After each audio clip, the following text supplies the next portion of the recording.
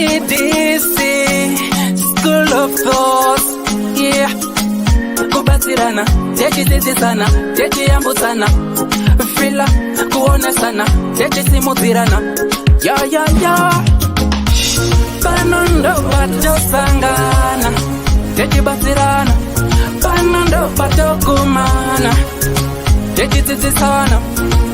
Ddc Skool of Thoughts. Ddc Skool of Thoughts. Yautete wachimonyo fila icho kwadi upenyu uyu unoda kupanana miwono. Yeah.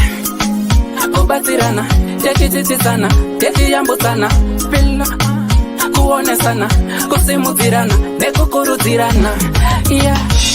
Panondo patosangana, techibatsirana. Panondo patokumana, techibatsirana. Ddc Skool of Thoughts. Ddc Skool of Thoughts. But Ddc Skool of Thoughts. Real life matters now.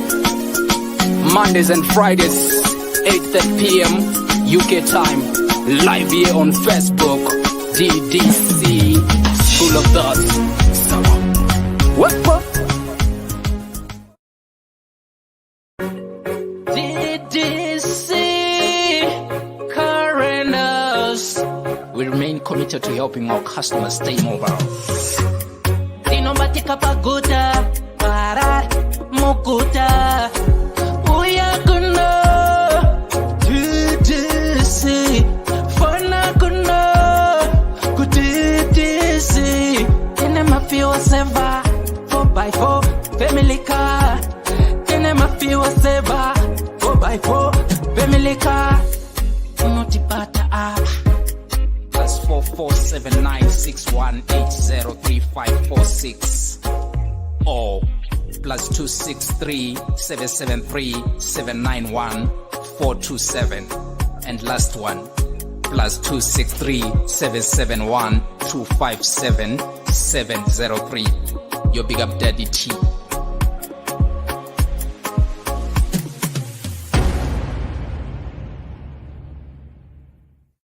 Which is Marabino one time. Ungabe udinga indawo yokuchadela kumbe udinga indawo yemihlangano esikubiza sithi ngama conference space. Ikulu indawo Goddess Resort. Loba uthanda ukwenza imidlalo enjengokugada escape, ukugada amabhizi kumbe ikanu. Woza uzobona ubuhle bemvelo. Ikhona njalo izipline Goddess Resort. Kumnandi labantwana asibakhohlwa. Ikhona imjingo emihle emangalisayo emkhulu futhi. Ama virtual reality lama TV amakhulu atholakala ngaphandle. Hawu kwakuhle Goddess Resort.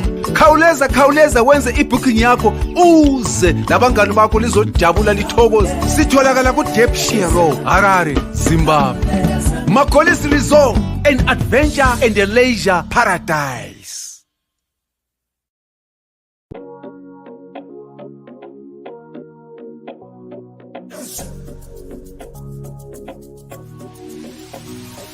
Imagine getting paid to view, like, comment, and share your favorite music from your favorite artist. Now, that's an easy job and convenient. All you have to do is to visit us at www.musica.online, which is an amazing platform that allows you to get the amazing music that you need. So we're calling upon even the listeners and most likely the artists to upload their music and listeners to get paid for listening to the music. That is convenient, trust me. Hello, good people, muri say, salibonani makhabizula hey, linjani bawethu, muri gonna say wherever you are, sibonde. They want to so why does this on every day? I know. Monday. Hey, what's up? Screen. Hapana ndibonde. Hapana kwa mabasa neku Gonna bo. Kunobhora. Uri kuona screen yangu. Taura. Right. Ndambona ma-settings efoni yangu. Because I've got both Samsungs. Saka ndakuona kuti why is this one going to sleep? Right. Concerns mangwiro ndeipi Nelson madzakatire zviri sese. ODKs, how are you doing? Rati mkondo ndeipi. Uko ndinani koko. Right. Ambulon Rufo, thanks for watching. Nelson Madzakatire, thanks for watching. Koleta Zvidzo, thanks for watching. Ugo Kamanyebe Kumbali, thanks for watching. Then Wine Mashonganyika, thanks for watching. Susan Magolis, thanks for watching. Segur Benford, say thanks for watching. Regai Nimbo, die Nimbo, change my settings. Sibota Aurora, what are my settings? I don't know what's wrong with this thing. Yeah, it went up sleep mode. Okay, let me go. So, then say Mother's Day. I then say Mother's Day. Am I a mother? Camera cutout, screen. The face of 15 seconds. Okay, again, it's 10 minutes, but it's not supposed to be 10 minutes. This screen. Why you put your phone doing that or whatever you have? Mira, those are that one. Don't boy up and down. They don't natural. No, the problem is that 30 seconds. because I don't know who's on and who's off, so I cannot do. Touch. But anyway, if I know say Information. I would about the weekend, name even really. Yeah, Chimbutarani one done. Weekend, I to show na kids. Display. You celebrate our Natural. Happy New Year, to see otherwise it was a good Sunday. Screen mode. Okay. Natural. No wonder why. Okay, natural. Nana mom. And it's among in bank holiday and bank holiday. Nico, many so not bank holiday. Nico, but and that's Monday ever was like to continue this Sunday. No, Sunday, but two. Saka Monday tozozviona mangwana. Mana Monday muna Tuesday but otherwise you say who's gonna say they watch gadza tuntu wauka mara kuma avenues kukamira sei za kutombore kubuda nobuda ka kuma avenues uriva kukutu there's an accident that I saw I mean kunenge kuZambia ire akomana ka please ngatifane zvimwe akomana kwete kufana recklessness shuwa mwari angoti basa rongotisikira mahara ongosikira mwari obva ngota reckless obva ngofa. Let's have a purpose kurarama idoi. Drive safely and iwe sebo akusi Zambia ndekwa anzi chivi kwandi chibi 10 off. Aiwa, that's another one. Shashwe pane imwe ndakuradza iwe mitumbi yange yakati watara uko iwe handidi kutozvitaura sto graphic ndakatikati kune chipangali hanzi chipangali here some name why Zambia ndachema vana vakuru mitumbi yakati wakata uko patikati vamwe vacho I think vatongofura ipapo with no help saka hazodi kudaro iye mota dzanga dzakapaka here because it was 2 main cars one bull. I don't know. 2 main cars magori chivata vafiramo that was vafiramo manje we don't even know the number of people that were involved in those cars. It's just going to be a guesswork because mota dzacho kuti vacha identify kuti ndeipi nobody knows kuti ndiani saka please check your people na chivi uko. Check your people here, guys. Because quite a massive accident. They had to blow up my tanks. The petrol motor zacha beyond the recognition, beyond any means. Saka people over perisha imbapo. It's sad story to even trans. Saka daiso.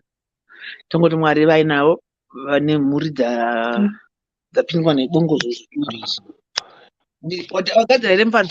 Right, andingenda bwa meno zinosota neko. Maria kwa mazuri say ambulon rufu ndepi jazz. What's up, mate? Ndana tell you, thanks for watching. How are you doing? Spongile Kumelo, thanks for watching. Margaret Mdawano, thanks for watching. Mashu Story, good evening. DDC, say Mashu Story. Mkoma George Kwangware. Papa na neko paya neko. Andi Clara Murisei, Dr. Love Murisei. Bo kuri sei. Bobo. Andi Clara muri sei? Chera. Aiwa ndosimba hangu muri sei makadi Dr. Love makadi handisipo. Handisipo musimba chikosora wafama akubva zviri nani sei. Ndave right. Ndararama. Good one. Dr. Love moita muchimbomakisa kurova kudai somuriko zviri Dr. Love zvakanaka here. Aiwa ndiripo tanga tambofambira nyaya dzanga dzakaoma saka tadzoka hedu. No, that's good. And if flu yanga yogadzira isaizika? That's good one. Koma kwangu George. Flu kuzoti filling station yepano yeMswe.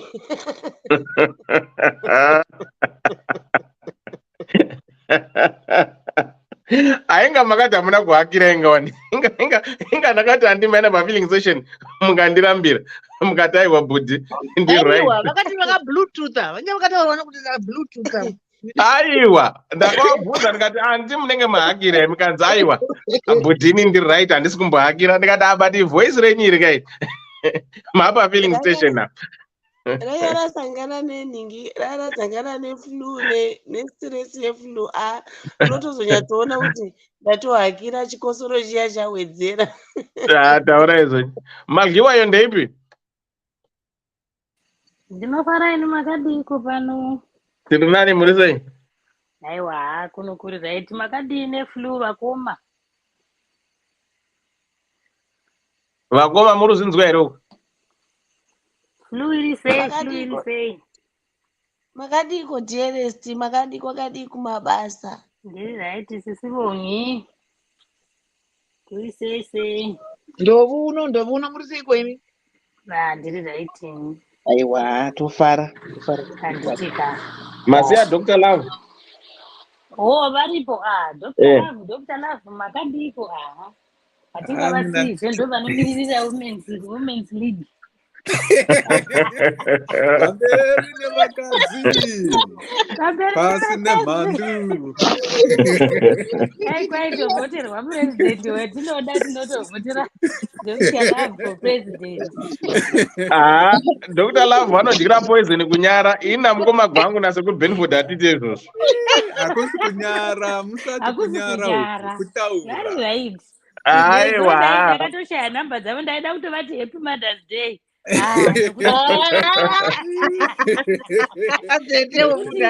Kuti vanomiririra madzimai. Maita basa mukoma Powell hanisandazaro dziri kusaidhi kupi dzinoita mutamba kwese kunyimo nekunzungu saka ndaonzoziva kuti saidhi ramukoma Powell nderipi dzinonge dzinoda kumboenda uku dzinenge chameleon saka damunatsoona kuti kwadzakamira chaicho chako ndekupi vebato ravasina kwavakariri ndo mukoma Powell. Dr. Love women's league. Dr. Love paupresident vangasina vachingochema misodzi kwendiridzimba musanduku here ko mukoma gwangu munoisa papi?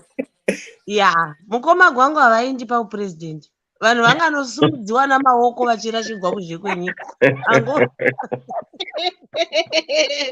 Vachauye kutakadzwa, vachauye havambotumi ami vanoenda ivo namaoko vachisimudza munhu vachirashira kwakadero. Koinini? Mimi munogara muri pa-filling station ndichakutsvagirai pekupinda. Aiwa haindenda pa-filling station here. Last time vari paneutral ava. Ndagara ndiri neutral. Handinadi pa-filling station. Paupresident havakwani paupresident vari paneutral. Havakwani. Because pane pamwe paunoona kutiwo vanoenda pa-filling station. Then koita pamwe futi pavanoenda kukarekta yaDr. Love. Vanozvira madzimai pamwepresident panoda mambokadzi atika giya iroro haana kuti reverse kana forward ipapa mambokadzi kupresident. Saka mambokadzi naDr. Love. Dr. Love havakwani. Dr. Love paupresident hazvibudi. Mwoyo wavo mwakanyanya kunyorova. handizivi kuti pangaitikei, vangapedzisira nyika yachona vakaipa kuno umwe munhu vanhu vasingazivi.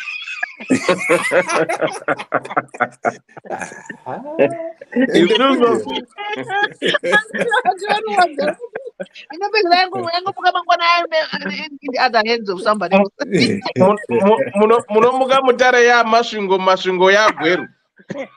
Tambochinja zvose kuti timbonzwa. Ati ndiko kugadziridza nyika yachona kumbovhiringidza zvinhu kuti vanhu vachamuke kudai. Yeah. Urasa muvengi vanenge vakuita uku. Nai. Tichimhoresa vanhu tione kuti mhanya zvedu toni. Vimbai madzawe dream ngoma Stephen Chikute muri say Debbie Jazz WhatsApp my dear. Right. For those who are just joining us, welcome to the show. Welcome to the program where we discuss real life matters of the hard things that happens to us in our day-to-day lives. Here we discuss them and share our views and opinions. Andy Babs, how are you? Andy Babs? Okay. Andy Babs was pinning Munyara. Nandiri kure nefoni murisei munamalgiwa yosibo andichera Dr. Love and me. How are you, Auntie Madloayo, Auntie Sibo, Dr. Love, and you? Nandichera. Andichera and you. Clara. And you. Both would Madi. And you. And that and me. Right, I think we might be lucky. I've got someone who's going to call in and in some similar situation like the topic that we're discussing today. So let's just say, for those who are just joining us, if it's the first time coming in, please do likewise. Follow the page, like the page, and share the page. If you've got a story that you think it's going to be beneficial, we can use it as a case study here, please write to us and bring it on. Right, tonight's program is brought to you by Ddc Rentals. Ddc on Saga, if you're in Harare, if you're planning to go to Zimbabwe, if you're visiting Zimbabwe, if you've got friends, relatives, whoever are visiting Zimbabwe, if they need a cars to use, a car or a cars to use, family cars, tinoma 8-seater, tinema 4x4, tineto shika to my fuel saver, to my Honda Fit, to run around. Please get in touch with the Ddc. Wait a second, at the moment, we are still very much operating in Harare. Saka airport to get your car by airport, wherever address in Harare. As time goes on, we're gonna branch to cities, but you can get your car and go with your car anywhere you want in Zimbabwe. Full tank, full tank.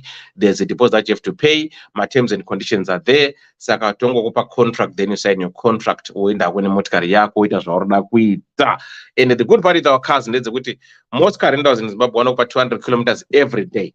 But with us, 200 kilometers is Shoma, to another extra 100. So that means you've got 300 Ks every day, which is far much better than other car rentals. Secondly, Karadama Bana, my flyers, my pamphlets, my business cards, but I'm going to graphics. One of at a very reasonable price. Monama flight nisa pa Facebook, and my face there, the Mugoma Simba graphics on Jojo. Kadarmu UK, Urmana Fara Biltong, Unongo www.florencemeats.co.uk.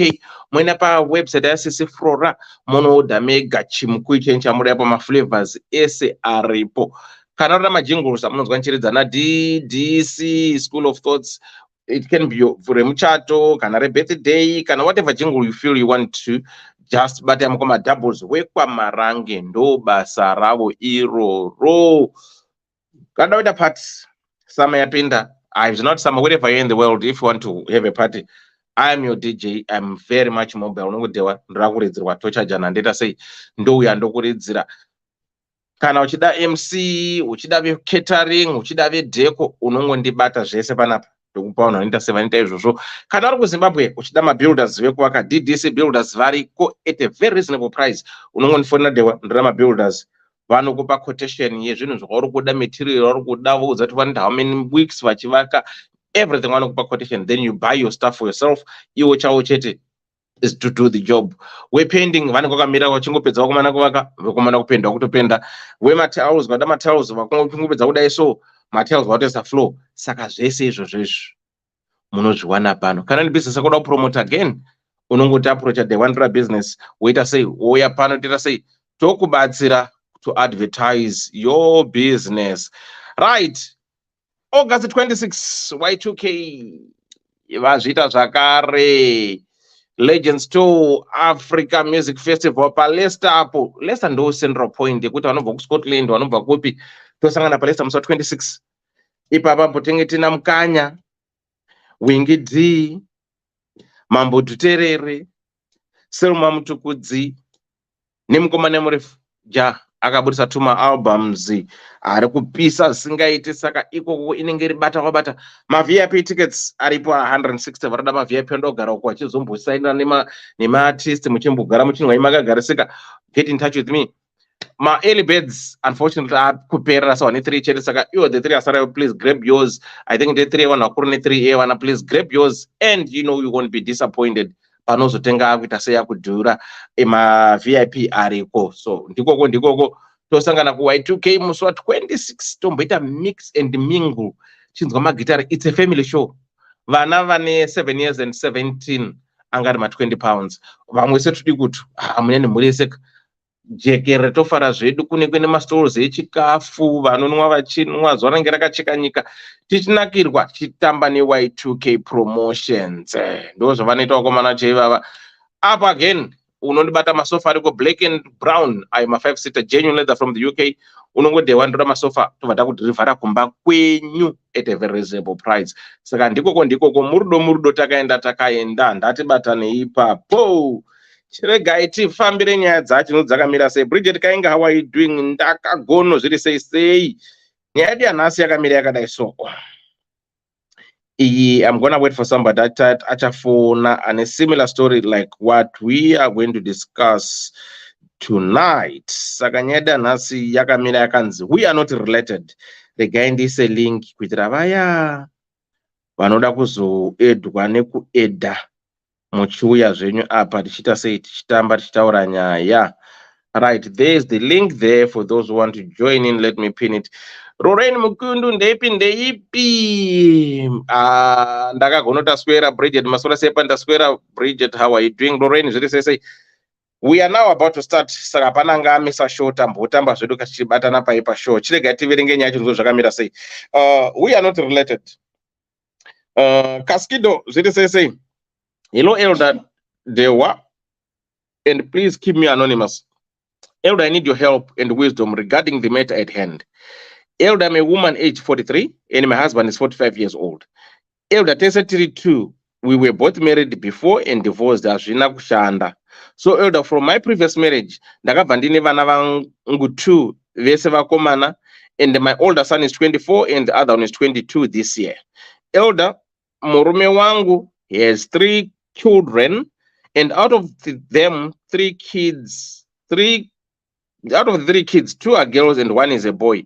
My husband's oldest daughter, she's 21, and the second one is 19, and the boy is 17 years old. So me and my husband, when we got married, we agreed that we would take our kids and live as one big family, since Vesevakura, and they all agreed to that.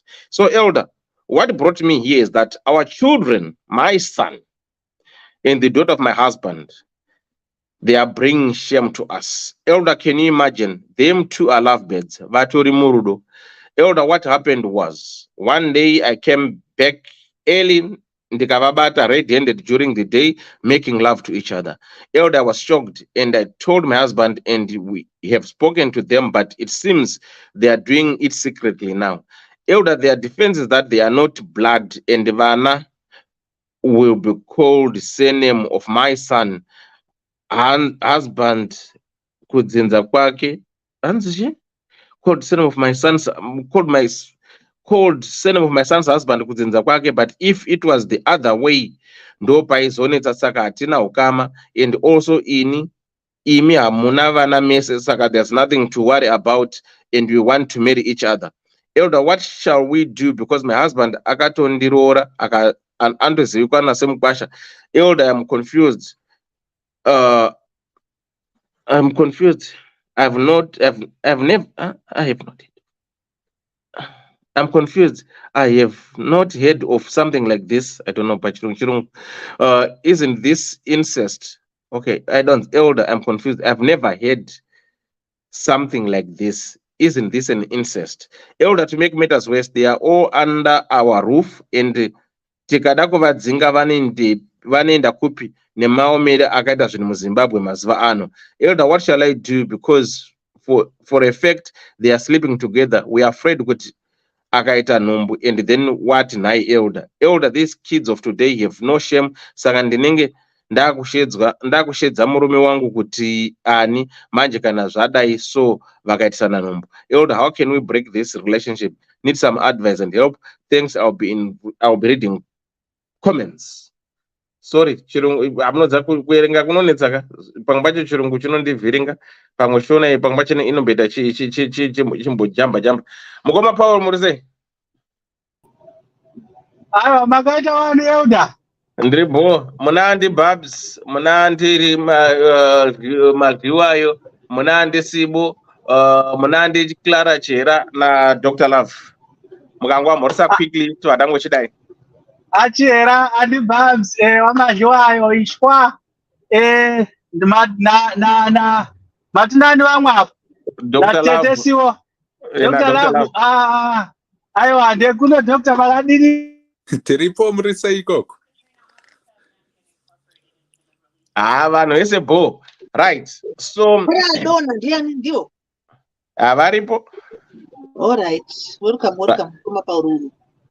Right. So chirega iti daiso timbo pa ka brief mbijana. Right. Tendai Lisa Gambize Zuri say Ken Dutiro, how are you doing, my dear? Long time no see. Right. So here we've got an issue here. They are saying these guys are not related. We've got this couple. The wife is 43 and the husband is 45, and both of them, they are divorcees, and they got married. And the woman, a previous marriage, has got two daughters, 22 and 22 and 24. The husband, at 24, the lady's got two boys. One is 24 and the other one is 22. The husband and three kids, two girls and one boy. The first child is 21, the second daughter is 19, and the last born, the boy is 17. So when these guys met, they talked about these kids. Then they agreed they're gonna live as one big happy family, which they did. They got married. They got married. They brought the kids together as one big happy family. But on this faithful day, the mother came back home early, and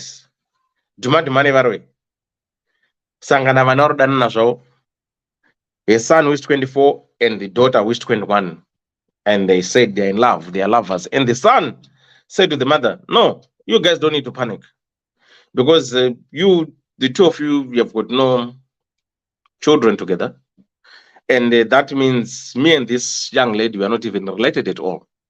Because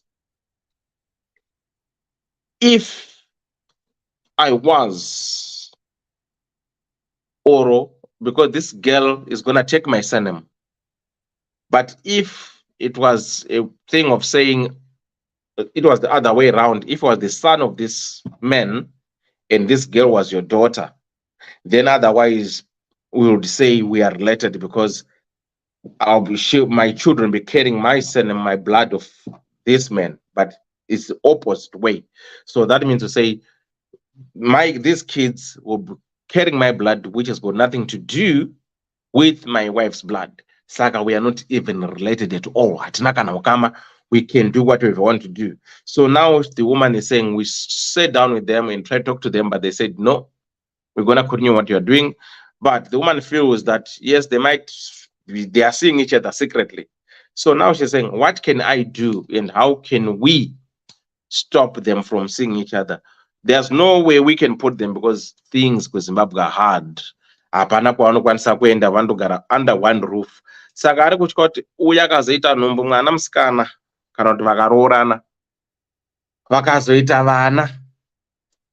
vana vachindoona vanenge vachiti chii.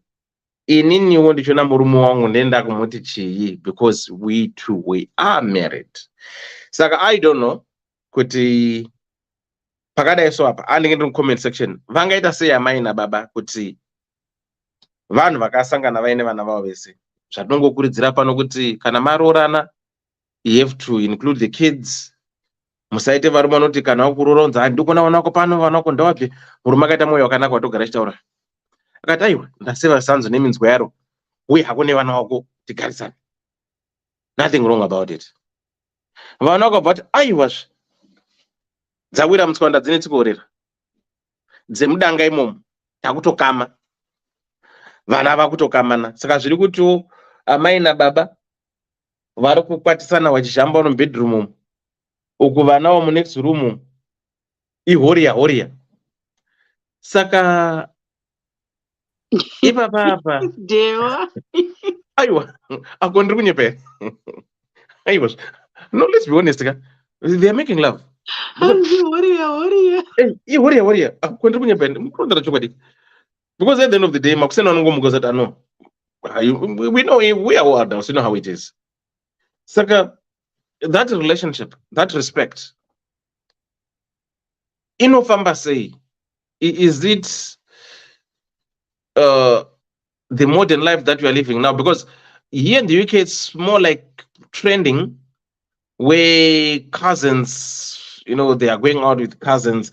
I mean, look, so, but the government, we can get all my cousins are running or whatever, very close, but I don't know. So this is our topic for tonight. The woman will be here, and fortunately, we've got someone whom I'm gonna try and ring. Aka family that same experience. So I will try and get out of here before Saturday our teens go on tombota and isha say the chimchaga timbons go with zvakafamba sei kumana kwawe ikoko, and how did they cope? And she chakaiti kakato monyora nyika no, do you mind kungoya ukaita sei ukangotudzawo tikangoita sei tikangonzwawo zvedu tichiona kuti zvakafamba sei. Saka ndichambedza kumutsvaga tonzwa kuti zvakamira sei.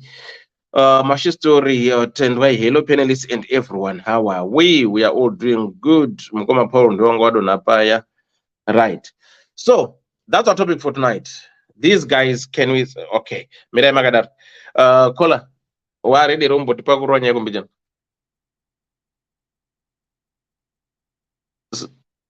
All right, hold on, let me try and put the volume right. Kola, how are you? Okay. I'm fine. Good. Remember you sent me a message regarding the topic for tonight kuti kumba kwenyu kumaraini kwenyu kune similar case yakaitika like the one that we are going to discuss. Can you talk us through exactly what happened? Okay. So, okay. Baba vakatora mukadzi anga nevana vavo, vanhu vake. It's breaking up. Tough. Network to reconnecting. Yeah. Zvinokumana zvekuAfrica magetsi anenge achienda. So uyu andano kufanira ane similar situation yabo wake kuti vakatora mumwe mukadzi ange no. Hold on. Kodas, thanks for coming back. Thanks, what happened? Hello?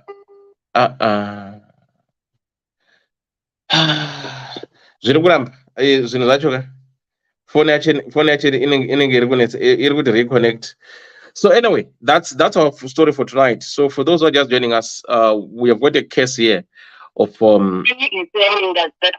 sorry? Yeah, that story because at Namagate. All right. Then all right, those who did Zakana Magets away. Yeah, I'm not 12. But Wagunzika. So Torrens, what happened? Nyako, what happened?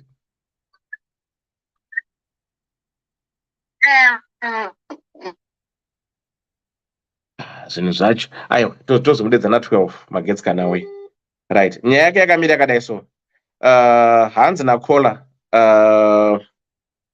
right ndo nyaya yake ndiyo kola anga ari pafoni hanzi mai vedu vakafa 2002 then mudhara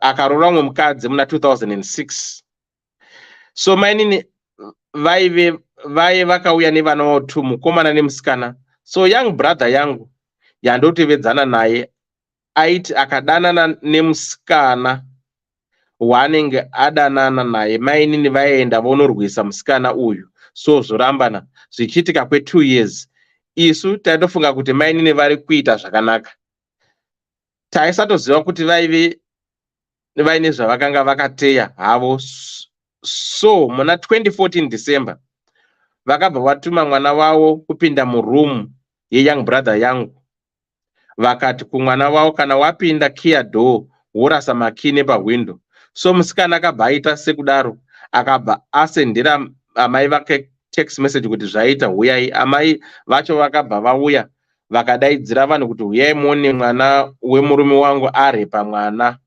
so brother yangu akabva audza vanhu vese vaivepo kuti amai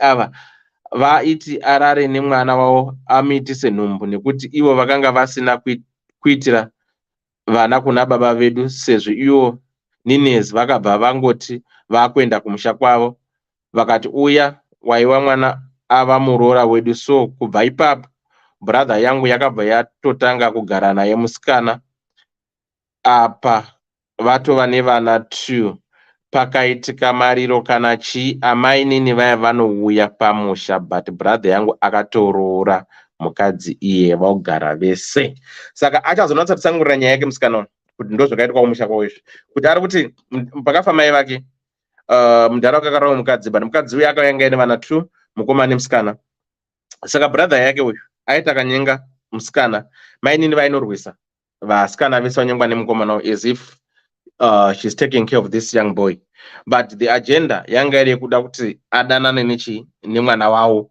mainini so vakazoplana kuti iwewe chipinda mumba imomo kid worasa makii then wonzani ndiuye maini vakaziva kuti mwana wangu arepwa saka panapa ndo pakutogara maini vachibva vazorongedza vachibva vaenda vachibva vasiya mwana wavo musikana saka mukomana anga asina choice kwabvasirwa mwana musikana iyeye then vatone vana 2 saka vatori murume nemukadzi saka pakanga kuti hanzi pakaitika zvechirango zvepamusha mainini vanotoyose samukurungai vakutoya chi kune mwana sikana wavo akatororwa pamusha apa dzimwe dzatiri kunzwa idzo saka achatifonera hake ondase otitsanangurira nyaya yake saka ndo mamirire nyaya saka idi anhasi chirega ndingoidai taona pana mwana wayanyowani tohangoidai katochitanga nevatanga kupinda tinzwa kuti zvakamira sei hanzi are not related. Hello, Elder, and please keep me anonymous. Elder, I need your help and wisdom regarding the matter at hand. Elder, I'm a woman age 43 and my husband is 45 years old. Elder, TS32, we were both married before and divorced. Hazvina kushanda. So, Elder, from my previous marriage, ndakabva ndine vana vangu 2, vese vakomana, and my oldest son is 24 and the other one is 22 years old. Elder, murume wangu, he has 3 children, and out of the 3 kids, 2 are girls and 1 is a boy. My husband, oldest daughter, she's 21, and the second one is 19, and the last born the boy is 17 years old. So me and my husband, when we got married, we agreed that we will take our kids and live as one big family since Vesevakura, and they all agreed. So Elder, what brought me here is that our children, my son and my husband's daughter, they are bringing shame to us. Elder, can you imagine? Them 2 are lovebirds. Vatori Murudo. Elder, what happened was one day I came back home early, ndikavabata red-handed during the day, making love to each other. Elder, I was shocked, and I told my husband, and we have spoken to them, but it seems they are doing it secretly now. Elder, their defense is that they are not blood, and the Vana will be called the same name of my son's husband kudzinza kwake, but if it was the other way around, paizonetsa saka hatina ukama, and also in hanzi imi hamuna vana mese saka there's nothing to worry about, and we want to marry each other. Elder, what shall we do? Because my husband akatondiroora anozivikanwa semukwasha. Elder, I'm confused. we have never heard of something like this. Isn't this an incest? Elder, to make matters worse, they are all under our roof, and tikada kuvadzinga vanoenda kupi nemaomero akaita zvinhu muZimbabwe mazuva ano. Elder, what shall we do? Because for a fact they are sleeping together. We are afraid kuti akaita numbu, and then what deny elder? Elder, these kids of today have no shame. Saka ndinenge ndakushedza murume wangu kuti manje kana zvadai so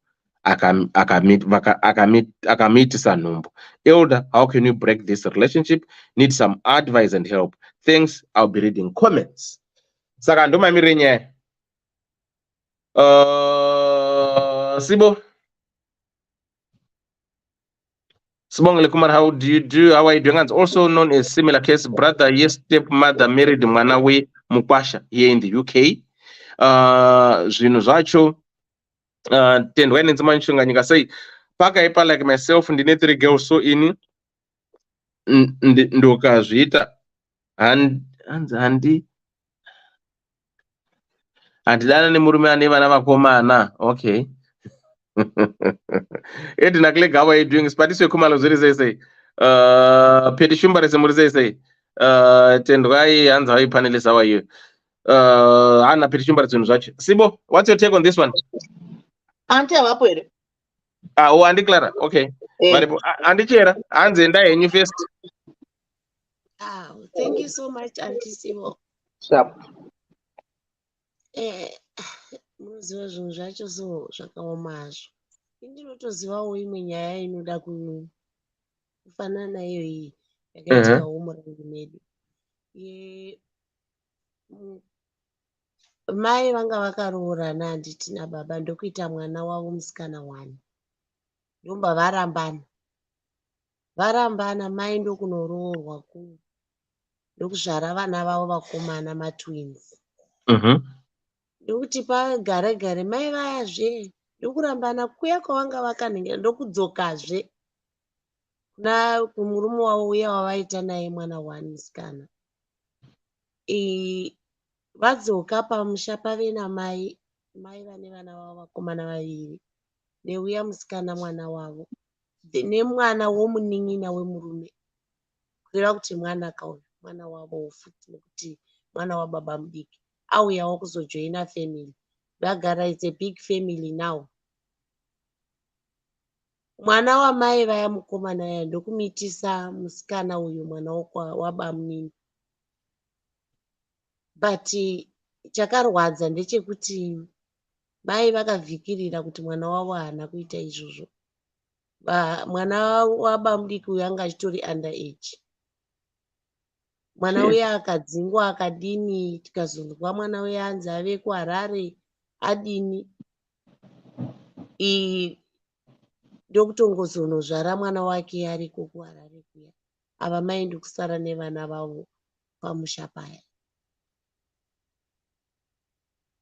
Saka times mwana ipapo pakaitwa nyaya yakanga iri so unfair nekuti nyaya iyi yaitofanira kuti itove nyange kuti police case.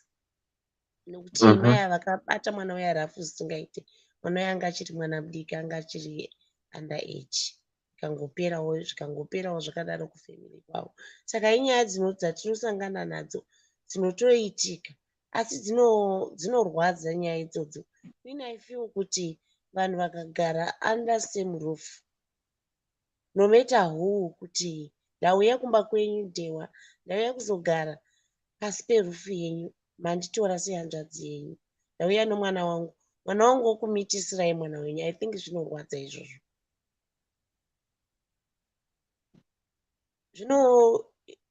Mukasazvibata zvakanaka zvinogona kutokonanisa, kutoita sekuti pane umwe atuma izvo hapana pamwe atuma. Nyangwe ivava vari kutaura nyaya yavo yekuti mai vakazotuma mwana wavo, zvinogona kudaro zvisiri izvo zvakaitika ipapo. Vari vana vakatongoita misikanzwa. Vaita misikanzwa zvikatongobatwa ende panokirieteka nyaya ikave nyaya isipo. Kuti ungandivigira nyoka inorya mazai mumba mangu. panotoita muromo wakakurisa kupumana wakakurisa, asi vari vana vaita misikanzwa yavo. Saka mabatiro enyaya mukasamangwarira munopesana imi vanga vachiwirirana, murume nemukadzi kana kuti hama nehama, nokuda kwevana vanenge vachiita misikanzwa.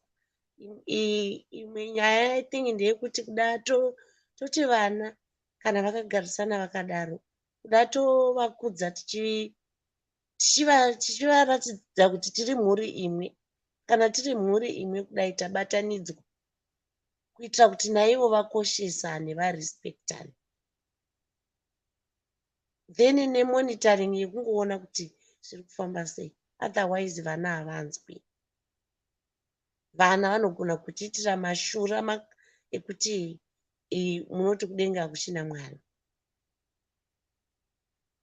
Ndopfungwa dzangu zvangu, handina zvakawanda zvokutaura pamusoro penyaya, asi ndinoti zvinoitika ende vana havanzwi.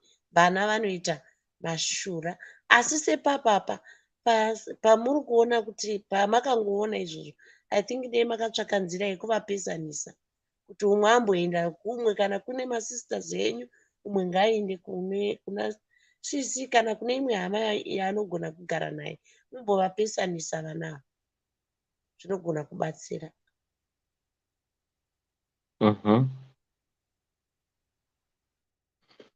Yeah, pakaipa. Thanks, auntie. Right, Sibo. Yeah, makwikwi. Nasa ndisikuenda pa filling station. Sibo ndep. Sibo anenge akanyora uko. Right. Sister Pinga kanan. Matidewa. Your turn. Yeah. Ndinonga ndine tuma echoes mbichana mundiregererawo ndichakumedza kuti gaga. Ndangofara hangu kuti nyaya iyi kai uyo haana kumanikidzwa senyaya yamavere, ngekuti munhu akatomanikidzwa kuti chitarisa makiu yauone zvakazodai. Ava vanhu vakadii vakawirirana vakatsanzwa vari kuita zvavanoita nekuziva kutoziva kuti pane kugara kwatakaita pano tinotooneka ukama kakaitiswa nekusangana kwakaita baba vangu namai vako, ndoukama huripo. Saka ende vazi vana vadiki they are old enough to know kuti zvavari kuita zvizviri izvo. Saka ini ndachingoti kuna tete ava vadii vambokuzikana vanhu vachiti vanzi vari kuvatsura asi vari kudanana secretly. Of course yes, zvikutanzi titozodii pamwe angazoita nhumba, it might just be too late. Saka kana sevanhu vakuru vari kutodzivirira zvavo kuti dai anga iri dai akatobata kudhara, sevanhu vari kudanana kana vari kuonikidzwa kuita zvavanhu vachitamba imba. Vadii vambotawo vatsvaga maopposition, meaning vamwe vacho vana baba, kana uyu ana baba vake neuyu mai vake chaivo vogara pasi vari 4 vakadaro, voonesana kuti ndozviri kuita vana, saka zvingaitwe sei, votangira ipapo because vana vakura kava. Saka madecision nyange vakaidiscuss nyange vakazovadai, zvinenge zvatova kuna vana vacho kuti vazvione kuti zvinoita here ndazviiti, because unogona sisi vanhu vakuru vanogona kulaudza kuti no zvamuri kuti hazviiti, ivo vanotoziva kuti hazviiti, but manje chinozoita kuti vasaona nechii nyange vakadzinga ndozvinetsa. Apa kwangongotaura kuti vatsiurwe vangoziva kuti vatotadzisa, vatokanganisa, ende makanganisiro avaita zvinogona kuzovakanganisawo mberi muupenyu, but then at the end of the day vozodii, vozongochuzawo zvavanoda sevanhu vakuru. Ndokusina ndati kuti kungofara kuti hapana akamanikidzwa apa, hapana akarepiwa, vakadanana vega vakawirirana. Handiti ndo the difference nedzimwe nyaya, kuti ava vanhu vakuru vari kutoziva zvavari kutoita, ende zvechokwadiwo havana ukama, but ukama hwavapo ndewo kudyidzana kwababa namai. Handiti but sechivanhu chedu totoziva kuti maina step makatongobatanidzwa patooneka ukama kekuti mumwe makutofanira kutotana sisina bhoti. Handiti saka ndinongokunda kuti dai vakwanisa kutaura nemurume wavo voudzawo, because vana ava vabereki i4 kwakabva uku, kwakabva kuna baba vacho uku, kwakazouya uku, kwanga kuna mai vacho. Saka those guys they need to sit down and be told kuti zvaita vanhu because vanozopenga futi inozoita mwenyaya futi kuti wakasiya ye mwana wangu wakasiya mwana wangu achidana nemwana womukadzi wako yakupinda munoziva kuti vakadzi vanodhana maningi ndavaka inobva yataurwa nyaya yakutopirwa futi vana sekuru vaya vaifange vakasorovha nyaya iyi kutonzi ngaabhadharwe vakutobhadharwa iyo vanhu vakuru vachisiya nyaya yevana vadiki iripo iri fange ichitaurwa iyi kwakakwana here vanhu kuzimbabwe havana kumbokwana saka nyaya iyi dai vaingotangira naikoko kuti zviripo ndizvozvo wotongaudza kuti vana vangu bva muri kuita muri kukanganisa asi tichadi tikatiisite kune vakuru votaurawo kana zvizvi mazano tokunzwa kuti sabhuku ana sabhuku nenge vakunyanya kuremekedzwa mazano saka vanongoendawo kwana sabhuku ndo iri pano iyi zvoziva kuti hanzi before musikana asati amita but nditoona kunge musikana wacho nemukomana wacho vanenge dzinotora pfungwa dzacho dzinenge dzinotora kuti dai dzanga dzisingatori dai pamwe yakatoita nhumbudhara kana kuti dai dai vakatochinja but vanhu vanotoziva zvavari kuita ende ndavabatwawo sevanhu vari kuziva zvavari kuita but vachiranga vachiudzwa kuti zvamuri kuita izvi zviritori wrong pakadai vachioneswa kuti kwavari zvirangeura kubvunza asi uyo asi handira kukama newa uzi mwana mai vangu baba vako namai vangu ndo murume nemukadzi ende baba vako teko wakabva kwavana mutupu neni saka takatosiyana ona vanotogona kutaura izvozvo the facts of the matter ndeichokwadi zvishuwa vanhu havana kukama vaigona kutongosanganawo musitreet otozonyingana wodi voorana saka vanogona kutotaurirwa nawo vakadzaka naye vakangoroorana hapana handiona handitombooni kuipa kwacho mandibata tiri kubata uri vanokwanisa kurorana tiri kubata zvedu shoko rako tiri kutinzwa kuipa kwacho ndekungongoti ukama hwakabatanidzwa nekuroorwa kwamai nhingi nababa nhingi vane vana vavo kudhara vakaita union vakaita togetherness is one dai vanga vanhu vemurainiwo vaigona kutongonyenganawo zvakangodaro zvaitovatororana because hapana ukama vaitozoisa ukama hwokuti nhingi yakazororwa kwanawo nhingi zvobva zvaita kaukama but ndida kutasa mazuva ano aya anga iko kuno kuamerica vanotoita affair nekazini kutonzwira kazini shuga kutomutunyadzise kutomutora kutoenda naye kuseri kwemba kunotsoda magokisana kusvika pakubvisirana mabhurugu asi vachizivana kuti makazins mazviona saka kweduku havandoziva saka ndikuti kuziva vanoziva ende hapana akamanikidzwa ende hapana akabatwa chibharo vari kuziva zvavari kuita ende ichokwadiwo kuti havana ukama kwakungoti ngavachingotaurirwa dzimwe hama dzisingazividzwe baba veuyo namai veuko kuti ndo zviri kuitika pano because kana akazoita pamuviri sure those people vanenge kunge vachiziva saka vakazoziva later as I said kuti inenge yanyaya futi inenge yamombe nehuku dzinema nembudzi zvakudiwa unaziva here nozimbabwe sazvokutamana vanotaura nezvinhu zvinonaba zvisipo zvisinei kuti kana mbiya vakafa vanenge vakunzi varipei vakaziva nyaya iyo vanomuka chipoko izvozvodai saka haiwa ini ndongoti hapana ngavangozivisa mumathird parties kuti nyaya ndio vana ndo zvavafunga izvi toitawo sei nazvo asi vanoziva kuti zviri wrong ndochimbosiro vamwe tozongodiscusawo kuseri. Thanks so much, Tibo. Thank you so much. Thank you so much. Right. Mugoma gwangu. Nzano goma gwangu. Dr. Love. Sorry. Ndakakumirira izvenyu. Sorry.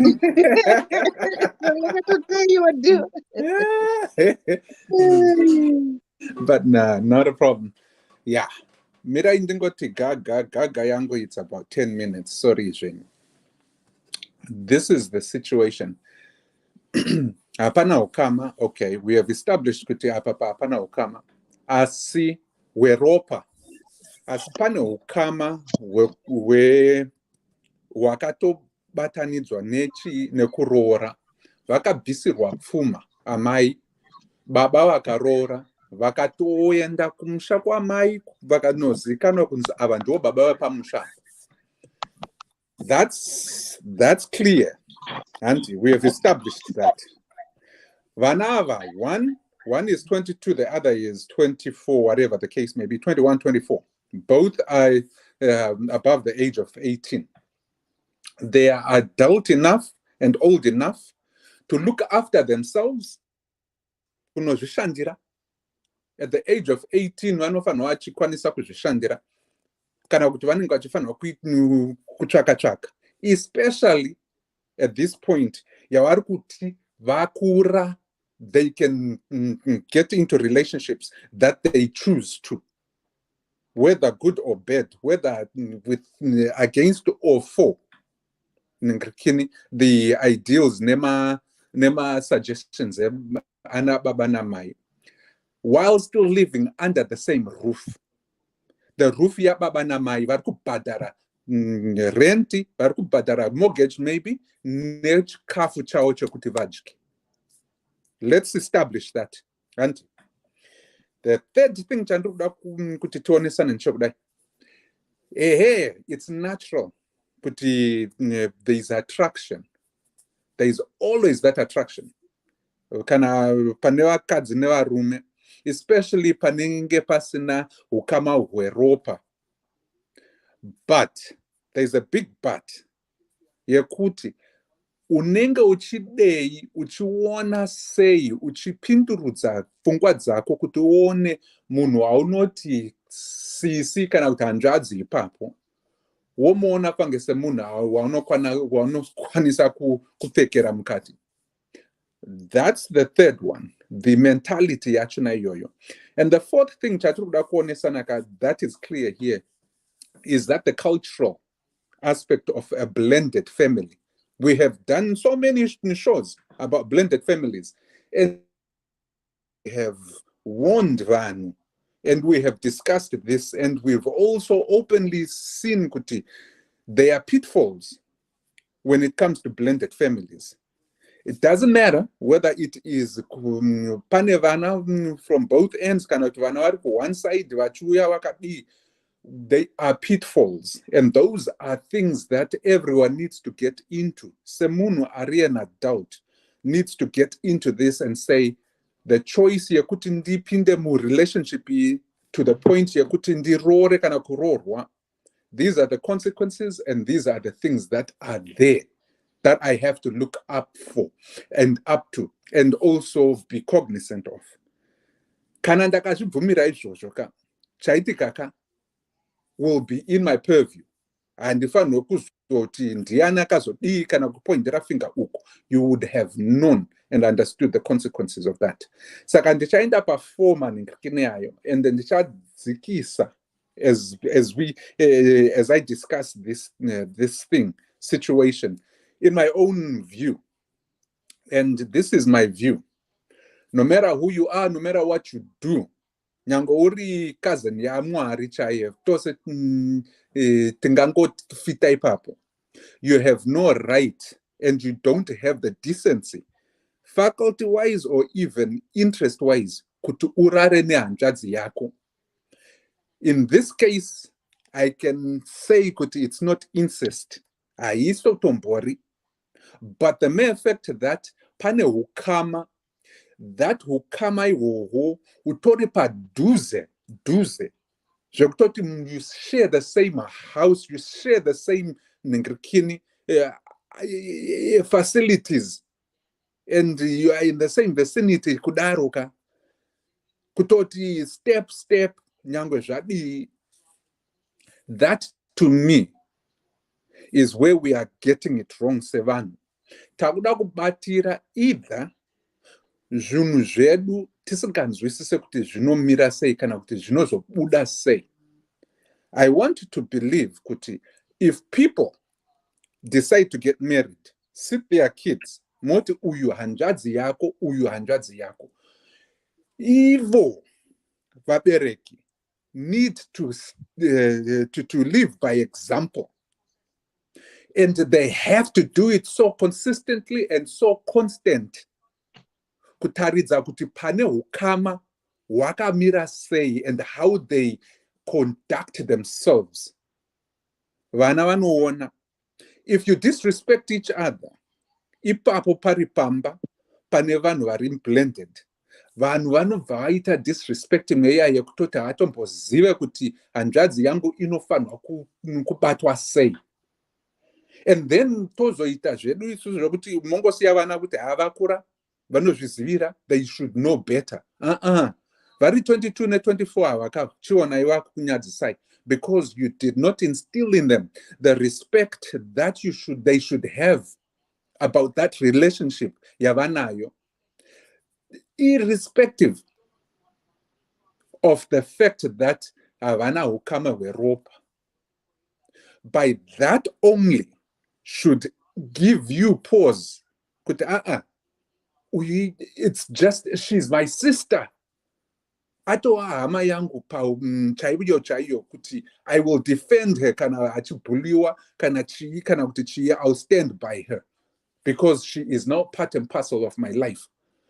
But sometimes these days takuda kuita chirungu edu pamwe chirungu pamwe kusazivawo zvekutoti we don't give those my positions achona yayo enough ngikini latitude and enough credence kuti titei kuti tizive kuti pana hanzvadzi you have to you behave this way. Tinenge tozoti kuna stepfather wedu George or Martin, calling them by their first name. That's fine. That's good for that relationship. But let it stop there. And let the parenting come in and also take force. Nyango okanditi Martin, remember, you are under my roof. I'm paying for everything that you are gonna do. Uchienda ku cinema urukuti mama ndikuda mari, baba ndikuda mari, and you are eating my food. You don't have the right to speak too much or in any further way that disrespects my rules. Embai momunom. Vakawanda tirikungo override whenever ana tichingoti ndizvo zvinoita vana. But we are jaidza because at the end of the day turikutya kuti vanongozondivenga. Haisi shamwari yako mwana uyu. Haasi shamwari yako. They are your responsibility, and you need to take charge of that. Take charge of that and make sure kuti jamani, if it's your rule that pano apararwe and hanzadzi ihanzadzi. Kana mukasadaroka, find your way out. Tough love chayoyoyo. Because what is happening now kuzoti zvakwaka kwakaoma panza vangaendepi. No, they made their choice. They are acting as adults. Let them prove themselves to be adults then. That's where you are going wrong. Pakuva, you are babying them. You are vachita pangesava kura. Kutorova bondeka kutokura ikoko. Apo vachigara mumba menyu vachirarana in beda wamuri kuzowacha machira neweekend. Ipapo futa havasi kuwacha futa havasi kuita chinhu. Probably vari kungoita lazy vachingoti mama nababa ndo vanotichengeta. That is where we get it wrong. Take your place, insert and instill your ngikini. I don't want to say your authority, but in many ways it is your authority because you are the person. Ndimi varidzvemba iyoyo. Mune simba, take it back. Second thing here, respect here kuti hanzi hanzvadzi nehanzvadzi. Just think about this. 24 ne 22 iyoyi kozoti ko ava two vamwe 19 and the other. What example are you giving those two? Nokuti pane two pairs ka mukomana nemusikana about vakateedzerana in age age groups nema age mates awo. I wouldn't be surprised ndikazonzwa kuti sezvo mukoma wangu ari kurara nani nehanzvadzi, as if nothing is wrong. Why can't I do it? Orarawo ne 19-year-old ye mukomana wachona ari muduku yeyu. It could happen that way because you are not instilling the respect that needs to be in those relationships. Kana makasazvikwanisa izvozvo ka, imi michiramba nai, budai mudzimba idzodzo, and then let them live their life. Nekuti matokurirwazve. Ndo vavana baba nana mai vepamba ipapo. Because you are acting like children and they are acting like adults. Vachitokutaurirai kuti inini ndinoita ukama hwenzunza rekwababa vangu nokuti imimi hapana, you are nothing. That's totally disrespectful. Kana muchida kunzwa chokwadi chachona. That's very disrespectful for someone to do that. Achitochengetwa pamba ipapo. Uditsai mkomana yeye nokuti one mskana, I would want to believe anongodyirawo anongowirawo muswanda, but mkomana uyu kauyu akura mukudisei ndachienda kuna sekuru kunomborayirwa uko, kana kuti kuna ana nhingirikini kwana mbuya, kana kuti ameno anatete handizivewo, but ndachibuda pamba ipapo oendawo kunogariswa kumwe kure kure uko, kana muri kuHarare oendeswa kumvuma chaiko, kana kuti kuchipinge, kana mune hama ikoko. Let him go there. Ozvionera zvake. Give him at least a few months, a year, ari ikoko, achinzwisisa kuti zvaari kuita kaizvi hazvina kunaka. I know kuti maybe ane means to come back or whatever, but let me tell you, kana arisiri rudo rweruchivaka, the last, because it's an opportunity, because there is that easy convenience, ndinongoti go in my room next door ndatopinda. But kana ari kunze uko 400 kilometers away, bet you anozoita ma-interest anozomukanganiswa kuti no even thought yekuti ndine chibhebhi kumba uko hanzvadzi yake, and he will have an interest of his own ikoko. Zvatopera. You have redirected his attention. Because at this point in time, I will tell you, it's not about the love, neither is it lust. It's about the fact that it says, "Zokwakaoma muZimbabwe akuchina zvinhu zvokuita, vanhu vakungogara pasi vakangobata maoko avo vachingotarisana kudai so. The next best thing kufadza nyama dzavo. And it's an easy access yamuri kutovapa. Make it difficult for them to do that. Separate those two. Ndichiti mukomana ndiye achienda uko nokuti anokwanisa kuzozviriritira ari ikoko ombonoita zvekufudza mombe kana kuti kunotema utsva achifirita kana kuri kumusha, whatever the case may be. That's the thing that I would probably advise you to do.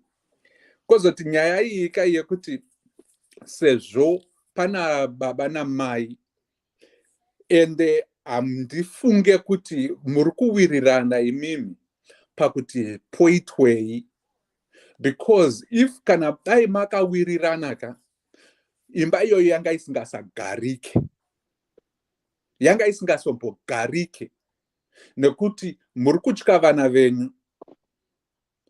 Kutya kwachona ndiko kunozokuitisai kuti imiwe mabharansi ekusure chaiko ekupedzisira kana mukaramba muchidaro. Because if the two of you were standing together, baba namai wepamusha ipapa, and you made your decision kuti izvi hazviikwi, baba munenge muchitoziva kuti kana muri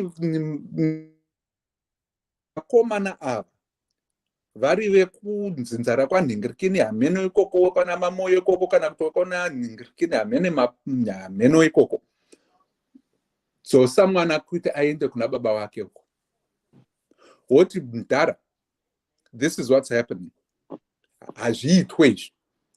Coordinate and make sure that you protect upenyu hwevana venyu, because this is almost a mistake. Not quite, but almost a mistake.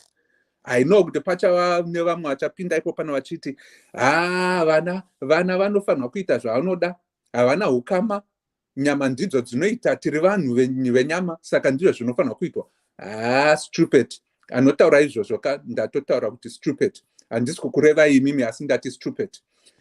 Ipapo pakadaro ndinoti stupid hwachona ndihwokudai. If you ever are going to dictate kuti nyama dzedu ndidzo dzichatitora dzoita zvatinoda, saka tose ngatichifare izvi, Let's not put ourselves in places and disciplines that will not overtake us. Kuti tive pangesemhuka dzinongoti tarara apa ndarara apa ndorara uko. Nyango unenge utorara namai nababa vako zvinorambidzwa here. If we are going to get to that level, it starts with these small little things. They are gray areas. This is not gray area. This is black and white. Hama ihama. Incest has a law in it in almost all the countries and under the sun. Unosungwa. This might not be direct incest, but it is as close as that, to the point you disrespect yourself when you act in such a way. And if you do that, but at the end of the day, it's everyone's choice. We have a choice to make, and we also make decisions. But kana uri baba uri mai which face this type of situation, the best thing to do is to taura, state your case. Oziva vanhu ava mukomana nemusikana kuti ndizvo zviripo pamba ipapa. Kana vachida kupagara, they need to either change their ways or mukomana ndadzosero kumba kwababa, musikana agara hake. And then mukomana ozikaniswa kunzi izvi zvazvina kunaka. Musikana achizikaniswa kunzi chi apa hapana kunaka. From there, I mean, all I know is that senyama ose vanofema, there are times when they will find a way to get to each other. And at the end of the day, you cannot stop that. Truly speaking, in some cases, you cannot. But when it gets that far, just understand kuti mato kanganisa upenyu wemhuri yenyu kuendera mberi. Because those types of disrespect yayo, they will come back generation after generation after generation, making it even harder and even going worse. Nekuti mazvitendedza kuti zviitike izvezvi. Correct that now, patsanusai nenkrikini yoinoi, and straighten it up. Because this could become a situation that will recur and recur. Zvozonzi sekuru wako wakazvita vakazodai amaina hanzi amaina baba wavo ndo vanga vakarora asi ava vari vaviri vakazodana, and then it comes out 2 generations down the line, same thing but even worse, incest chaiyo. And then another generation, these things here come and go, and they usually, once established, can recur to the point yokuti zvinenge zvotononyadzisa pamberi apo. It's not just kuti ndisu, it's my life today. It's the future of your life, of your family and your generation. So guard it jealously and correct this as soon as you can. Kana mukasadaro enyu tinenge tozokunzwai 20, 30, 40 years down the line, same things happening in your family. Nokuti mazvitendedza kuti zviitike nhasi. Ndapedza. Thank you so much, Dr. Love. Thank you so much. Na Tarozi Bandu, Doctor is insulting us politely. Dewa phone yangu yakupera moto. Huh? Phone yangu yakupera moto. Ndati babs. Yora jamba. Ndajambani. Taura inu majamba ari wazungwana ani marifanya kupera moto majamba madliwa na mkoma Paul. Taura inu. Oh, sorry, I've only realized now kuti phone yangu ambenokana ndikapedza kutaura haisina moto. Okay. Okay, thank you so much Wanda Jambira. Wamwe wataura handina kunyaso kuwanzwa, but Dr. Love ndanzwa achitaura kuti hanzi incest. I think tinogona kunge tine ma-emotions zvinorwadza zvinhu zvaitwa nevanawa, but this is not incest. I know kuti matuka zvenyu, but inini handina kana basa nekuti murundituka. But what I want to tell you, this is not incest. Atiri kutaura nhema. Tisataura nhema just because waita zvinhu zvisiri izvo zvinorwadza, but it's not incest. Ndati haisi incest. Ndataura kuti haitombori incest. Mambotaura kuti incest, but mukati is not direct incest. Ndozvandanzwa ini. But it's not direct, hamendo zvinorevei izvozvo izvo. But it's not incest. And it's not a crime. Zvavaita izvi it's not a crime. And then pane pamwe paungachita hanzi mukomana ngaaende kumba kwavo. Mukomana mwana wani wemukadzi. Aende kumba kwavo musikana then osara ipapo. Why? Murubvunza nega Dr. Love. Why muchiti mukomana ngaaende kumba kwavo? To resolve the situation, ka? Ko musikana muri kuregera kuti aende kuna mai wake? Ipapo it's either way. Mukomana kana musikana, asi ndinoti mukomana nekuti ndiye akakura kukurira musikana. And most of the time, mukomana anopfimba musikana. Saka ndiye akatanga. Aiwa, Dr. Love. Aiwa, no, ndinoda kusapotai kuti ndakuita pachemukoma gwangu. Musaurwemba kamwaka mpini. Murume ndiye anorora pamushandi pemurume. Uyu mwana akaende mukadzi anofanira zvepamusha ipapo. Period. Taurai zvekuti apa ndepachimonyo apa. Handibva muzinda kutorai nevana venyu. Handitika. Handingati vana vangu inini vaende kuna mai wavo pamusha pavo. Wenyu ana baba vake. Ndaende kuna baba vake. This is what Dr. Love is failing to tell you. Aiwa, but apa tiri kutaura aiwa apa pasina kuti pamba penyu because mabvumirana maybe matotanga a new household together makaisa vana venyu pamwe chete. But paita nyanyaka, paita nhundura mutsime ka. Aiwa ka wese vari two inhundura mutsime because even mwana musikana. Aiwa ka, Babs, let's be fair. Let's be fair. Aiwa, toda kutonga nyaya zviri fair mukomadewa. Wese vana vari two, they are adults. Anditi, they consented, hapana akarepwa. Hatina kumbonzwa kunzi pana akabatwa chibharo. Mukomana akanyenga, musikana akabvuma. Haazi mwana 21 years ne 23 years. Guys, tikada kuramba tichida kupesvedzera zvinhu zvisiri izvo. At 21 years munhu anenge akutokwanisa kufunga zviri normal. Anenge akutoziva zvakanaka nezvakaipa. Saka kana tichiranga ngatirangei wese. Wese wobva wotovaudza kuti iwe chienda unogara naningi, iwe chienda unogara naningi panapa because matadza kuita zvepanapa zvatoda kuti zvepano zvatachiti kana kuri kunzi muruda kupanicha. But ameno kuti zvinoto nyaya inotonetsa kana kutonga kuti maybe kuti vabereki vorambana ava vana votorana kana kuti vana vorambana. Aiwa, ndingofunga hangu kuti because either way ko vana ava vakaramba vachidanana, let's say madzinga mukomana aenda kumba kwavo, zvichatova mukana hobho wekuti vaonane because mukomana anenge ane freedom ka. Vanokwanisa kuonana somewhere nemusikana iyeye, maybe musikana otodzima rotoita nhumbu obva azvara.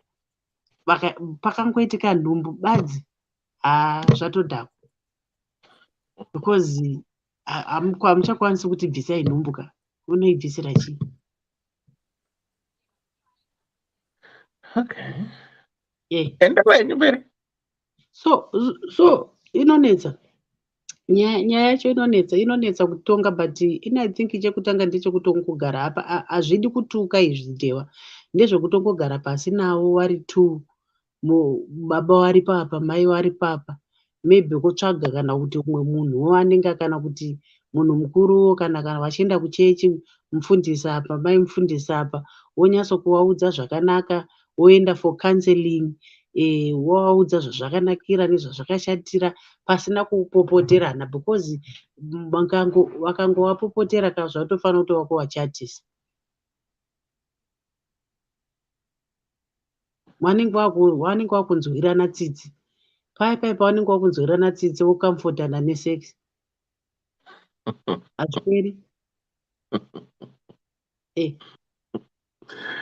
counseling sexing and so counseling wakumurana zvamabhuruka munogadzika muchiti Paiwa apa tiri kuti counseling ndeyekuti waprepare mind dzavo kuti wazive, because ivo vari kuti vari kuinsista kuti hatizi we are not hapana blood and they are right dewa, havazi kutombori wrong, hapana ukama apa hapatorina. saka counseling haishandika because like what you're saying rightfully they're not related like what you're saying.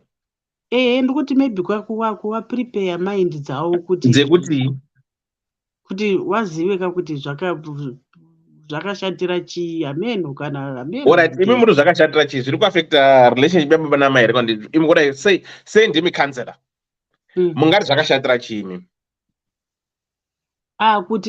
Kuti zvinoisa baba namai pa inonzi chii pasituation iri yakaoma, kuti ava vari apa is only about chiwanhu dewa ndo chiri kungoripo ichi kuti baba namai varoorana, handiti vana vororana. Inini murume wangu ndakumuti murume wangu a7, murume wangu anonditiwo 7 kwandiri, handiti mwana wangu akunzi mukwasha nemurume wangu. I think izvozvo zvega badzi ndo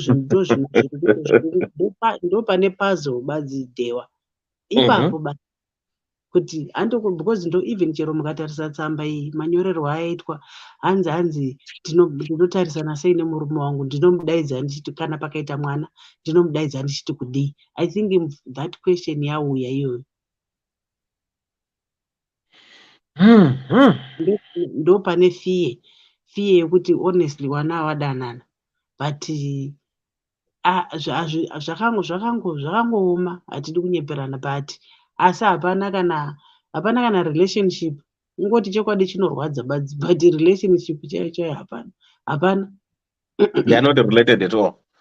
They are not related. Hatingaita zvedu, tingaita hysterical, tikada kudini, tikada kubhenga madho, tikaita sei, but kuva related, they are not related, to be honest. Ndingabvunzawo saka kune vose vari blended family takutoti it's open season ka? Hatinomboti open season, apa tiri kutonga nyaya iripo kuti tichitaura nechokwadi.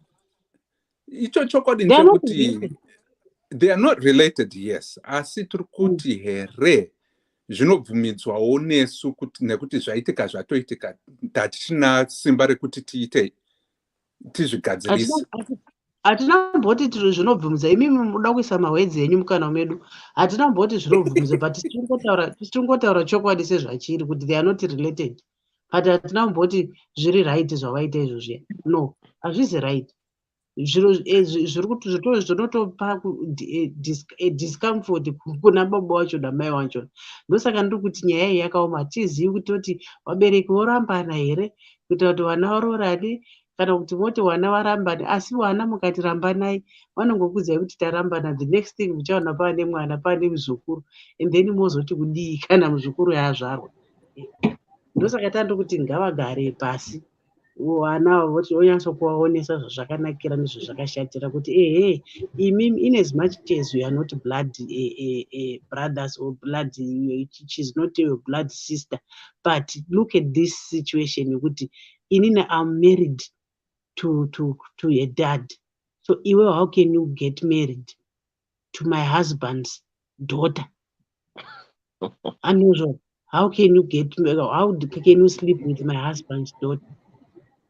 I was going to just try to knock sense. Just try and knock sense instead of I think it's we become so emotional. Tofunga my emotions.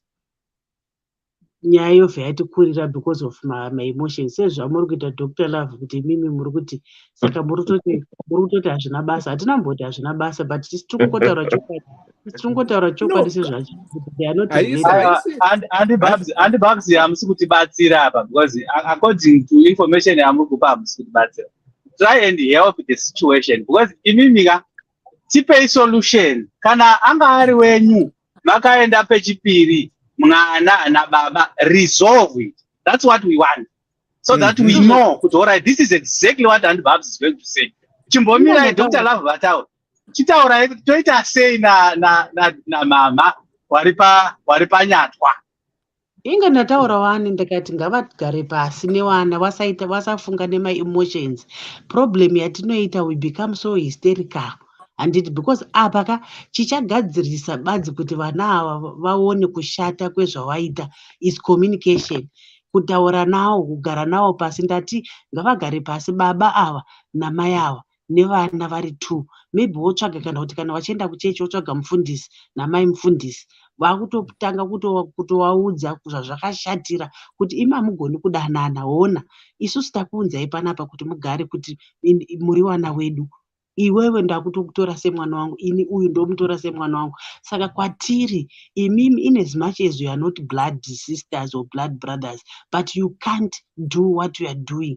Because inini I'm already married to your dad.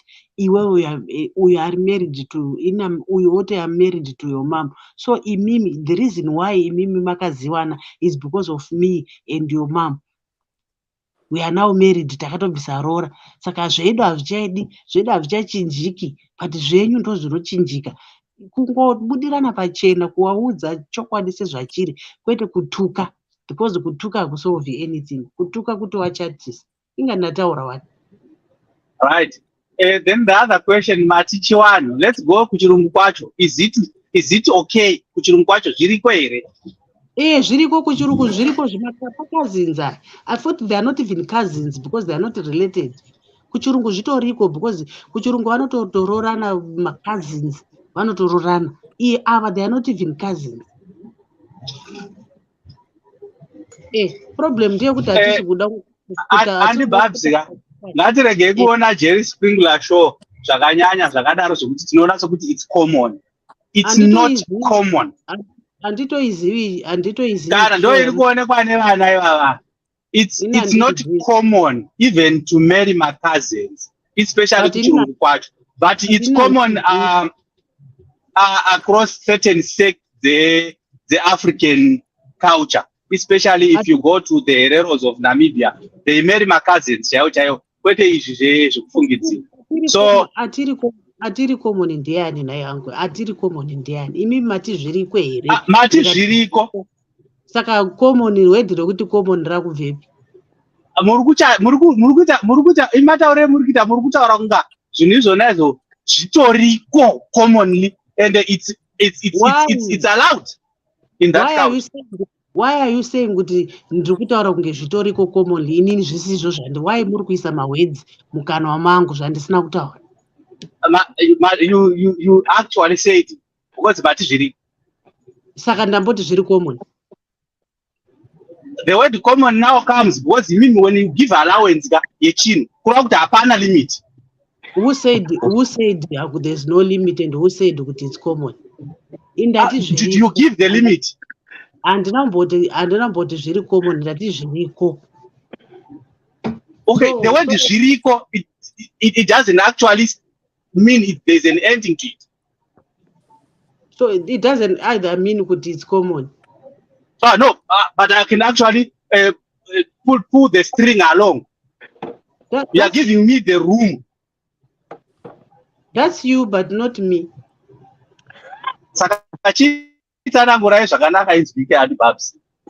Ayo, imi ndapindura mubvunzo wenyu mati kuchirungu kwachona zviriko here, ndati zviriko.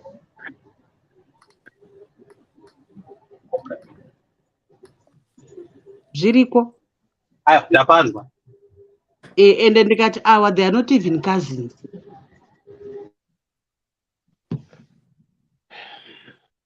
They are not cousins. Why is there a word called blood brothers or blood cousins? Or blood? No, what I'm saying is there's a saying, you have blood brother, kind of the blood sister, kind of the cousins, versus a stepfather, stepmother, stepbrother. Those words are there, created to distinguish, but at the same time provide guidelines. When you say there's a blood or there's a cousin, step or otherwise, there has to be some relationship there. It might not be strong, but it's there. That's where I'm saying, Kuti, it's not incest in the proper terms here, incest blood to blood, but it will be incest in the theoretical or the implication of the fact that they are brothers and brother and sister. Step, however, but that's the here nor there. But Ndakunzwai, your explanation, yes, truly speaking, Mataura Chokwadi, they are not related in any way bloodly, but they are related pa mchato. Can I ask something, guys? So you guys, last week, I think Monday, we had a case here, stepfather with the wife, but we said what is wrong. So now why are we saying what it's okay for my sisters and brother, whether they are not blood related, to sleep together? Is this one justified and the other one is not justified? Can you explain for me there?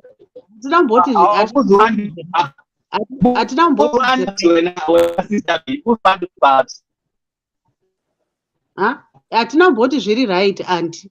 Maybe imimi makuti muri kutaura zvamuri kuda imi kuri zvamuri kuda kunzwa. Hatinamboti zviri right. But tangotaura kuti they are not related because pane zvanga zvitaura kunzi vari related, they are not related. Ngatitaurei chokwadi sezvachiri. They are not related. But hatina kuti zviri right.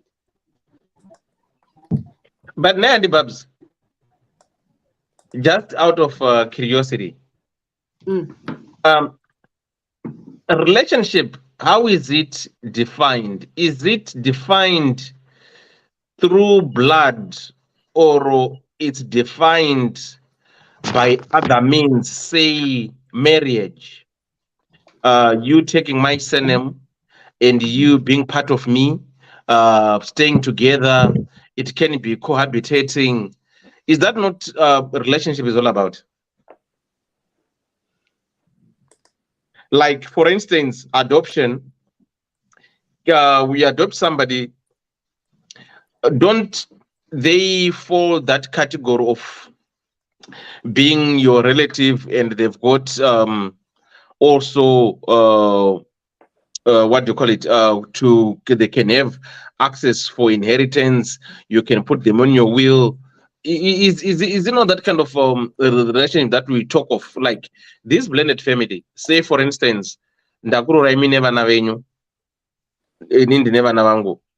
we not related, or we are? Because like we always advocate with your kids, when I marry you, they become my kids, and my kids, when I marry you, they become your kids.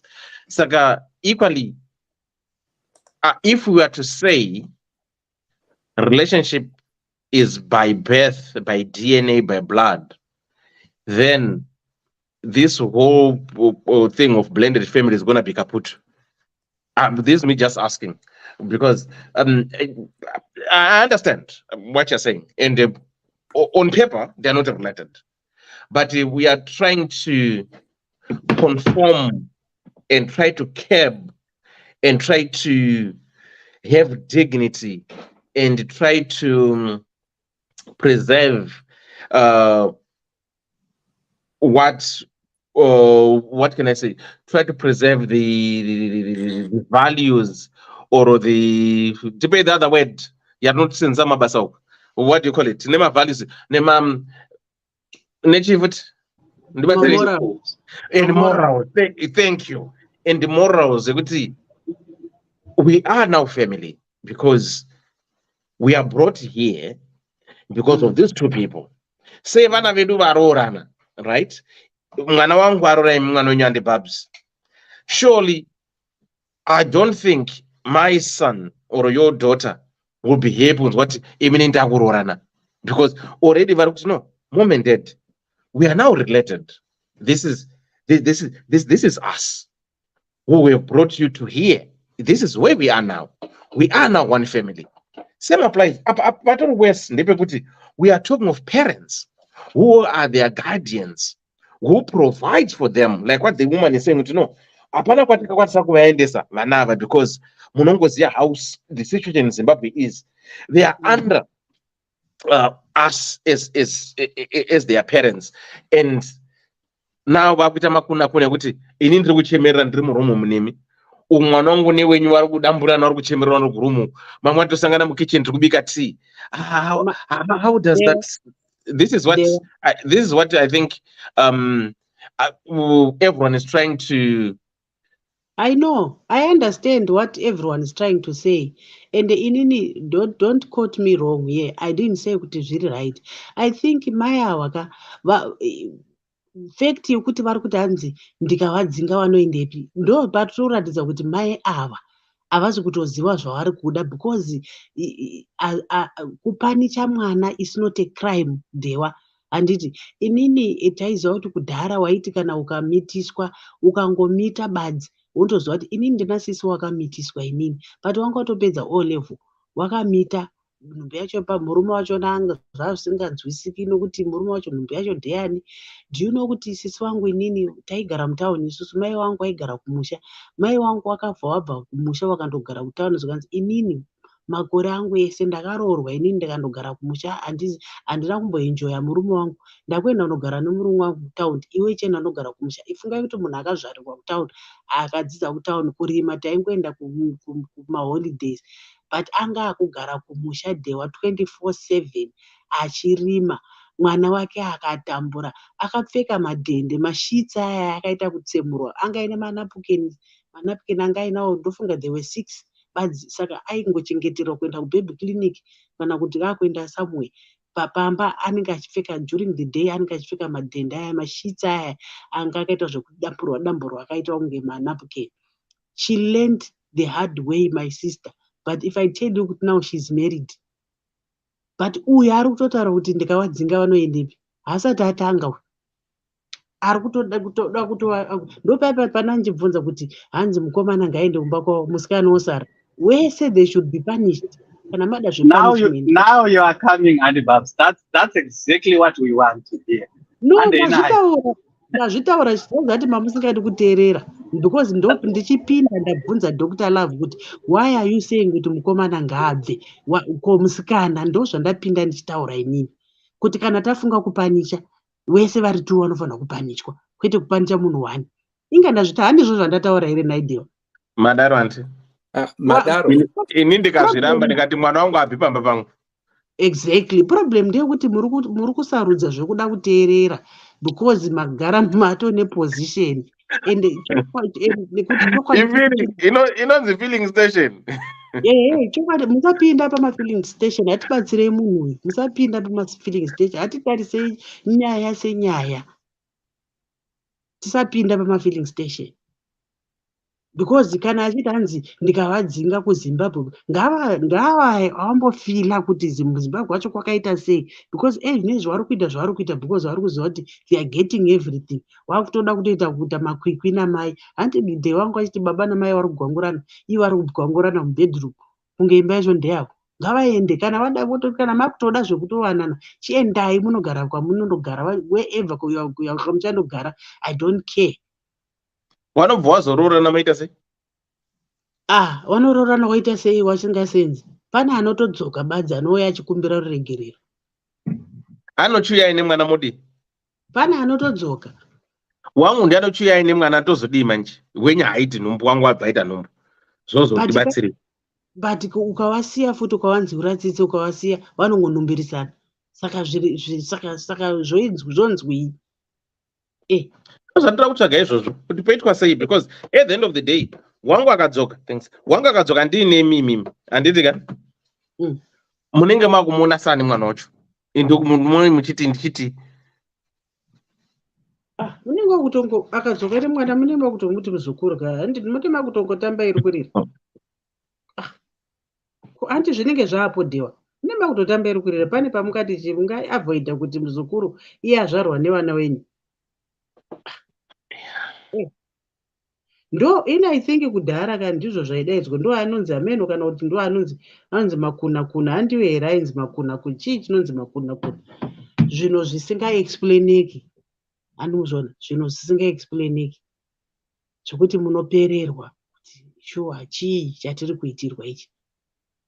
Inini yandaziya kumusha kwedini nanditeka ndiye kuti muzukuru anditi angave muzukuru sikana kana muzukuru komana, right? Paanenge akuroorwa kana kuroora, sei akuroorwa anditi, musikana ari kuroorwa, muzukuru sikana ari kuroorwa anditi, chuma chacho chatoti chuma pfuma yai anditi, inodedzerwa nharaunda yese nasabhuku nasabhuku kunzi ndatemaonera pamwe chuma chemuzukuru chodyiwa nemunhu wese, kuitira kuti akazorambwa uyo akada kuzoya manje mukwasha onzi shamwari handonga uri pano, chakadyiwa nemunhu wese. ndo zvandozi ndo makuna acho, I think ndizvozvo sikatisadzi yangu pa this one. Okay, andi babs itaika tichita tichipamwe mukandizoti zvakamira sei? I think ndokudzika here ndaisa ma-earphone. Muri kunzikira kure kure bari muri kunzika zvenyu? Yeah. Taurai dinzo. Taurai. Ndikuti the only way ndiyo yokuti kana wafunga kupanisha vatongopanisha kana but asi inini I believe in dialogue. Communication is the best. Vana vedu the reason why mwana yeye akatotaura kuti anotirwese vanotozviziva, so zvakuda kuti vachivaonese kuti honai vana vangu, you might say kuti anotirwese, but because inini nababa wako taakudanana takatoroorana, we are now related, this is just as good as your sister. Wakuwadzidzisa zvamuri kuita izvi matoita zvinhu zvisingaiti zvitori wrong. Saka chindiudza kuti kana mukamikisana mwana wenyu ndokudaidza chiti kudii, kubaba wako anokudaidza chiti kudii, utoongowanisa reality.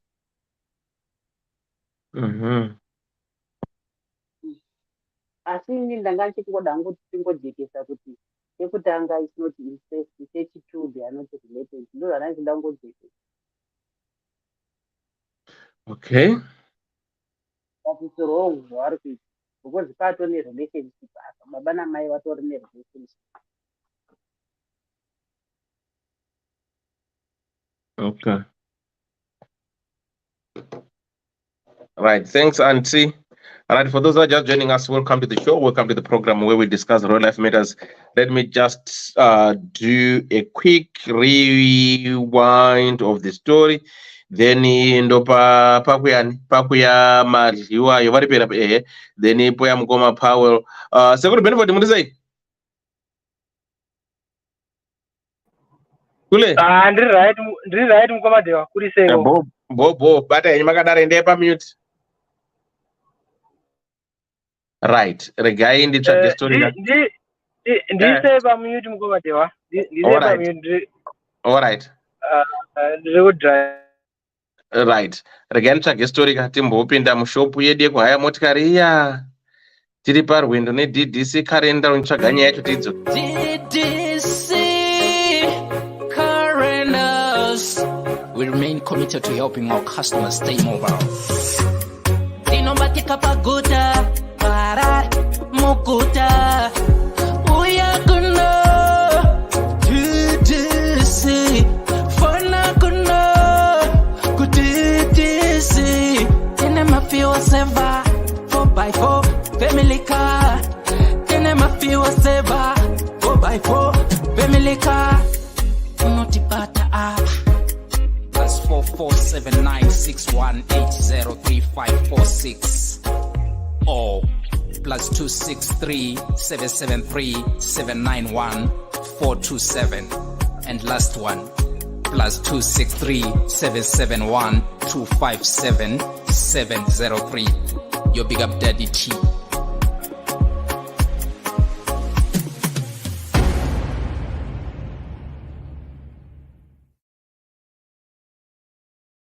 Welcome back, guys. Good people. Welcome back. Nyadu yari kunzi, we are not related. Hello, Elder Dewandi. Please keep me anonymous. Elder, I need your help and wisdom regarding the matter at hand. Elder, I'm a woman age 43 and my husband is 45 years old. Elder, tested too. We were both married before and divorced as Shanda. So, Elder, from my previous marriage, ndakabva ndine vana vangu 2 vese vakomana, and my oldest son is 24 and the other one is 22 years old. Elder murume wangu, he has 3 children, and out of them 3 kids, 2 are girls and 1 is a boy. My husband's oldest daughter, she's 21, and the second one is 19, and the last born is a boy who is 17 years old.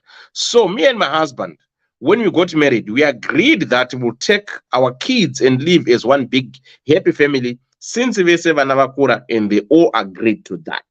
So Elder, what brought me here is that our children, my son and the daughter of my husband, they are bringing shame to us.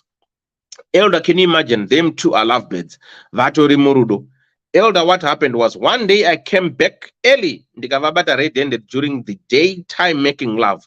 Elder, I was shocked, and I told my husband, and we have spoken to them, but it seems they are doing it secretly now. Elder, their defense is that they are not blood, and the Vana will be called surname of my son's husband's kudzinza kwake. And if it was the other way around, pamwe ndo paizonetsa saka hatina ukama, and also hands imi hamuna vana mese, saka there's nothing to worry about, and we want to marry each other. Elder, what shall we do? Because my husband akatondirora antozivikanwa semukwasha kumusha kwedu. Elder, I'm confused, and I've never heard something like this. Isn't this incest? Elder, to make matters worse, they are all under our roof, and tikada kuvadzinga vaenda kupi nemaomero akaita zvinhu muZimbabwe mazuva ano. Elder, what shall we do? Because for a fact they are sleeping together. We are afraid kuti mwanasikana achaita nhumbu, and then what nai elder? Elder, these kids of today have no shame. Saka ndinenge ndakushedza murume wangu kuti ani manje kana zvazvodai so vakaitisana nhumbu. Elder, how can you break this relationship? I need some advice and help. Thanks. I'll be in the comment section. Right. Auntie Malgiwai, how are you? Hello. Muri sei sei auntie? Ndiri right nini kuri sei. Bo zvekudaro. Nyaya dzacho dzadzoka dzauya dzaakuita triki dziri 2 last time. Mwana akataura kuti Saka ina hangu maonera angu andiri kuita panyaya idei kudai so. Mwana uyu mai ava vapinda musituation yavo manje. Ivo mwana wavo handi ndiye mukomana. Ndivo vanga vachidai vachitsvaga kana madzisekuru ake kana hanzvadzi dzavo vogara naye pasi, vombotaura naye, vomboisa sensi mumusoro make kuti uri kuzivawo here kuti mai vako vakanoroorwa mumusha umu. Zvavakaroorwawo mumusha umu vatori mumusha mevanhu. Izvi zvawaakuita, 1 uri kukanganisa marriage yamai vako. At the same time uchikanganisa, uchitanisha image yezita rekumusha kwenyu, because zvaakuita sekuti wakauya pano kuzochengetwa nekutozoba. Nokuti kana wauya uchichengetwa mumusha vashoma varume vanoti uyai tigare nevana. Vakawanda vanochengetesa vana kunana mbuya kumusha, vanhu vonogara vega kumerezi dzavo. But zvino kana zvadai manje, mai vacho in the first place vakambogara nemwana wavo pasi here vakati mwana wangu wandoomese, unodawo kuti ndidini? Nekuti murume wavo kutoshaya nezano, musafunga kuti kunyarara kwaakangoita kwekuti atatadza kutaura navo. Ai, haangatadzi kutaura pamusha pake ka. Murume wanoda mai avo, asi pamwe akupa rumu yekuti mai ava dai vachiona kuti voitawo sei nemwana wavo, pamwe asikwanisa kuzvitaura because anovada.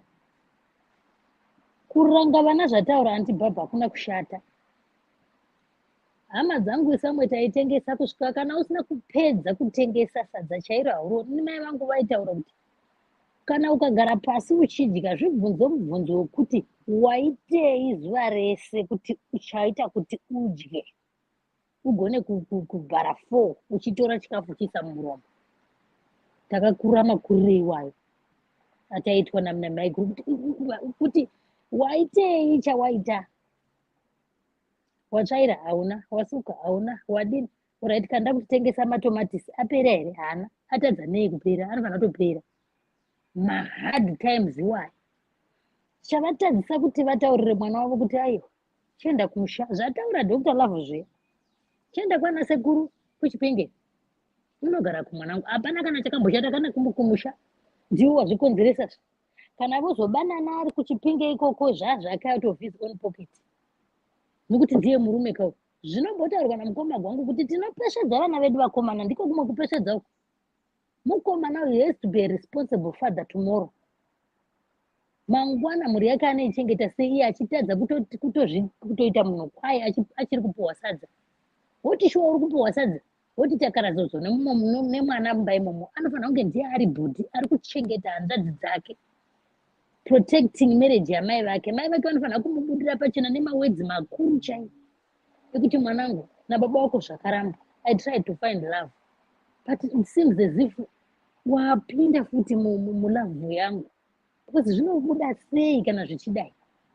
isu hongu hatichaiti vana tatenderana pakudanana kwedu kuti isusu tikadanana murume wangu isi hatichadanana nevana kwakudanana kukadlash nekungoona mafilimu nekungobvunzana kuti good morning zvevana hatichadi because vana vedu vakura indeed their age nemazera evana ava kutanga kuti napkin hazviiti saka ivo mai avaigona kutsvaga hama dzavo vana sekuru vogara nemwana wavo pasi varipo vana sekuru vachiti waomesera mai vako wavaomesera ndo dzimwe ngozi dzinotatapurana nevana idzi poshuwa ndiri kurwisanawo nekutsvagawo lavhu iye munhu akutatarisanawo nekundikanganisa pandati ndadiwawo ipapo mese muri vana ndosaka tati tigare tese ngavasaimbotyha kudzinga kana chero kuchanzi muzimbabwe life is tough ngaagare pasi pebridge kana vachiroorana vachigara pasi pebridge vatange life yavo vari pasi pebridge kusvika vazoitawo zvinhu zvavo kwete kuti muvapasadza ende zvimwe zvinhu zvinogona zvakakonzera ndiwo aya ma2000 atiri kutaura mabamshot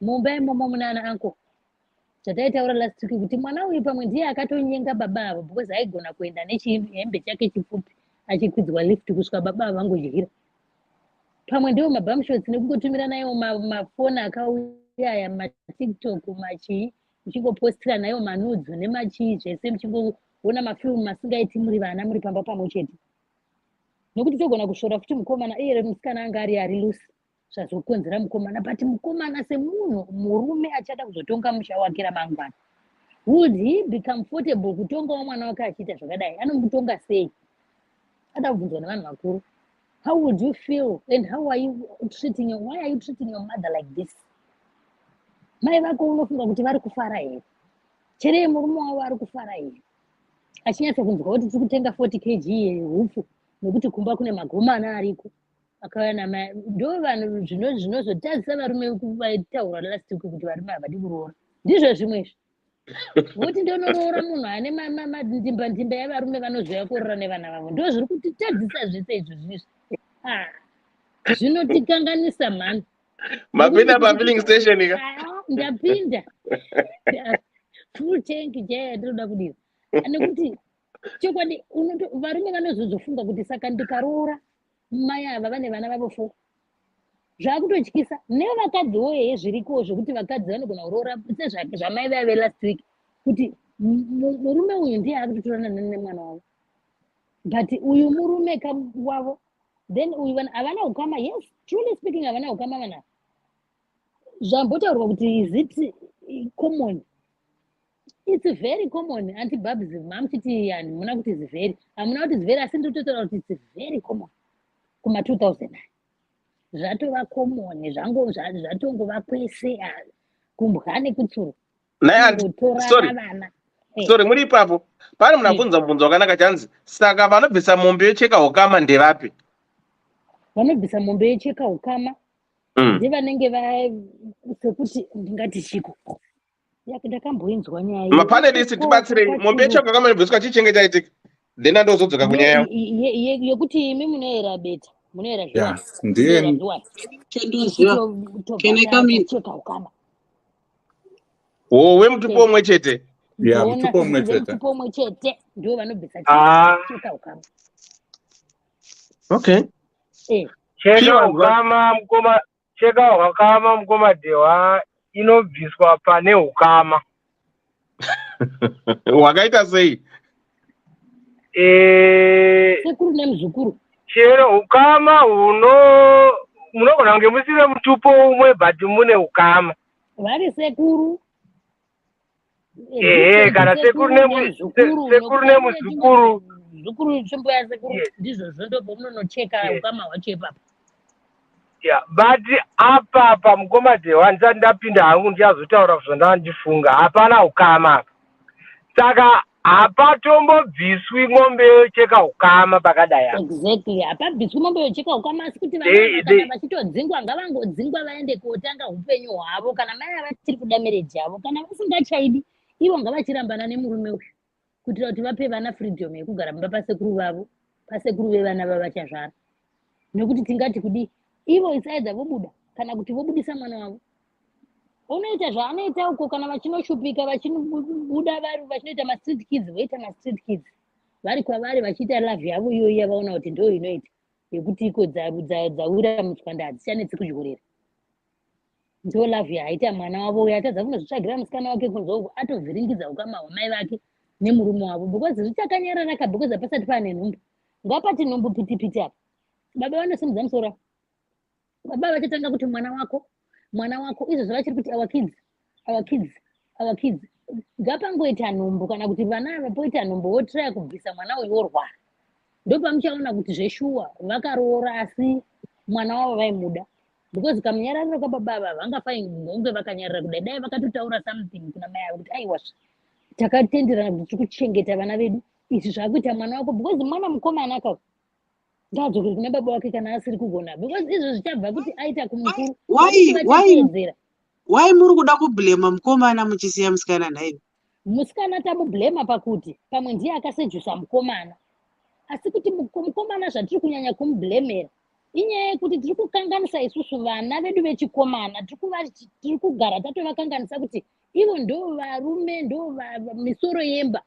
Ungaita musoro wemba wakaita sei unoita zvinhu zvakadai nemarairiro atinoita mukomana mwana mukomana kungomurayira in general izvi hazviiti mwanangu uri mukomana you are a father figure you grow up and how will your kids be and what will you tell your kids?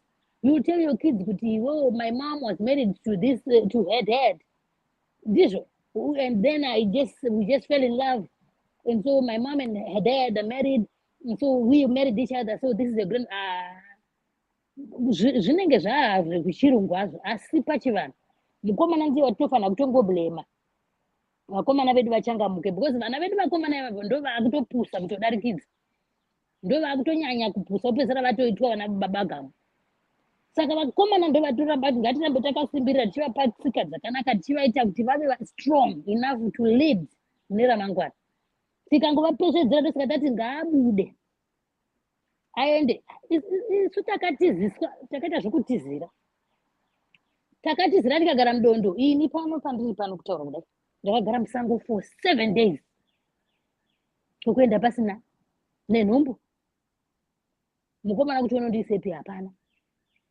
kusvika azokumbira shamwari yake tobva tatsvagirwa rumu yekuti tigare kwakuzozvara kwakuzodzokera kumusha kwangu kunokumbira kuti chivachengetai kusvika ndawana basa ndichadzoka ndotora mhuri yangu kuti akadi kungogara pamba tikati hai vachaya kuzotitora tiri pamba hazviitika vatoti izvezvi kamani maita nhumbu out you go unotobva buda saka ivo chiri kutadzisa kuti vagone kuudza mwana wavo mukomana mwanangu izvi zvisati zvashata vangu baba vakanyarara iwewo uri mukomana ende ndiye mukuru kana tichitarisa vana vese ava vadiki kwaari mukomana saka tichitsikirira iye ndiye mukuru saka akasejiswa chero nevanhu chero nehama dzababa ivo dzimwe dzichauya mumacousin sisters akangosejiswa acharamba achingo John Vliget achikanganisa vana vevanhu pamba pakagara mai vake. He is wrong. Mukomana ndiye watofanira kutotsikirira kuitira kuti vakomana vedu vakure vari straight.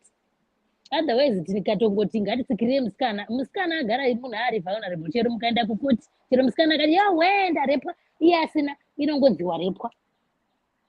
Pane pamakambonzwa mukomana achiti ndarepwa ikatongwa ikasvepi. Saka wedu mwana mukomana ndosaka titsikirira vakomana. Ngativatrainei. This is wrong mwanangu wandikanganisa. Amine marriage ngavacheme nemisodzi chaiona yacho vachimutsikirira kuti aingokwana sekuru. Wagara kwana sekuru you figure out if you love you figure out womutora zvine hunhu, because yes muri kuti hamuna ukama, and for sure hamuna ukama, womutorawo zvine hunhu, not under sure muturi kurova marounds, vana vari kurova marounds uku, aiwa hazvibudi. Momuka makati yobika breakfast oti ndakaneta, iwe kuti ubikewo breakfast ndakaneta, makaneta mese mubva under one, zvichapera ndadika musha wese wotokanganisika nekuda kwemwana mukomana one mukuru anofanira kulead by example mufamily. Hafaniri kudisappointa mai vake, vakaita chinhu chakanaka kumutsvagira rufu yekuti agare. Vangane vakomana izvezvi vane ma18 years vari kutengesa ma-airtime pamaroad apo, vachigara mumikuku, vachijamba bhodha, vachienda vachasi vachadyiwa nengwena, vachienda kuSouth Africa kunotsvaga zvekuita. Iye aiwanirwa nyasha yekuti agariswa under roof achipuwa sadza, akuita zvinhu zvakadai. Aiwa ngaamuke, ngaabude munini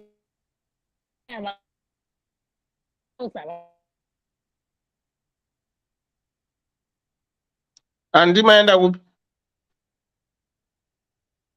Anti. Anti futhi wakomana. Anti joyfully. Mama chiwanza my emotions. Madzoka ka? Uri kama wakagara pamba na sisi vako. Kana sisi vako vakanzi puma, unosara wakagara pasofa. Sisi kana unobuda. Ehe, ndizvo zvinofanira kuziva mwana uyu. Kuti ini ndikadzingwa nababa ava tese newe tiri kubuda. Saka it's either me or you. Choose. Ndobuda. Tono tuchasarapo, anopasarapo here vachiita mujolo wacho. Ende chimwe chiri kuvaita kuti vaite mujolo iwoyo. Vanapo pekuitira pemahara. Dai vaine chinzi kunobhadharwa pekunojolera ingadai vasingaitizvi. But vanapo nokuti ava vari kuenda kubasa, mai vari kuenda kubasa, posara pari free. Vosara vachiita zvavanoita.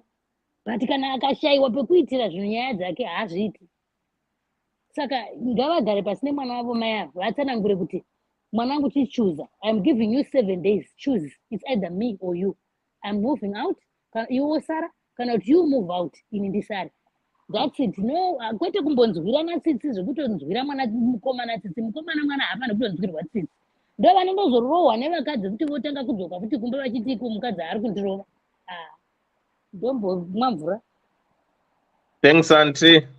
Right. Yeah, pakaipa. Right. Pakuyana. Ngoma Powell. Tete wangu wakuma. Hanzwa wakuma chikupawo ispawo awataura. Nawe chokwadi chaiyo network yangu iringe kundinetsa nhasi saka ndichangoti gaga. Handina mazwi akawanda okumbotaura because nyaya zhinji nyaya hombe chaiyo yataurwa naDr. Love handi wakatsinitsa. Nawe chokwadi ndeyekuti mama vanofanira kuti vataurire mhuri yavo zvakazara kuti mwanangu takaestablisha ukama, isu ndisu takatanga kuestablisha ukama. Saka zvatakaestablisha ukama nevanhu vekwachimoto apa, imwe hazvichagoni kuti muchiroora kwachimoto nokuti ukama hwatovepo. Saka zvezvo zvavari kufunga ivo zvokunyanya kuona mashow epaYouTube ayo, dai wamboisa pasaidi ba. Nenyaya yenayo yekufungidzira kuti pamusi munhu unofunga stereki. At 24 ndakanga ndatowa kuSouth Africa ndakutotsvaga basa muconstruction. Saka I don't see any reason yokuti mwana yenaye uri kutsvagei pamba at 24. Instead angadai atova an independent person, because the fact yokuti akugona iye kurara nomukadzi zvakadaro zvikuru ari sisi. You might not be surprised Elder Dewa kuti pamwe harusi rudo. Nawe yakaitika ndeyekuti opportunity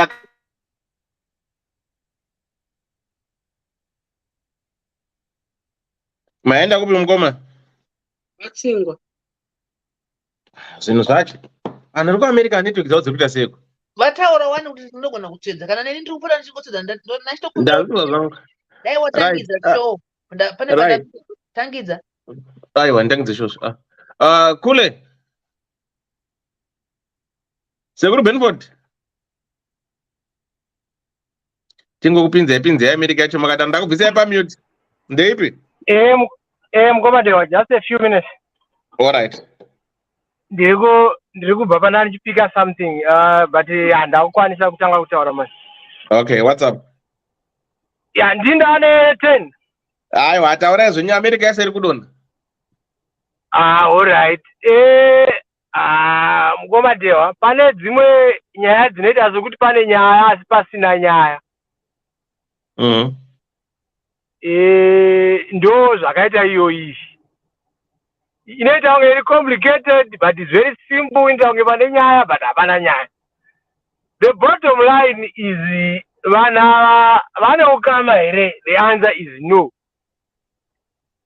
Vama adults here. The answer is yes. Vama adults. Now, totarisa kuti zvavakaita zvakanaka here. The answer is no. Hazvina kunaka. But ndo decision yavakatoita, ndo zvavakatoita, ndo zvavapo. So I want to agree with Andy Babs. She was very, very correct. She hit all the notes that ndaida kutaura. Ngatisapinda nama emotions again. Andy Babs was very right. Vana Dr. Love, vana tete vanga vachitaura tiri kuwanza my emotions panyaya isingadi my emotions. The reality of the matter is vana vakata zvavakaita, it was wrong, but they are adults. Culturally, legally, they can get married if they want. It's up to them. Now, the main point I think advisor Munyori wedu is simple. Kana vana vati vakura kana ari mwana wangu aita izvi, I will simply tell him kuti mumusha mumwe hamuiti machongwe maviri, mudanga hamuiti mabhuru maviri. Hakuna vakadzi vanorayira minyu pamusha umwe. Kana mati makura munotanga musha wenyu. Zokuti kwanzi vataita sei muZimbabwe vamwe vari kumboita sei? Ndokukura kwacho ndokunonzi kukura ikoko. They've made a decision. So if they want to continue the relationship yavo, the choice is theirs. Vanobva pamba pangu vonotanga musha wavo. Zvandikuziva zviri kubvunzwa nevamwe kuti kwanzi vakaita mwana tinozomuti chi? It's very simple. Muzukuru. Very simple. And vese zvakatonaka kuti vese vana whether danga akaroora somewhere kwandiri sababa kana samai mwana wangu. Saka vese mwana wangu mwana wachaita muzukuru. End of story. Vanogara kwavanogara. Chandingangovarambidza inini chandisingazoiti ndechekuti umuke uchiita uchigwangurira pamba pangu zvamakataura mukomadiwa zviya zvesvi. Une situation yakaita sezvavakaita vachiri pastage iyoyo. Ngavaende kwavo vega, unoita zvavanoita. Kuramba kwazvo nokubuda kwazvo time will tell. Chandoda kuti ndiudze mapanelist nemalisteners edu, idzi nyaya dzerudo idzi, especially pastage yavanenge vainayo iyi, havasi vokunzi vanorambaniswa ava. Pamunenge muchitozama kuti muvati regedzai zvamuri kuita, muri kukutidzira, muri kuisa fire, vandoya kuonererwa. Kana zvifoira izvi kuti zvichaputsika, just let them vonoita zvavanoita vari vega vachigara kwavari kugara. Kusvika vega zvaramba, kana zvichiramba zvinoramba vega. Mukada kuvati kuvarambanisa ava havarambani ava.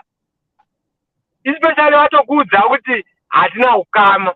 It means they've thought about this and they've come to that conclusion yokuti isisi tinofana kuramba tichidanana. Saka hapana chinogona kuvarambanisa ava. The only way ndiyo yokuti vabve pamba pavo unotanga upenyu hwavo. Kana vachizouya vachishanya vatoitawo mwana vanotozongouyawo vachishanya.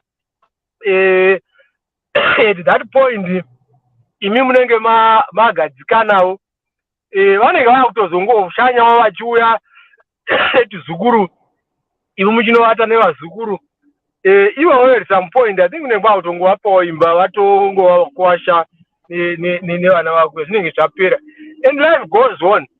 Tonyanya kungozvineta nezvimwe zvinhu kuti culturally zvazodini. We all want the ideal thing, but now and again things like this happen. Saka ini ndakatarisa nyaya yevana vaviri ava kuti tione kuti paculture chaipo chaipo vanyanya kuvhiringa chii. Handioni chavavhiringa apa. Totarisa kuti pamutemo chaivo vavhiringa chii, hapana chavavhiringa vana ava. Love is blind. Zvimwe dzenguva zvinongoitika zvakadaro tisingazvitarisiri. Just like tumwe tunhu zvinongoitika muupenyu mukurarama kwedu kwatisingatarisiri. Lastly, pane one of the panelists ndonga ndisisipi vabvunza kuti last week takanga tichiti murume asadanana nemwana womudzimai wake. Ndoda kuti ndipa contrast ipapo, tipa jekesi ipapo. Now kana uri murume ukadanana nemunhu uchiziva kuti une vana vake, you are the father to that. Inini iyoyo hapana two ways about it.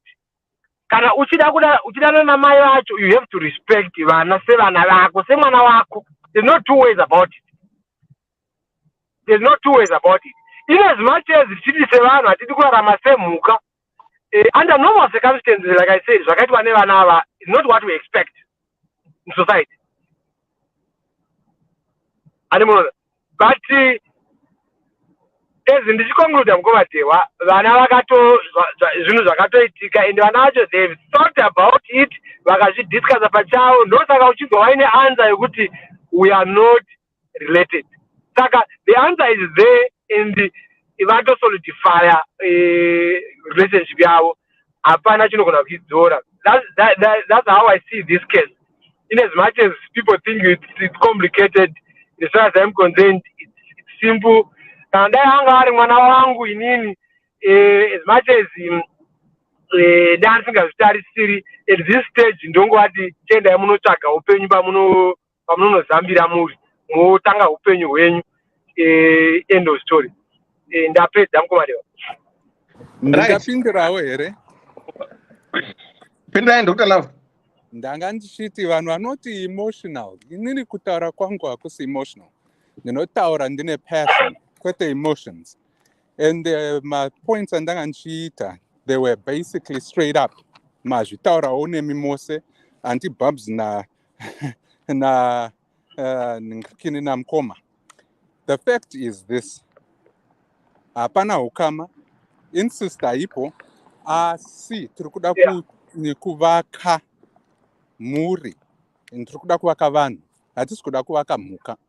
And my points andiri kuedza kutaurisa kanawo ndekuti, although it might sound emotional, they are facts and opinions that I carry.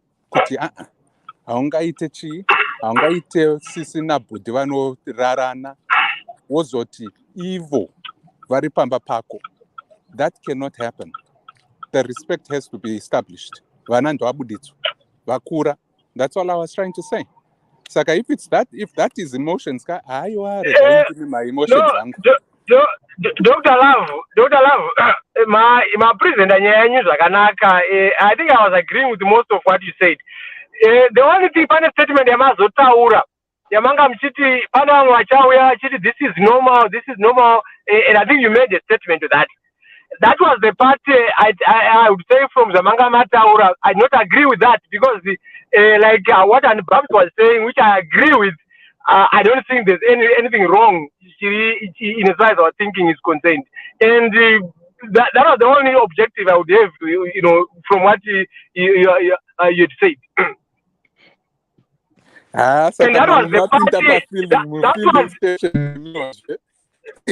That was the part yaita kuti nini nditi Dr. Love munenge maakuita kwakwaza my emotions, because in as much as we want to order society and we also need to realize that at times things don't go as we expect in society. And we now have to look at kind of expect. Let's look at the pros and cons. Toona kuti vana kana kuri kunzi vanodanana chaiko chaiko kana kuri kunzi panowaita nhumbu. Why should we disrupt these two kids from raising mwana wavo together? They are not related. Havana ukama, havana chinotedza kuroorana. All we are just doing is we want to insist kuti society yedu inofanira kuti tinge takadai. Tokanganisa vana vari kudanana zvavanogona kutogara upenyu hwavo hwese vakavaka mhuri yavo zvakanaka. Why should we disrupt them? That's where I'm coming from, and I think that's what Andy Babs was always saying. No, that's not what she was saying. She was simply saying, let's accept the reality that is happening on the ground. And I think Andy Babs was spot on.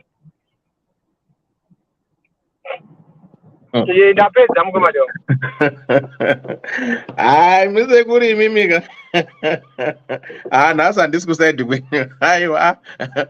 In all fairness, okay, let's put it this way. Then those Bamgoma power, then Sister P. Right. Okay. Vana Ukama, like what you're saying. I got that. Right? Muruguti Vana Dawara no Garopen USA. I got that. In Magato Rora, Makazu, Magato Sungai Sungoti, he will just do us part. Right? Yeah. Yeah. For my introductions, Vana Venuva Zorona Vaita Vana.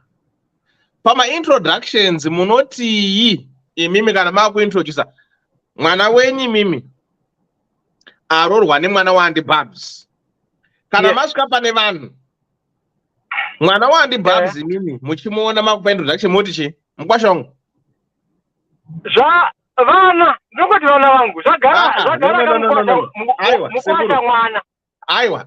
No. Yes. No. Let's try to formalize this and do the proper introductory format that we do per gathering, right? Zvikanzwa kwasha simukai, right? Yeah.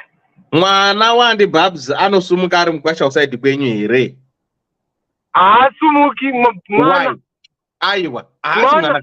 Aiwa, akarora mwana nyumukwasha ka.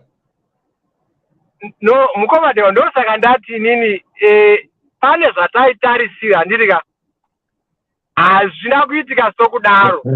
We have to accommodate what has happened to in the best interest of the parties involved. Thank you. Ndo panzina introducer ndiri kuziva situation yandiri kudhila nayo. Ndinotaura kuti ava vana vangu. Andika. And I know a lot of you might want to say kuti zvinokatyamadzwa kuti under normal circumstances mukwasha wangu ndogona kumintroducer kune vanhu ndokuti kuti no havana vangu uyu muzukuru wangu. What's wrong with that? Am I forced kuti kundofana introducer mukwasha wangu ndichiti uyu mukwasha wangu? Kana ndikati havana vangu, what is wrong with that? Pachivanhu pedu chaipo mukomadewa, what is wrong with that? No, but ndikaintroducer mukwasha wangu nevanhu ndichiti uyu mwana wangu uyu. What is wrong with that? No.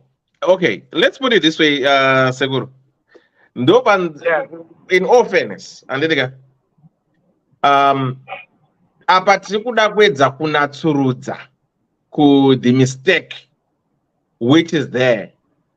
Tuda kuedza kuhwanda nechigunwe and to glorify. Ndopa ndamuna Dr. Love kuti vese muchasara zvenyu muchitauraka. Dr. Love my use English is it nonsense or whatever. What did you use? Rakanaka nakaria. No. You see what mukomadewa? Aiwa, aiwa mirai Dr. Mkana. So, imimi muri kuda kuti vana vangu anditika kuda kuhwanda nechigunwe but pari paidi chaipo takaungana pangave panhamo pangave pazvemusha mabira pangave chii zvikanzi wakwasha simukaenda munouraya mombe mukwasha wanhinga aripo here akarora mwana wenyu ari mukwasha mufana kusimuka but imi muri kuti handichavati vakwasha, ndaakuti vana vangu.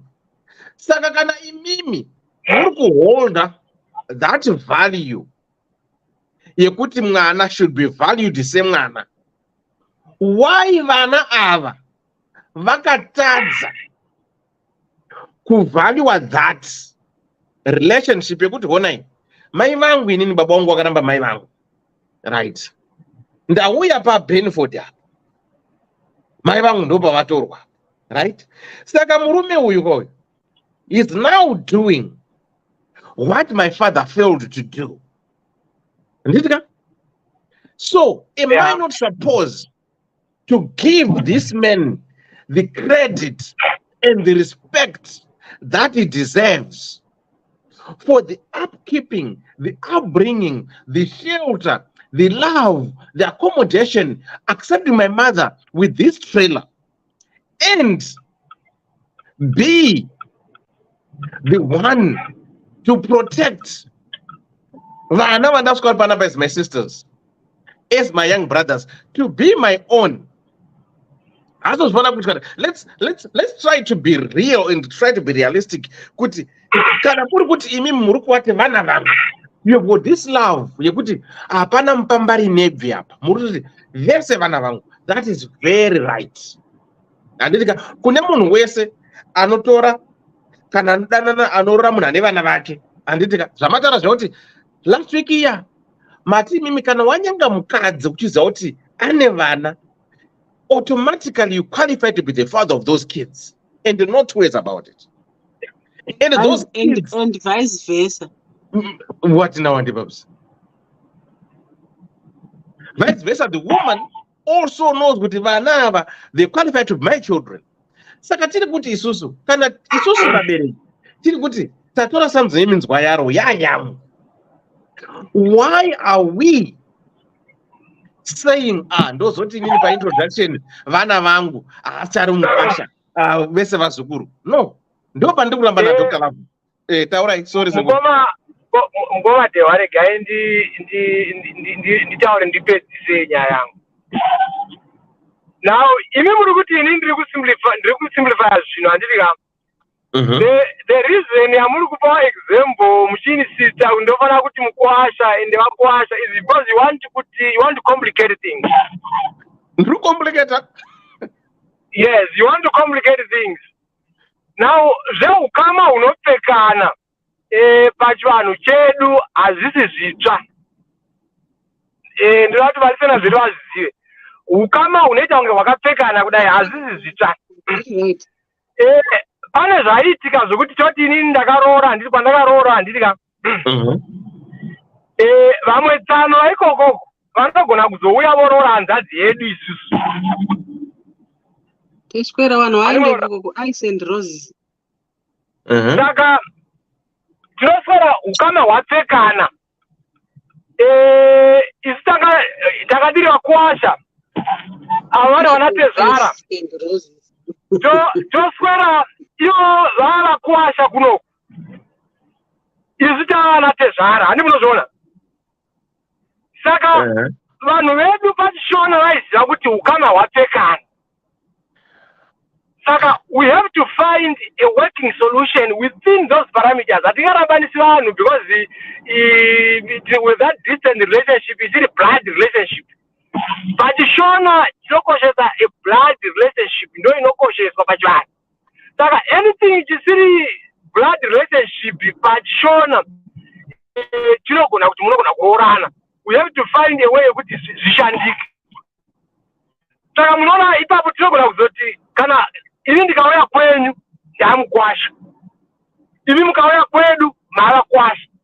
That's a working relationship. Saka ini ndikaenda ikoko kana pakanzwa kwasha simukai ndinosimuka because ndiri mukwasha. Ndichitoziva kuti vane hanzvadzi yedu vanhava asi ndakutosimuka zvaakushandika. That's why I'm saying inini kana zvadaro ndiri kuziva the complicity of this relationship. Ndinointroduce ndichiti vana vangu muzukuru zvapera. Wazoda zokuzoziva kuti azoti dig deep kuti uyu wakazoroora zvakazopfekana zvikazodini zvazvake. Ini ndaintroducer vana vangu uyu muzukuru, which is normal pachishona pachivanhu. Mukwasa wangu mwana wangu ndinokuda kuti vana vangu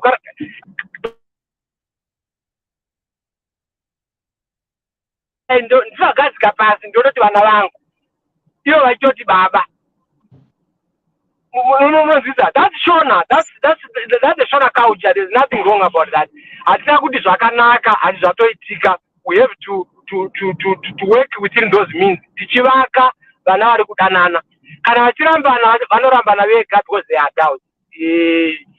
I think ndazama kuwanza hai mukomade. Driver mushikomana atari nemi handisana ndapedza nemi. Handisana kuenda pa-filling station. Handisi kudongona. Ndiri pa Bluetooth saka it's okay. Handisana pa-filling station. Handisi kuda hangu. Right. Ndise pa mute mukomade. All right. Mukoma Powell, sorry mazodonha muchitaura then ndopa sister Pim kana. Mukoma Powell, what's up? Zveshuwa ndadonha mani ndofunga ndada kutaura zvisizvo zvakamborwa nasiwo zvi. Ndichida kutsanangura kuti nhau iripo yechokwadi ndeyekuti we might not be surprised kuti hapana rudo. Inhau yekuti vanhu ava vakanga vasina zvokuita. Madonna futi. Mukoma Paul futi. Zvakaoma zvavo zvanhasi gore rino zvanhasi zviri kuwanda. All right, mirai tenzoimira Mukoma Paul. Hold on. Let me play this. Where is this one? Kana mwana kakura ka mumba imomo maangari. Saka zverudo chaizvo zvinogona kunetsa kuti titi pane rudo chairwa unless tested and proved kuti shuwa ruripo zvinoda kuti zvimbonatso kumboiswa kumbotesta the waters vanhu vachimbonatsounzwa kuti zveshuwa rudo ruripo. I would want to believe zvataurwa naandibabs at some point kuti there is a dialogue inoda kuitwa. Vanoda kuti vanhu vaite sekuti vanotaurirana inyaya yechokwadi. Vanoda kuti vaonesane semhuri vachionesana kuti aiwa it as much as you believe kuti hapana ukama but makasanganiswa neni nababa saka tava neukama. That's the only part inenge ichida kuzodzekeswa. Zvaari kufunga hake iye zveblood ropa haripo tapanzwisisa tapabvuma hapana ropa asi paita baba namai apa. Saka zvakambofanana nokuti ivo pache zvavo chakaburitswa nababa ndochodyiwa nemwana. Saka shona yacho ini kana ndakaitarira inenge yakatorema zvokutodaro asi nekuda kwokuti mirangariro yedu inodzoka kuzvinhu zvakajairika then ukama hawo hapana asi a dialogue has to be done between the both parties.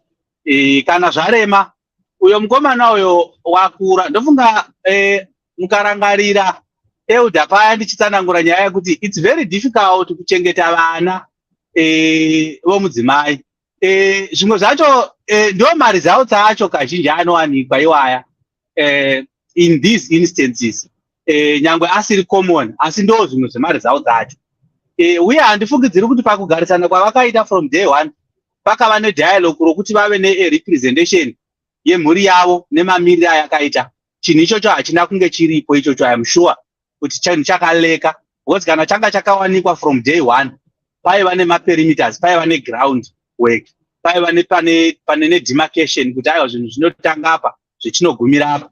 Saka nhau iyo nayo haina kugona kuitika ndava hapana kuva nethat dialogue. Vakangoita one big family yakataurwa court and court asi haina kugona kuva nemaground rules akasetwa so as to build that family going forward.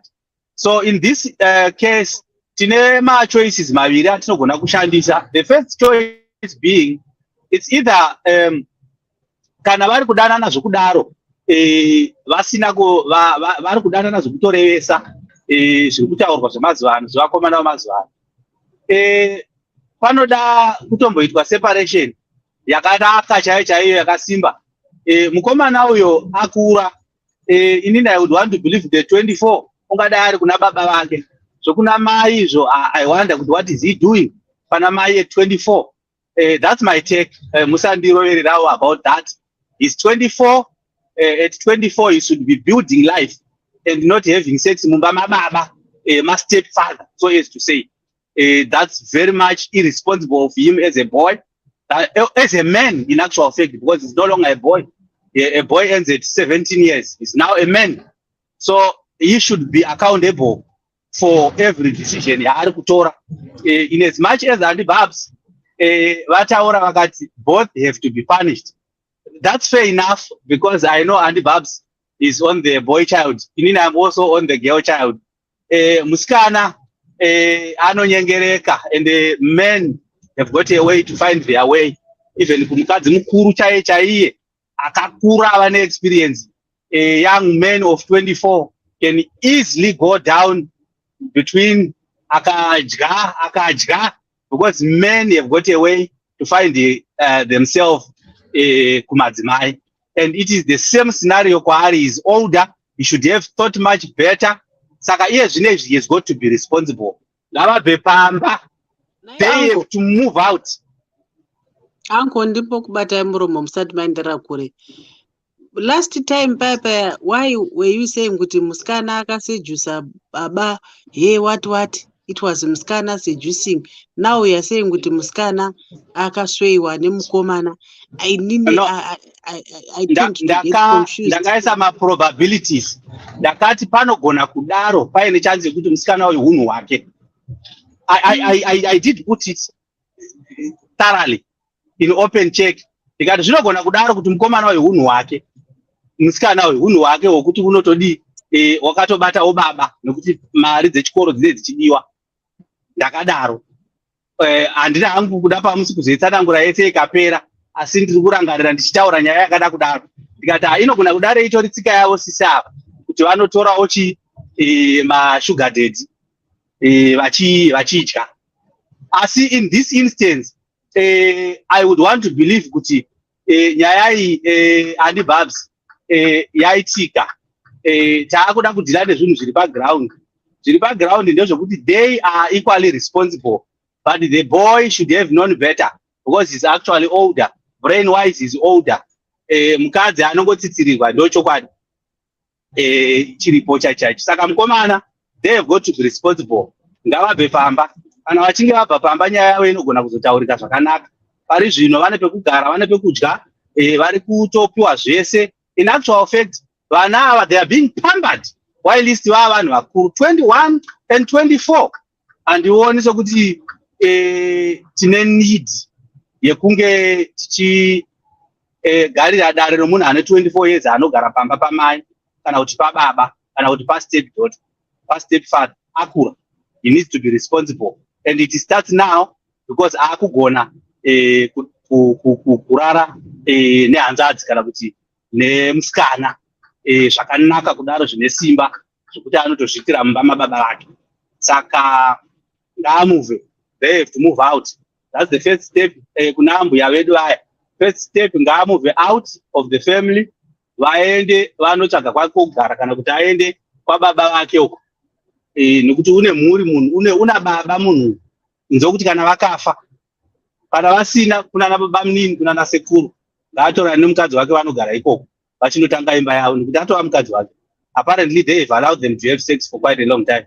So handifungidzi kuti ichiri nyaya iri muma ichapera zvokutodaro. Ndo patinogona kuzoona rudo rwacho irworwo kana vachinge vabva, because now taakuchitesta kuti vanodanana here zveshuwa. Kana vakabva apa vakaramba vachidanana, then yes they are in love for sure. Then nyaya yavo inenge yaane groundwork. Zvokuzoti hanzi kana vakuzouya kuzoroora, vanongouya voroora sevakwasha. Dade vamukavhunduka izvozvo vatova vakwasha. Kana vakutouya unotouya achitonouraya mbudzi nokutouya newe nesanzu rehunhu zvokuuya panapa achita manyemwe. Ndokubhutsura kana ndirize ndokupa bhutsu, unotouya mukwasha utori prepared kutoziva kuti now ndakuenda kunoripa zvirango. Ende apa ucharipa zvakati kurei because wakazvitangira mumba mababa. saka nyaya yake manje inotoda varume vakaita sesu vane vachitovabata kuti mpana ndokurowa kana ukasabhadhara mari yakakwana because wakazvitangira mumba mangu. Saka nyaya yake inenge yakutozoda kutoti inge iri very powerful, ichitova nevanhu vanogona kuimiririra zvakanaka vanyai chaivo vane simba vanogona kutaura kuti baba takakanganisa takashina musha menyu mazuva atakanga tichiri pano. Unofanira neguru rakamirira jewa munhu yeyo muregeze chakadero mufana ndapedza. Okay, chimboitai makadaro. Right, Sister Pinga kanani andimako makadini Tiripo makadiwo. mushe batai makadaro. Sister P. Hello, Joe. What's your take? Unzima. Abantu sebekhulumile, you know ukuthi indaba yakhona i-complicated. But mina I think ukuthi in the beginning imistake eyenzakalayo vele kunje mina ngathi ngiseba lo umuntu ngiyequbula lamaguqa ngiwasanga. Ngiwasa ngaphi indoda endala labo 24 almost 25 years uhamba la usemendweni for what? You should be living on his own. So sometimes it's hard that as parents sometimes we don't want to allow our kids to grow and zvinokonzeresa sometimes, and that's why even that mwana wacho akakura like that anogona kunyenga, you know, the other parent. So sometimes some things we have to weigh them. If kids are grown, let's allow them to grow the wings and experience life. Because now we're not derera because they know what mama na daddy, they provide everything. We can do whatever we want, you know. But in mwananga I told her, if you want to do nyaba komana, I want not pan up. Like someone was saying, I go gonna go to abarume two mumba, not matimai two mumba, you know. So if they think bakura, then they should leave them to leave the house. But problem also with our kids, you see, even if you try and say something to them, they'll tell you that we are adults. We know what we know what we are doing, you know, and we are not related. So Banama answers already, they know what they're doing. And to change their mind is difficult. It's hard to change their minds. So if they can't be separated, or because what I'm saying is, as long as it's mom and dad, the kids are like what we said, if she inherits my step kids, they are my children, and the same thing. So they are siblings. You know what I mean? So it's not good for them to start, you know, there are so many girls outside or boys outside. Why you know, different people other than being with each other? But also, like I'm saying, spending time together. No, go ahead. And that fact, spending time together, and like they told themselves we are adults and we are not related. So it's and Baba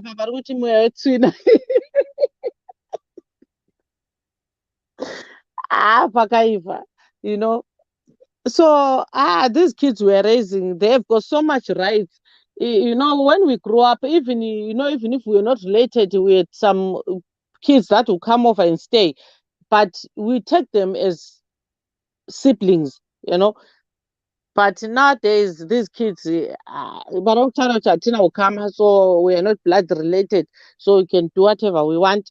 So, like everyone saying, I think these people are adults, they should leave. If Wasingate who separate, they should leave and do their nonsense outside there. Because it's hard to separate them. It's hard to separate them because, like what she's saying, is that when they spoke to them, it's like now they're doing it secretly, but they know they're still continuing seeing each other behind the parents' back. But it's good straight. It's good babereki because They shouldn't be doing something like that under the parents' roof when they know what mama and baba are married, So, and Baba was saying to me, in the beginning, when you have your kids, the way you introduce them, maybe to each other, for them to know that, you know what, this is your brother or this is your sister, not to think you would Iowa because I have my own mother or my own dad, so we can, but maybe also that foundation in the beginning, they should know what they are siblings,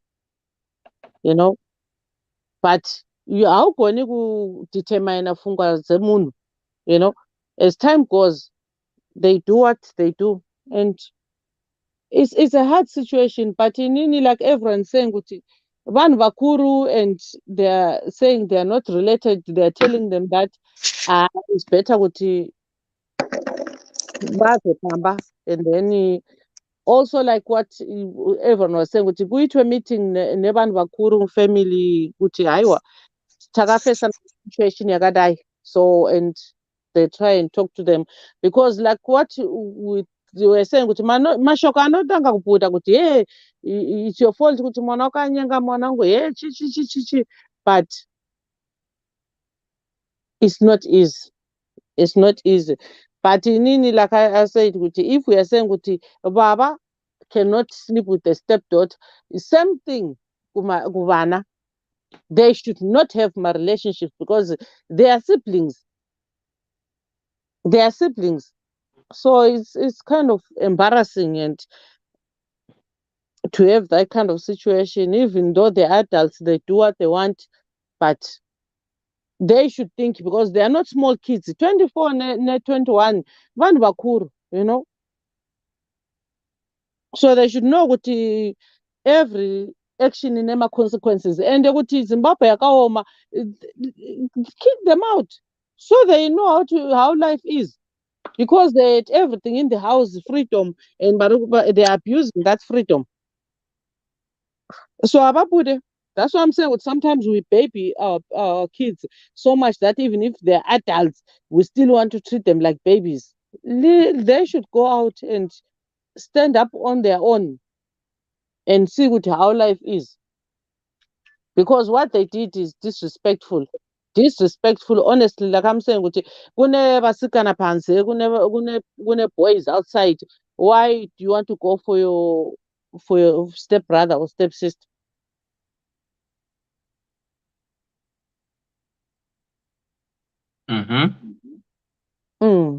Yeah, Baba is saying kuti problem here, we see it like what someone was saying, which is something that is common, but it's not right, because if we look at Makula, vanodana close. Go America, go to cities where even my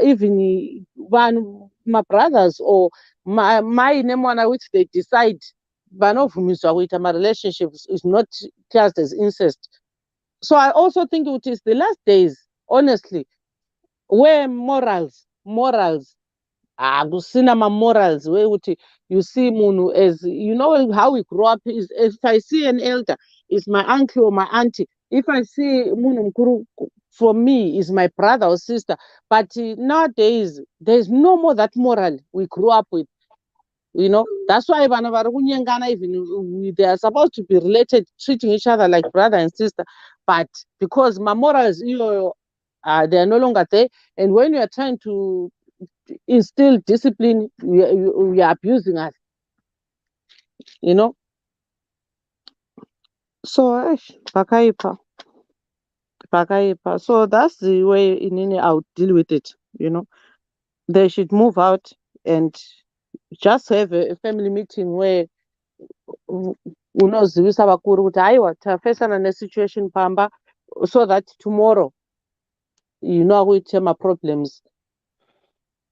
Goite my families sitaurira kuti hey, you should have blah blah blah blah blah. Like we are saying, they will start saying, where were you going? Especially when, like what everyone says, when they start saying, hey, wakanga uchienda kupi nevana vakuru, hey, blah blah blah blah. Why is now siya kuna gogo, kwatintini, kuyaqalisa nje inkulumo eziningi. But nxa usehlula kungcono omunye kumbe bemhambise khatshana le ehlala khatshana babahlukanise. But we need work. Yeah. So hayi noma bangabahlukanisi kodwa nje kube khona i-responsibility ezoba khona from lo mfana loyana, because yena iyinkinga. Hey, there should be some kind of responsibility. There's nothing actually. The more they spend the time together at their place, they are actually waiting. These people are waiting already. Yeah, because it's a wedding. Hey, varikutogara somukadzi nemurume vasipo, they always go to work, but vasipo ipapo vanosara vachita sei, anobikirwa tii odya obva adya futi. If she didn't catch them that day, achiva kubasa, it's been going on, but they didn't know. Exactly. And for them to test kuti vaone kuti there is true love, panoitika separation yenu kuti panoshayikwa zvinhu panouya kutaura, ndo paachaona kuti musikana uyu anotaura zvakaita sei. Yeah. Hayi indaba ekhona ukuthi khokhona hayi abehlukaniswe simple, omunye kungcono kumbe omunye limhambise ayefunda kumbe nxa befunda lo omunye awenye indawo ekhatshana nje baye babethwe umoya, you know. Yeah. But mawusehlula hayi vele umfana honestly indoda phela lapha sikhuluma ngendoda elendevu 24 years. Ngeke phela. Ndikutoshaya kuti what is that 24-year-old man doing bamba namai 24 years. Haasi kuchengeta mai, ndiye ari kuchengetwa namai. Hakuna nema dzakadaro. My, you see what I'm saying, with sister as well as my parents, especially my tine problem. Because why she changed 24 years? And I say with I'm beating kumzinga because life is hard. Ndozvakati achaitwa zvababa gamu zvekuti musikana uyu achazochimuudza matrue colors ekuti wakapiwa pekugara nababa vangu kuti uve zvauri nhasi ndibaba vangu vakati uye kuzogara pamba. Iwewe exactly, iwewe wakatowana life through baba vangu, uyu ndiye achava baba vagamu number 2 mune ramangwana kana akasachena. All right, ndadaisoga mirai ndine one caller andimako hasa wataura ndinotoita open discussion ndiri rakadaro, but tisataenda ipopo mirai I need to play this one from someone declare it, send something mirai tenzo kurara ka asi tiri mwana ngabude pamba pangu. You know, I'm a mother of boys, and my son, I could not allow him to bring a girlfriend into my house. And I don't know the end out. Can I call you out? And these boys are adults. You know, I mean, honestly, I think I is a roi no.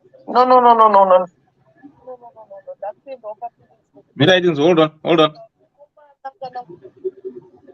Vakomana kana mwanakomana ari mwana wamai, mai ngavadzinge mwana wavo, period. Ngavadzinge mwana wavo, and vana kana vasikana vari vababa ivavo, yes, pamba baba vavo, they've got the right to stay. But mai ava ngavachitoona kuti iyi danger iyi, ngavatsvage alternative accommodation for her other kids. But the adult one definitely ngadzingwe. The adult boy ngadzingwe, ngaende kunoita adulting. Tione kuti akurenta ega achizvibikira achizvimaintainera imba yake, achawana simba here rekukwanisa kuita nengi, kuita musikana. Aiwa tisekerere zvimwe zvinhu, hazvidi kusekererwa, hazvidi kusekererwa. No, and it's a no, Latin, no.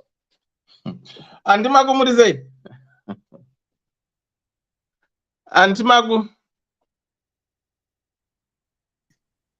Auntie? Hello? Hi, how are you? I'm okay, and you, Murise? Good, what's your take on this one? Ndofunga zvizhinji zvatotaurwa kudhara, so handina hangu zvakawanda ini. Ndisiri kuda hangu kujaja. I don't want to judge amai ava. Asi maonerana andichizviita ka mwana uyu inogona kunge isitori mhosva yake because akatospoiliwa namai vake vava mukomana uyu.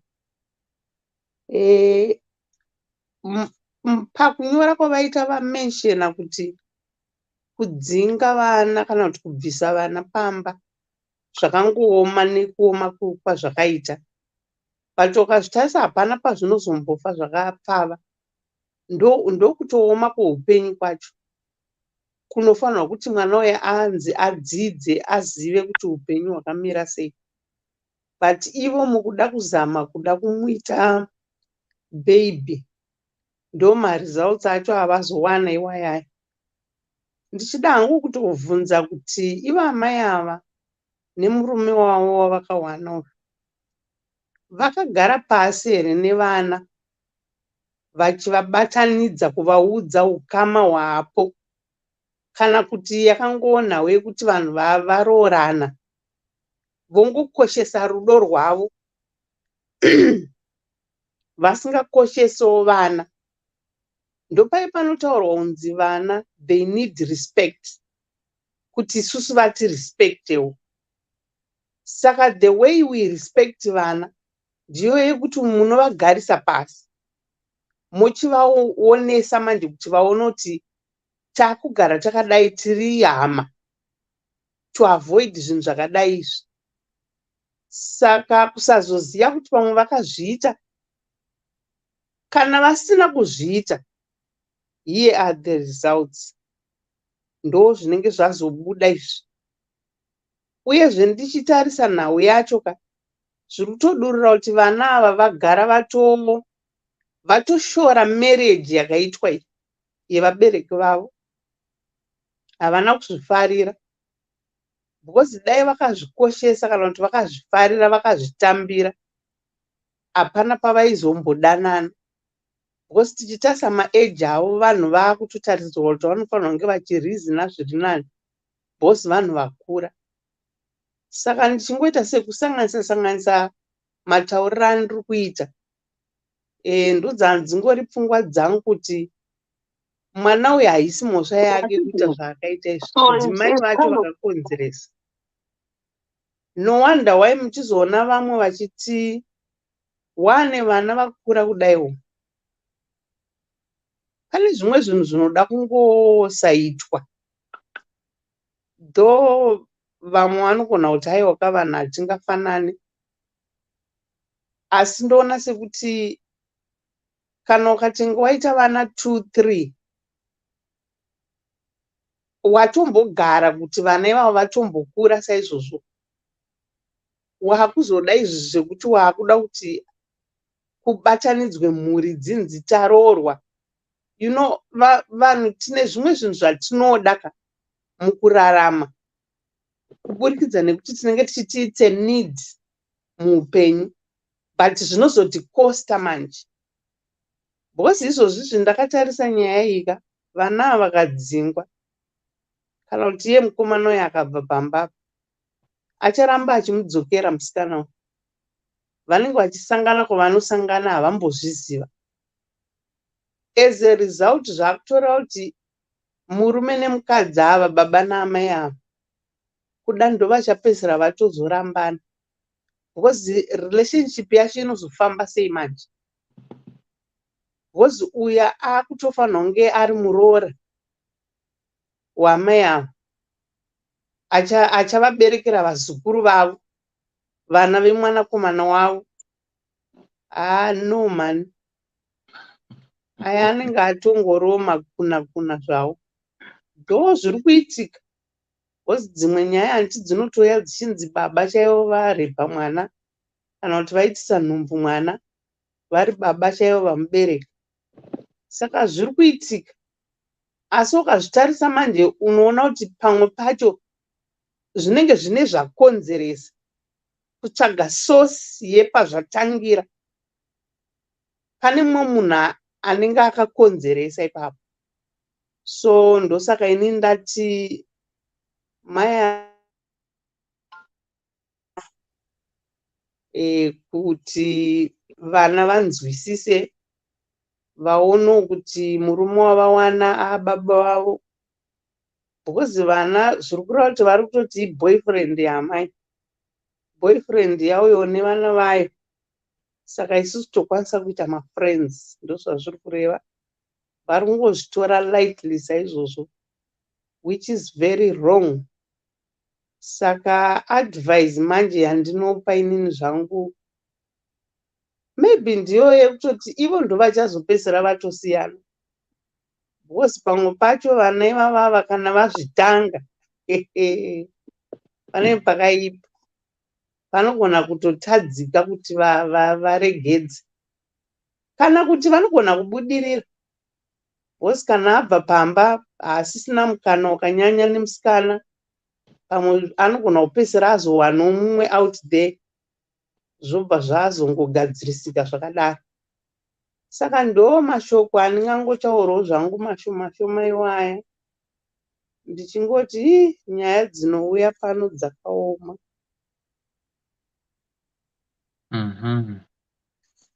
Thank you so much, Auntie. Hanzi naGeneral Kanyemba haasi kupindura imimi, yenyu yapindurwa naKudzai Butete. Ndikaimba kupindura ndanyanya naKudzai Butete ndozorenga General Kanyemba. Hana Kudzai haakola pakuzoti mai vasaite partner hazvisi. The kids are not related though biologically. Hapana ukama. It sounds weird but in your reality.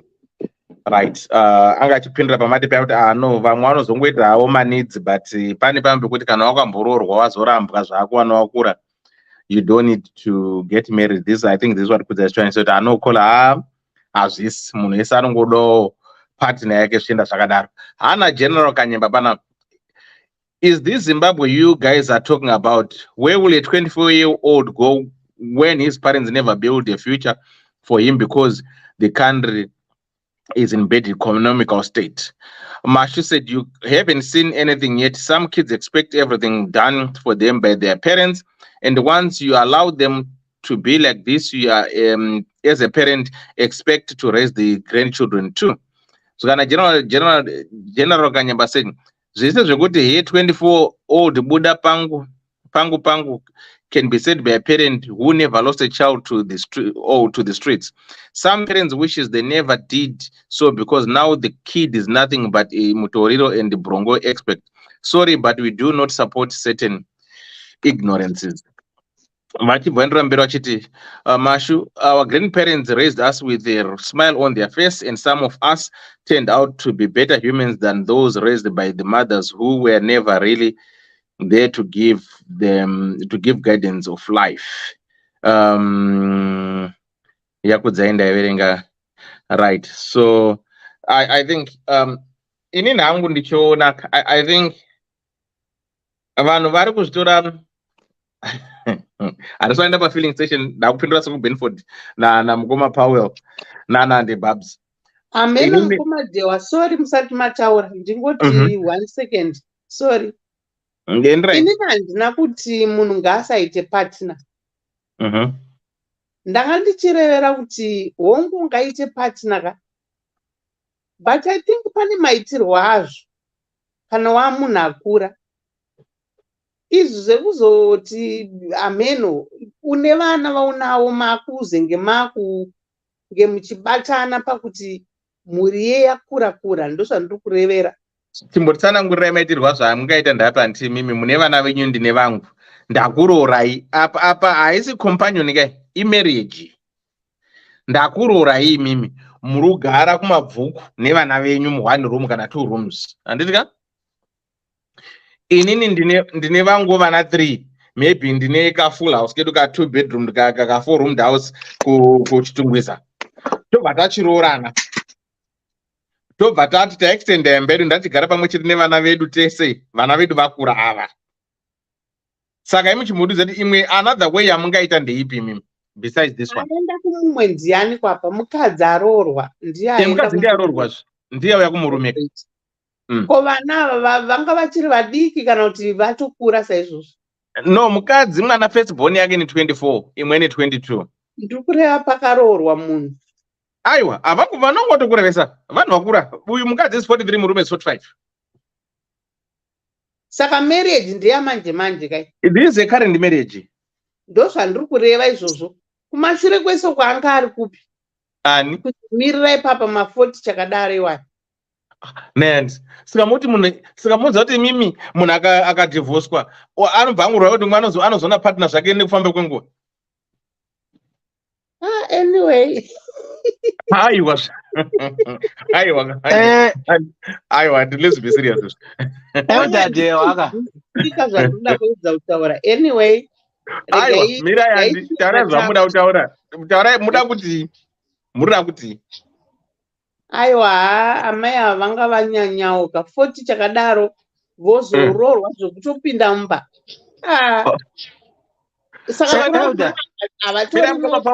Paul 1 second saka ndi muri kuti mnane 45 years acharoorwa here ndati saka havatori nopavo kaamai ava aiwa haana pake hake anga ane pake pegara nevana wake asina kuroorwa saka muri mnane 45 acharoorwa here ameno mukoma jewa zvinoka ndizvozvi ndo maresults achewa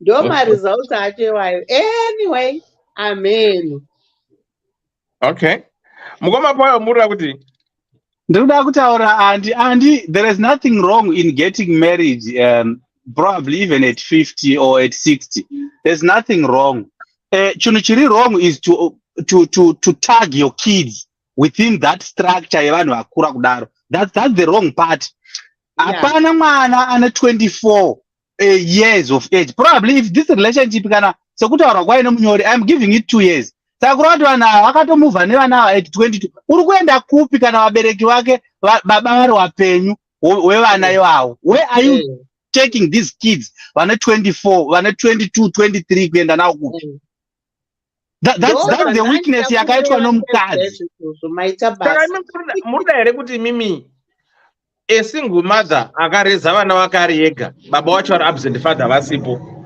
akuroorwa then makuti ndachisiya vana vaye because she's getting married 24 years it's mukoma at 24 inini I would never allow such a thing to happen 24 years wotaura kuti you're tagging mwana ane 24 years uri kuenda kupi naye nemunhu ane 24 years baba pomwe murume ana kudzai but life begins at 40 inini problem dewa inini problem yangu iri kuti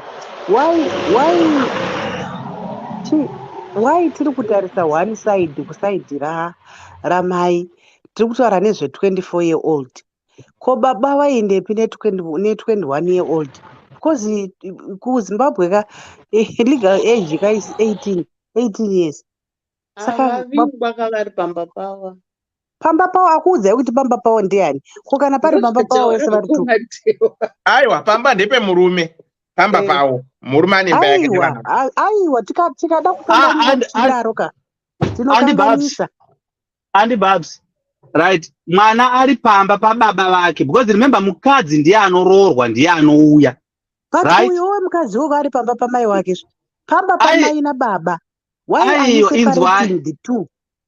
ayo ndoda kuti muibate mushe nhau kuitira kuti tisanyanya kuconfuse ai zvakadaro and babs right the issue here is I'm not confused I know exactly what I'm talking about let me try and explain it probably in a better way right mwana ari pamba pevabereki vake ari pamba pababa vake basically zviri kungonetsawo zveupenyu handitika then baba oroora mukadzi wavaroora otora vana vane 24 23 makore vouya navo pamusha pane mwana agara atoripo ndo pamuri wrong ipapo akuudzai kuti ari kuenda navo pana baba inzwai munzwe tarisai mune toda kupai mascenarios edu takadai saka vana ava vakangouya voga era inzwai imi muruda kutora masetup aya ekudhara aya atitorei masetups ari kwezvinezvi dewa une kwauri kugara iwewe ona mukadzi wako ane pamba pake maybe anenge atori neimba yake mirai tikubatsire musari vaenda kure aiwa vanhu vari muzimbabwe ava right according to the letter aiwa mirai ndibabsika according to the letter mukadzi uyu akaroorwa vakati kune murume touya tochigara tese toreza vana vedu since vana vedu vakura togara navo pamwe chete. Mukadzi akauya nevana vake kumba kwemurume. Why are you saying kuti wakauya kumba kwemurume? Ko kana aiwa ndo zvakanyorwa handi badzika. Hamusi kuteerera zvakanyorwa here andi? Iko imbonzwaiwo kamunyori. Werenga tsamba Dewa tiende nayo timaki. Werenga tsamba. Okay. We are not related. Hello, Elder Dewa, and please keep me anonymous. Elder, I need your help and wisdom regarding the matter at hand. Elder, I'm a woman 43 years and my husband is 45 years old. Elder, too, we have been both married before and divorced hazvina kushanda. So Elder, from my previous marriage, ndakabva ndine vana vangu 2 vese vakomana, and my oldest son is 24 and the other one is 22 years old. Elder, murume wangu has 3 children. Out of the 3 kids, 2 are girls and 1 is a boy. My husband's oldest daughter, she's 21 years old, and the second, she's 19 years old, and the boy 17 years old. So me and my husband, when we got married, we agreed that we will take our kids and live as one big family. Since and they all agreed. So Elder, what brought me here is that our children, my son and the daughter of my husband, they are bringing shame to us. Elder, can you imagine? These 2 are lovebirds. Vatori Murudo. Elder, what happened was one day I came back early, ndikavabata red-handed during the day, making love to each other. Elder was shocked, and I told my husband, and we have spoken to them, but it seems they are doing it secretly now.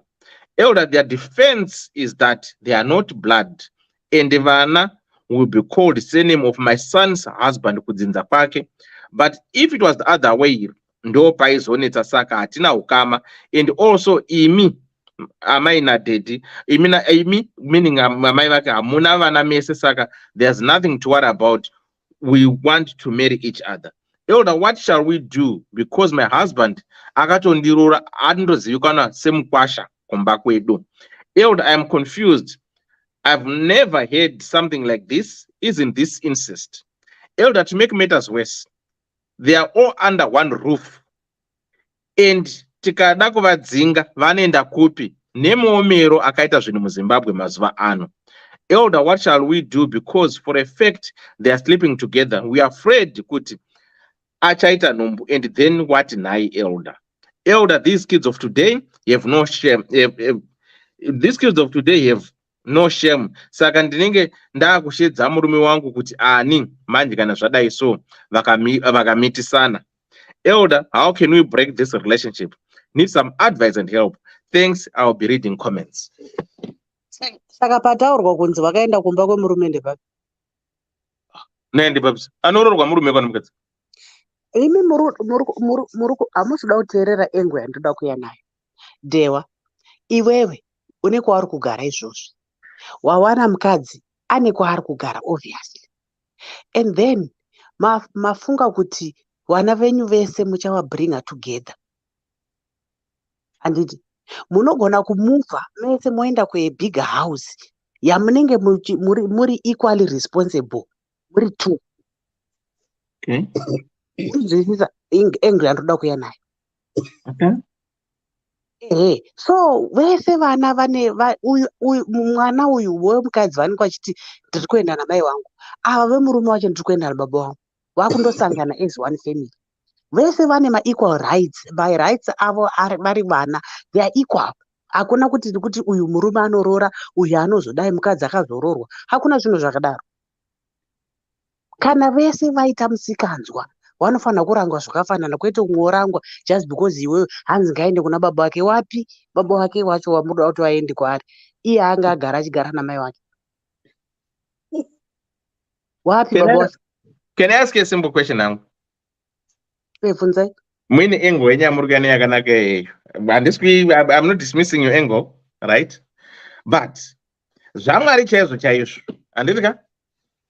If you want to be realistic and to be honest to ourselves, vangani vakadzi kuZimbabwe vasina kubuda kuenda kunana diaspora anozviti inini ndinemba yangu anga akaamburwa bati this is my house.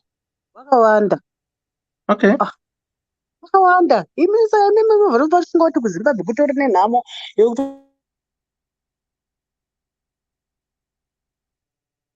taura indinzwa.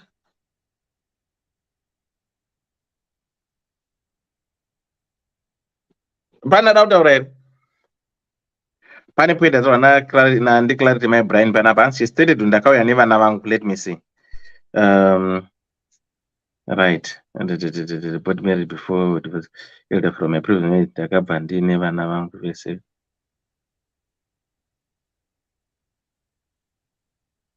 Yeah, from my previous mean ndakabva ndine vana vangu 2 vese vakomana and my older son is 24 and my one is 22 years old. Yes, Andy Babs. Yes. Thanks and clarity. Mukadzi ndiakauya nevana vake uyu pakanyorwa pana pengona apa, right? So elder, from my previous marriage ndakabva ndine vana vangu 2 vese vakomana and my oldest son is 24 and the other one is 22 years old. Yes, akabva kumurume. Akauya and murume wangu ane 3 akabva akandogara somewhere. Imi mbane munhu anga angobva kumurume achibva atoenda straight kunoroorwa. Makambozvionepi izvozvo? Okay. Makambozvionepi izvozvo? Saka in short muri kuti imi mukadzi anga nemba yake kandi vese vakamuvha kuti ndatigara pamba 1.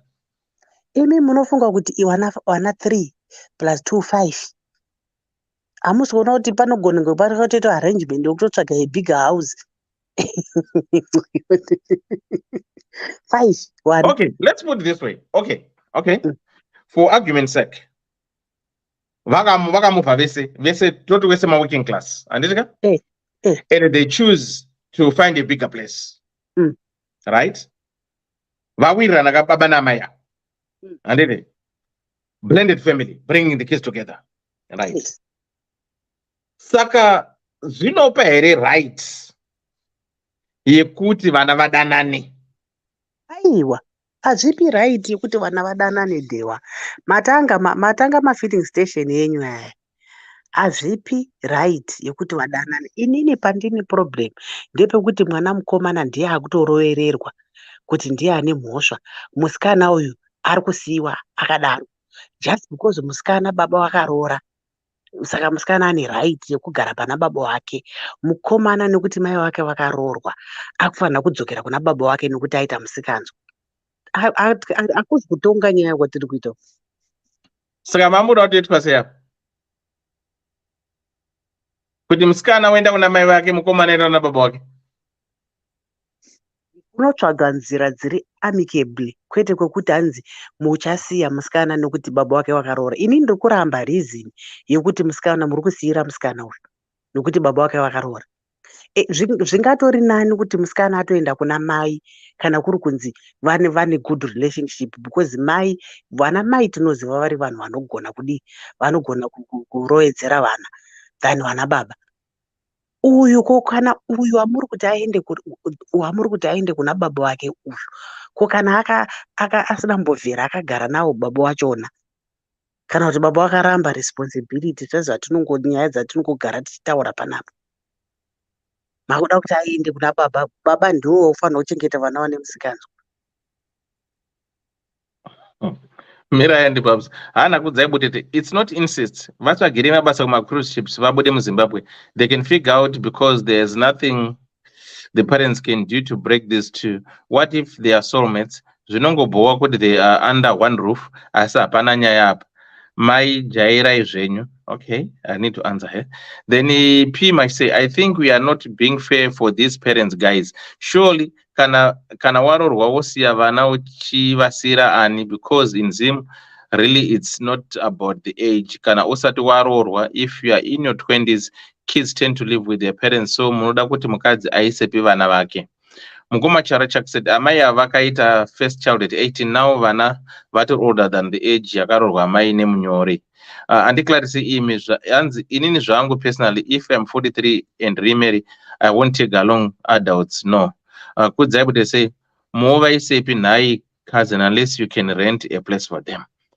Right. Mukoma Mbarak muri sei? Mira and Babs, hold on. I'm fresh member time. Mukoma Mbarak. Vedare. Madi. Iri kunetsa tibatsireiwo. Yatemesa vanhu misoro. Mavonero angu ini ndekuti foundation yokuwanana kwakaita baba namai ndo yakakonzeresa maproblems aya atakutaura pamusoro pawo nhasi. Technically it's an awkward arrangement kana vakaregwa vachienderera mberi nokukama hwavo vanava, asi ndofunga dambudziko rokuramba tichivati kids vanhu vakuru. Inini pandakasvika 24 years ndandatova nomwana ndakutogara out, ndakutorenda. I think ndinofunga tikavaramba tichivabata sevana. Halo? Tarai. Tikaramba tichivabata sevana tinokonzeresa maproblems iyawo kuti tinenge takushaya kutodini. Pakudiwa kuti baba namai vagare pasi with a very firm voice kuti look, zvinhu zvamakuda kuita izvizvi kana kuti zvinhu zvamakatanga izvizvi pano pamusha pangu hazviitwe. Takupai mukana kuti muchibuda munozviitira somewhere else, nokuti iko kuti muzviite muri pasi perufu yangu inini, ivo baba namai ava ndo vanofanira kuva femu kuvana ava. Vana ava vari kuita wrong choices nokuti technically ihazvanzi nehazvanzi chero vasina kukama. Yakangofanana nenyaya yokuti kwai baba vanowoitisa mwana womukadzi mwana. Zvinogona kuitika nokuti havana kukama, technically havana kukama, but baba vari kuplay a role yababa. Saka I think inini dambudziko iri rakakonzereswa nokuti ivo pachavo baba namai vakanga vasingaiti enough nangirikire, enough supervision and parenting yokuramba emphasize maboundaries. Saka nyaya yemaboundaries ndeyakadi yakarega kuobserviwa nemaparents. Havana kusimbisa nyaya yemaboundaries kuti hamuna kukama, tinoziva zvinogona kudai zvinogona kudai. Ndofunga ndezvekuti mwomisa zvogona kunge zvisina kufungirika kuti zvingaitika asi zvadoitika. Saka the way to go is kuti ivo vogara pasi navo vodovaudza kuti imwe vava vanhu vakuru. Saka you have a choice kuti kana muri rogwara ramafunga kuti muite, chibudai pano muinde munotsvaka kumwe kwokugara, munorenda somewhere else koitira ikoko. Handizoti ko muchanointrodusa nyaya yekunani kana kuti uchatambira fuma iyoyo ndiani, hatizivi.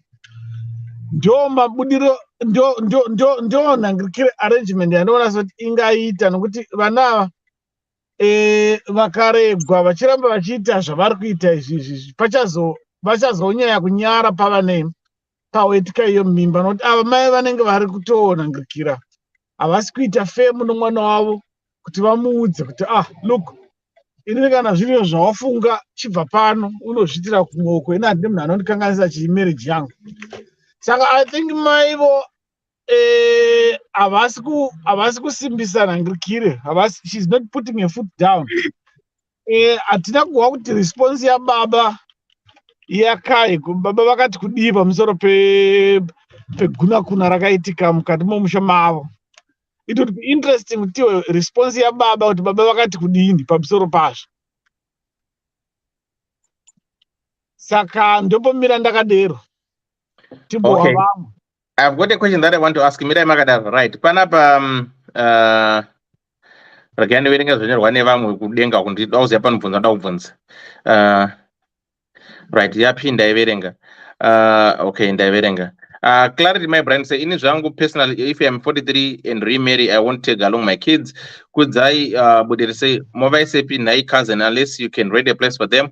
General Kanyaba say, if the mother doesn't like don't like it, then she should herself suffer the heartache and leave the husband. She's in love with him. But kids who know they are not related are not allowed to fall in love. Question mark. Let's not be selfish, guys. Love is blind. These two kids are also allowed to fall in love regardless of the union of their parents. PSA zvekuendesa kune vamwe maparents hazvishandi, because the verse is true. Vanongoenda kune vamwe maparents and do the same. Mashistori say they are young adults. Might say maybe the young adult did this to break up the relationship of their parents. Okay, imi muri kutisapota imimi kuti hazvina basa, ndavarorani zvavo. Okay, ndiri kunzwa ndopanda kubvunza kuti vari kusapota ndavarorani zvavo hazvina basa, hapana ukama. Muri kuda kundiudza here imimi kuti mukadzi 43 murume 45 vandadza kuita mwana here vantu ivavo vakada kuita mwana? Vanoita. Right. Saka vaita mwana, vana vavo varoorana, vane mwana vachazoita bai nababa ava, vachizoona 2 ava, mwana yana adedza wachitani? Ndozvandataura paelder kuti technically awkward. It's an awkward relationship in the context family and relationship zedu ne culture nangikire context yedu. It is an awkward relationship, but hapana chinhu chinovatadzisa kuti ko vaite mwana vari vaviri vava.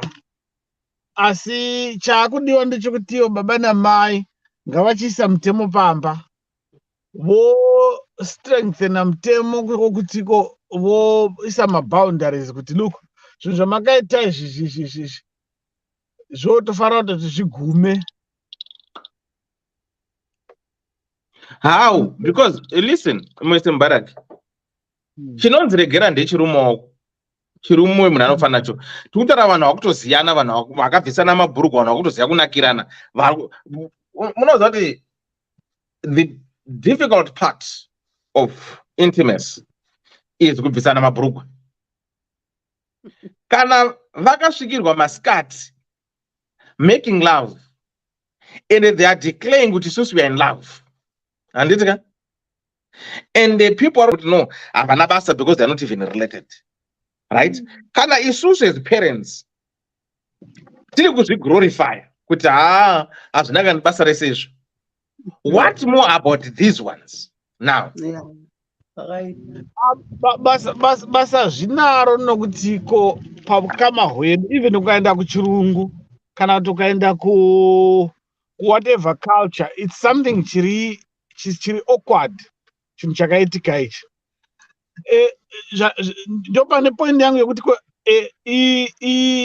family iyi baba namai vakakonewa maroles avo sevanhu vanga vawirirana kuti voita a blended family. Exactly. Vakakonewa maroles avo ekuisa set up boundaries kuti problem iyi isaiti.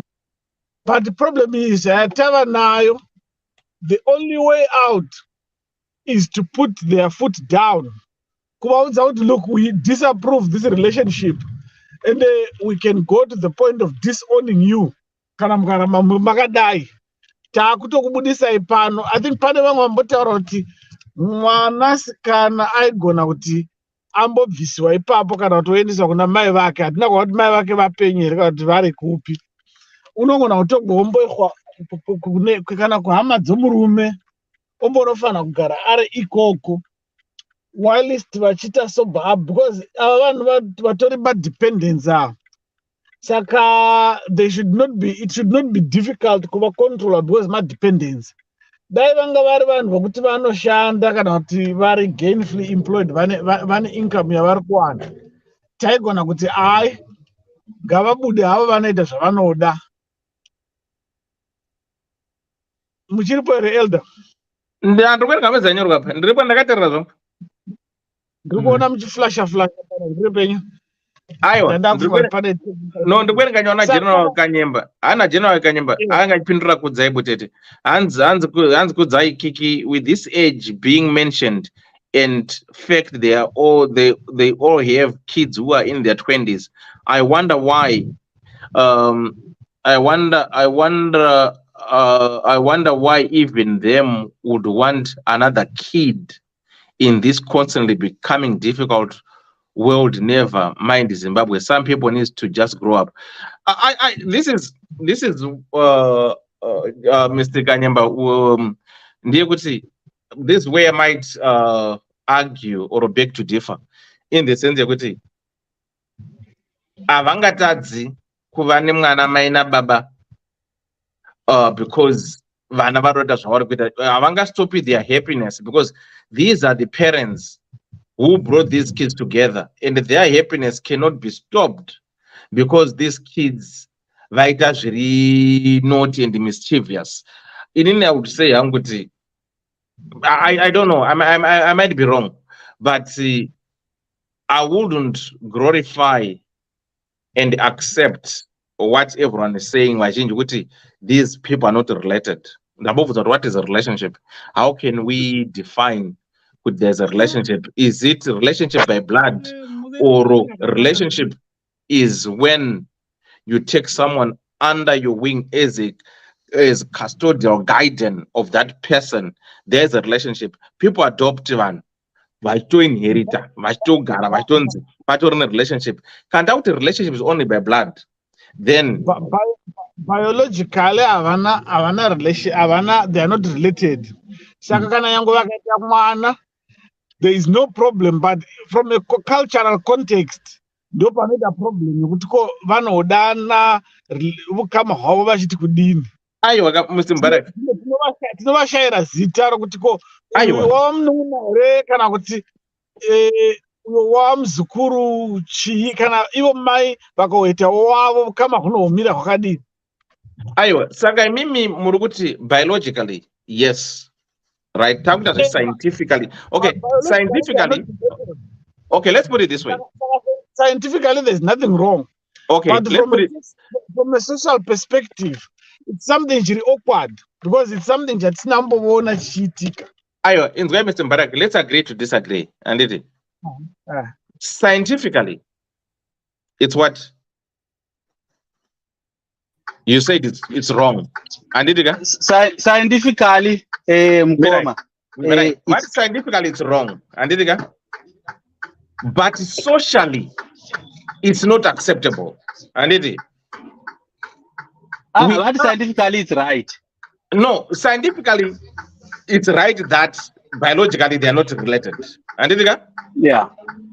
But we don't live scientifically life. We live a social life where Martine, my values, my morals, my ethics, my norms, and that shapes us as human beings, right? Even in the animal kingdom, those animals, they've got their values. And because biologically, they are not from the same parents, right? So they can marry. Then okay, they got married now. Inini nemukadzi uyu tazoita mwana kandi vana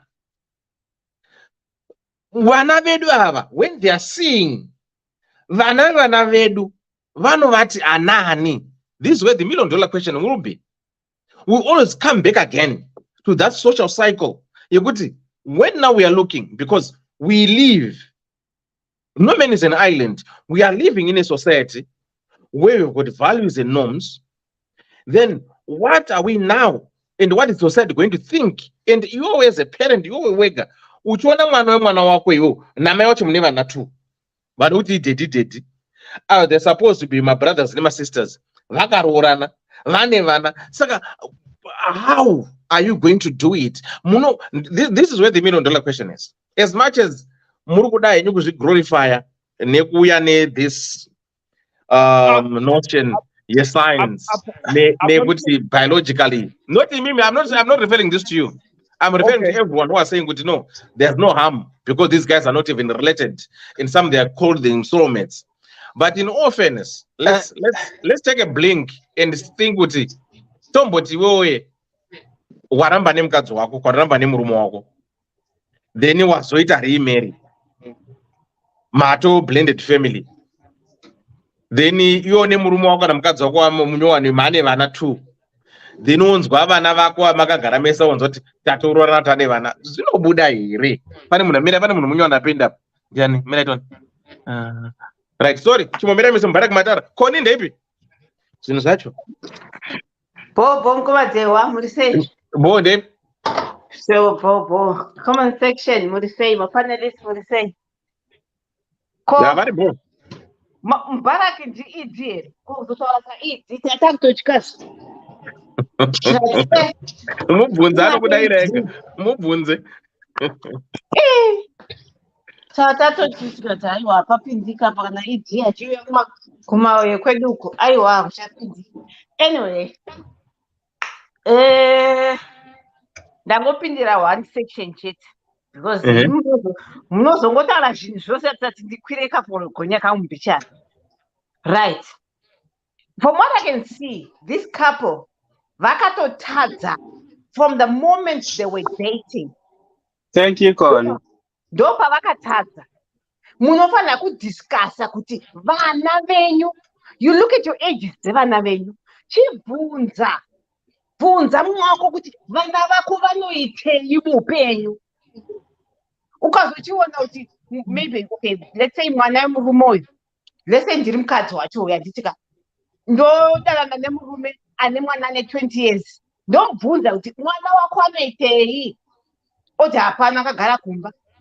Uchadei pamurume akadaro? Mini kuti irombe remunhu ka, rombe chaizvo.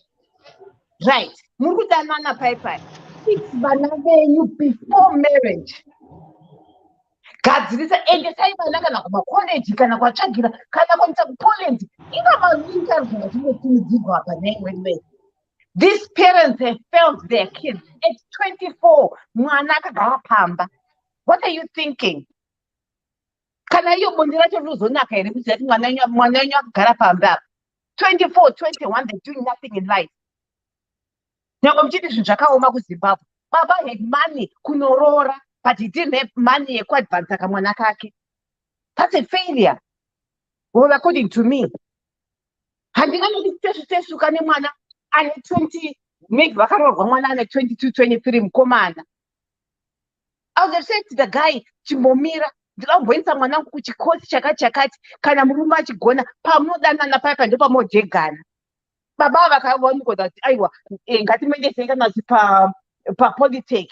Polytech yakachipa chaizvo, 150 a year.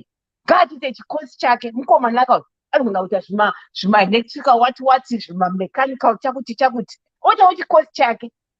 Apedza ipapapo anogona kubira nhiri, anogona kuenda South Africa, anogona kuenda Mozambique, anogona kana anyway, but mama vapa a foundation before matororana. Chiroranai kamakuziva kuti vana venyu they've gone out of your, out of your wings. Ndopananda pane failure. Mukuenda zvenyu kubasa, yes, but mukusiya vana kumba. Saka musi vachazodii? Gore richapera akangogara, achaita 25 akangogara, 26 akangogara. Handingatika ndinoroorwa at 42 ndonoti peshu ndine mwana zigomana rino rakareba kusvika uko. Ndikuendepi naye? Ndopandakuona kuti vakakanganisa ipapapo. Vakakanganisa. But anyway, it's not too late. Chifixai izvozvezvo. Right now. You can either do one child at a time. Because muruti azvinhu zvakaoma kuZimbabwe. Chitangai nemukuru mukomana uyu. Interest yake iri kupi? Chimuendesa ikoko kwaanoda ikokoko. After 6 months or 1 year, mumwewo mochida the next child and take them out. Vachizvionerawo zvinhu zvavo. Ndo zvinokonzereswa kuZimbabwe kunobhowa. I was just imagining myself ndiri in that situation yemwana uyu. Tinotogumisa takudanana because mazuva ano kuri kutsvakwa mabhamshot mumba. Saka obviously the guy hapana vanotongodyanana chete hazvimboregi. Vanotodyanana. But I wouldn't think kuti this relationship is going to go far. Ndezvekunakirwa chete because hapana zvekuita, they just like idle. Idle minds will start creating these things. Saka kungodyanana chete. Hapana zverudo zvomboti vakunyanyodanana. Varingonakidzana. but let it wine out kuti vatsvagire zvekuita, and you find kuti musikana akazinda kwake kuti kana taenda kuchikoro achaonawo vakomana vari kuko vari kuchikoro odanana navo, uyu mukomana akaenda kwakewo achasangana nevakewo kunze uko, and then you find kuti that love just died and on its own. Saka zvozvo zvapera zvakadaro, ndipona ndoda kutaura zvangu. Gare nguva they were so ndakanga mamwe part mauchiti vachaita vamwe vana. Do you know the family planning? Uda kuita vamwe vana ava vamwe vacho havapati muri kutotadza nevana varipo ava, because kugara kumba kwakureva kutoti muri kuti zvakaoma. Saka mari yemapampa muchazoiwana apa vamwe vana vakura ava vasati vane something to do. Haiwa vabereki, ngatiregere kuti izvo zvekungoisa kudzadza dzimba nevana zvakapera kudhara izvi. Have kids aunogona kuchengeta, zati salari yababa nesalari yamai ichachengeta vana tichengeta yavamwe navo. Kana ndingozvifunga kuti ko baba vakazofa apa ndane vana 4, how am I going to look after those kids? Toti family planning hachatomboizivi, takungoti kungobusa vana chete, kungozvara vana. Tesinoda vana, but because we cannot afford it, tinoziva pekugumira. Have kids aunoziva kuti you can afford 20 years from now. Wotozwa munhu ari kugara mu1 room ane vana 4 ukudii? Ndo pandozwa hasha ini. Anyway, regana mukubatsira chinhu wani kunosoenda. Right, pane mubvunzo wabvunza da kuerenga panyaya tsamba iyi. And so me and my husband, when we got married, we agreed that we'll take our kids and live as one big family since vese vavanhu vakuru, and they all agreed.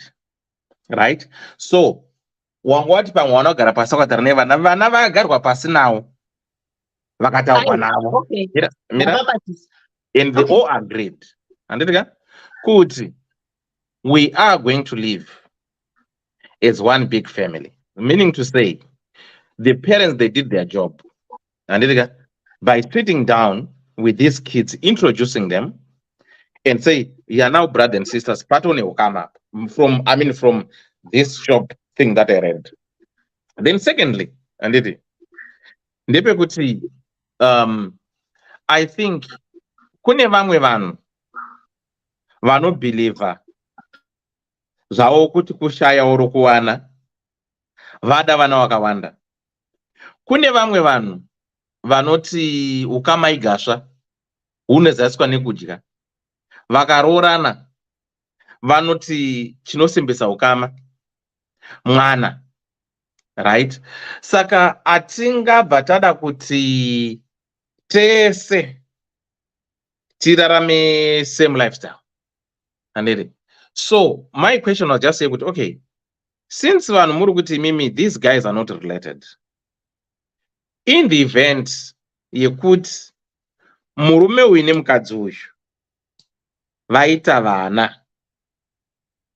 then maglorify kuti vana ava ndavaroorane because they are not related, vato murume nemukadzi. Vana vachabarwa namai nababa ava, kana vakatarisa 2 majumba musandikwa nhindira mutsime mbiri idzi, vanovadedza vachiti ani nani. Ndo pangwa murauni question yangu. This is where my worry is. And again, chiri kuitika ndechekuti tikatarisa, especially in the diaspora matiri muno, tine a lot of dead single mothers, tine a lot of my blended families. So are we to say we have to give this free rope to our kids, but you guys are not related, saka you can do whatever you want to do because biologically amuna ukama?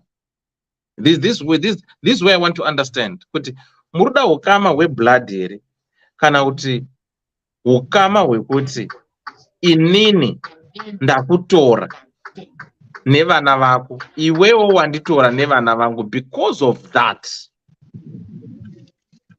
there's that relationship which needs to stand and unite and not be broken. Patone ukama ndo zvandakunzwisa mukati azvinei but they are not related. Ndavarorani. Well, ini hangu ndinenge ndichita inini kusati kwangu anifuri zvinoshanda zvidaro. Enderera kumberi. Okay. Let me answer first one yenyu yamatara kuti they sat down. They sat down, yes, but they didn't discuss the right things. Why? Vanango discuss to take along vana vavo. But No. they discuss future yevana vavo. That was important than taking them. You take them and then what? Connie, let's be honest. I think we need to do this topic again about raising group raising kids in the diaspora. And it. Unoziya kuti mugono wepwere asinayo. Right? Kana uri parent, I always tell parents like this. Kuti kana uri parent, do not go around or stand in public. Say, mwana wangu ina hadaro, mwana wangu are very honest. No. You can't say that. The reason being.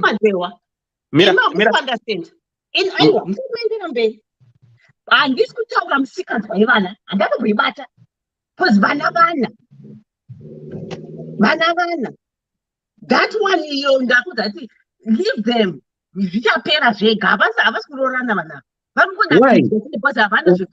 Why?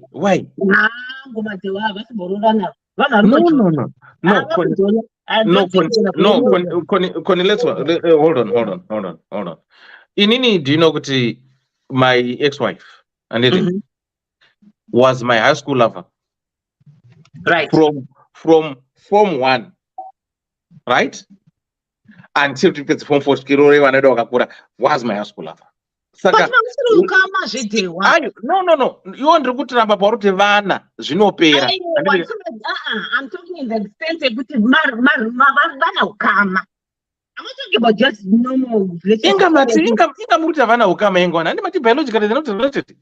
Aiwa, ina ndodaro. Antodaro. Biologically, this is the stepdad. Vana vakajola mumbai momo apana kwazviri kuenda. They know these kids. But that's what they're thinking is wait. Connie, unonzwa here Shona nonzi kutungana kwembudza simwe yakazobudaura. Have you ever heard that, Shona? No. Right. Andi kuti mujoro ari kutamba.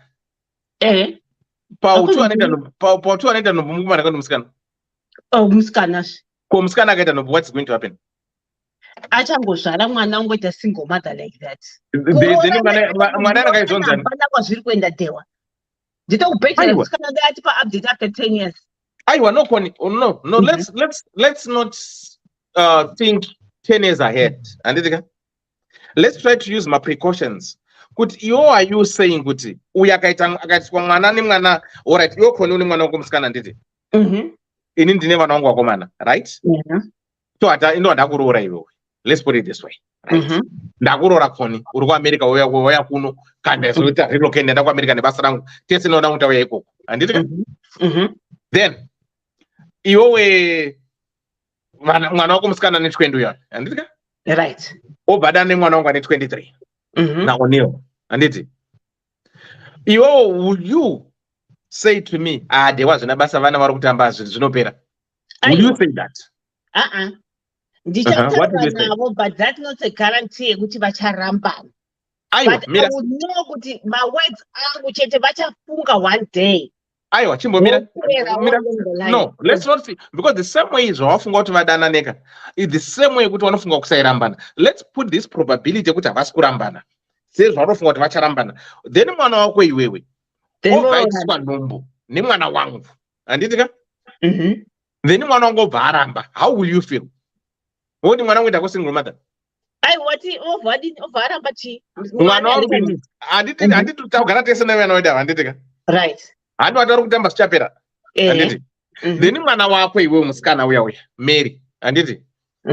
Obvaiswa nombo na mwana wangu Nilo. Tumuse murufi momo. Kuti boy kuti sichapera. How will you feel? How will you handle this? Ini sambuya. Boya ndakutomira nemwana wangu. Nekazukuru kangu. Seriously? Uchidana nini futi? Yes.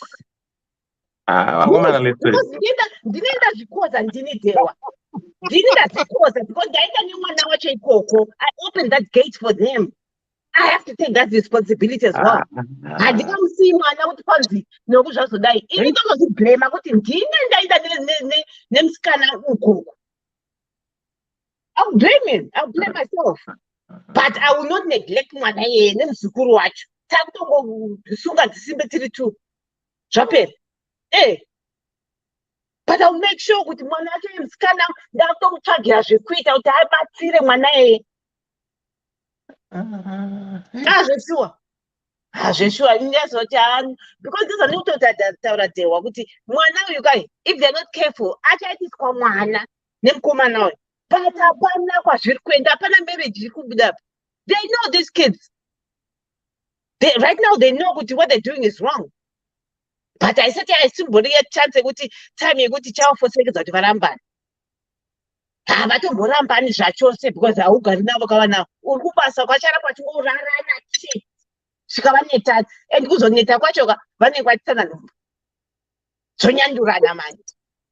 Vakomana kana vanhu vese not only kana mese nana General Kanyimba muri kubvumirana nezvese izvi kuti it's normal. Inamvera normal. I don't think it's normal. But these kids, we cannot force them. But let them know what they're doing is wrong. Strongly, child. They are doing them room and a power. I don't know if you grace. Could dare about with a jet. Could dare it. Could also when you type in your day, I'm going to tell them softers. Ukona swala murume chacha ukanati adi strong, we are powerful. Oh, no perish. What any motor and you come in the soko shaka mukadzoyo nemurume pana tianiko tikati ndana niko softers. Ananyuko. No. Vanhu vangoti tepeti vanongoti ati zvamuita zvati zvidipana hati zvidipana. Oh, nyepe. Saka na my brain paya kuti pangu hazviitwi. And you know kuti mwana wacho haambosvipa akambozviita. Because you know kuti your word stand in that house. Manje kadangoti vasikoti zvemabhawa zvati zvidizvi. Nandimbozvidi zvemabhawa zvamuri kuita izvi. Rimwe zuva vanhu vanongoti thank God mai vanozvibvumira. Be tough. Okay. Anyway. Vamwe chimbotaura aenda pera pavo.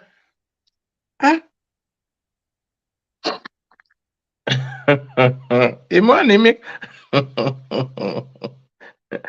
unoziva shona yanzi nevakuru nhamo yomwe hairambirwe sadza ndoyamuri kuita yekuti isusu pedi pakafiwa kumbonya mukatadzodya sadza because hamusorwadziwa. I think musi wazvinonoka pako ndopona kuti no makandiwa asi Jesu because vakomana uri murudo nemunhu wako wareza vana vako as a single father, wareza vana vako as a single mother, wasanga nemunhu wekuti mawira namadanana ende ya happy ende moita one big family. You consult vanonyi mwagadzikapo ava ndova amai ava ndova adhedhi, right? Tikuda kugara pamwe chete, then poita tu majumba musanduka muhamati no my love birds, my soulmates, it doesn't matter. Arume imuarume kana chiri kana iriyo modern life yacho iri too much. I think I'm happy to be an old school hangu. Taura kuko. What I'm thinking kakuti you're not kuti you're old school, but you raised your kids very disciplined. Vanoteerera kuti no baba vataura zvakati. I can tell you about the daughter kuti she will never respect me. Anoita zvaanoda. Ndopakutaura kuti saka isisina experience yedu takutoziva kuti vana ava kava you can never tell them what to do. Ndo madhururu anacho iwaya. Imweni vana venyu ndokuti pakabva kuchikoro na 4 o'clock akumba. Ndoveni ivava. Saka experience yacho ndifuna kuti munai.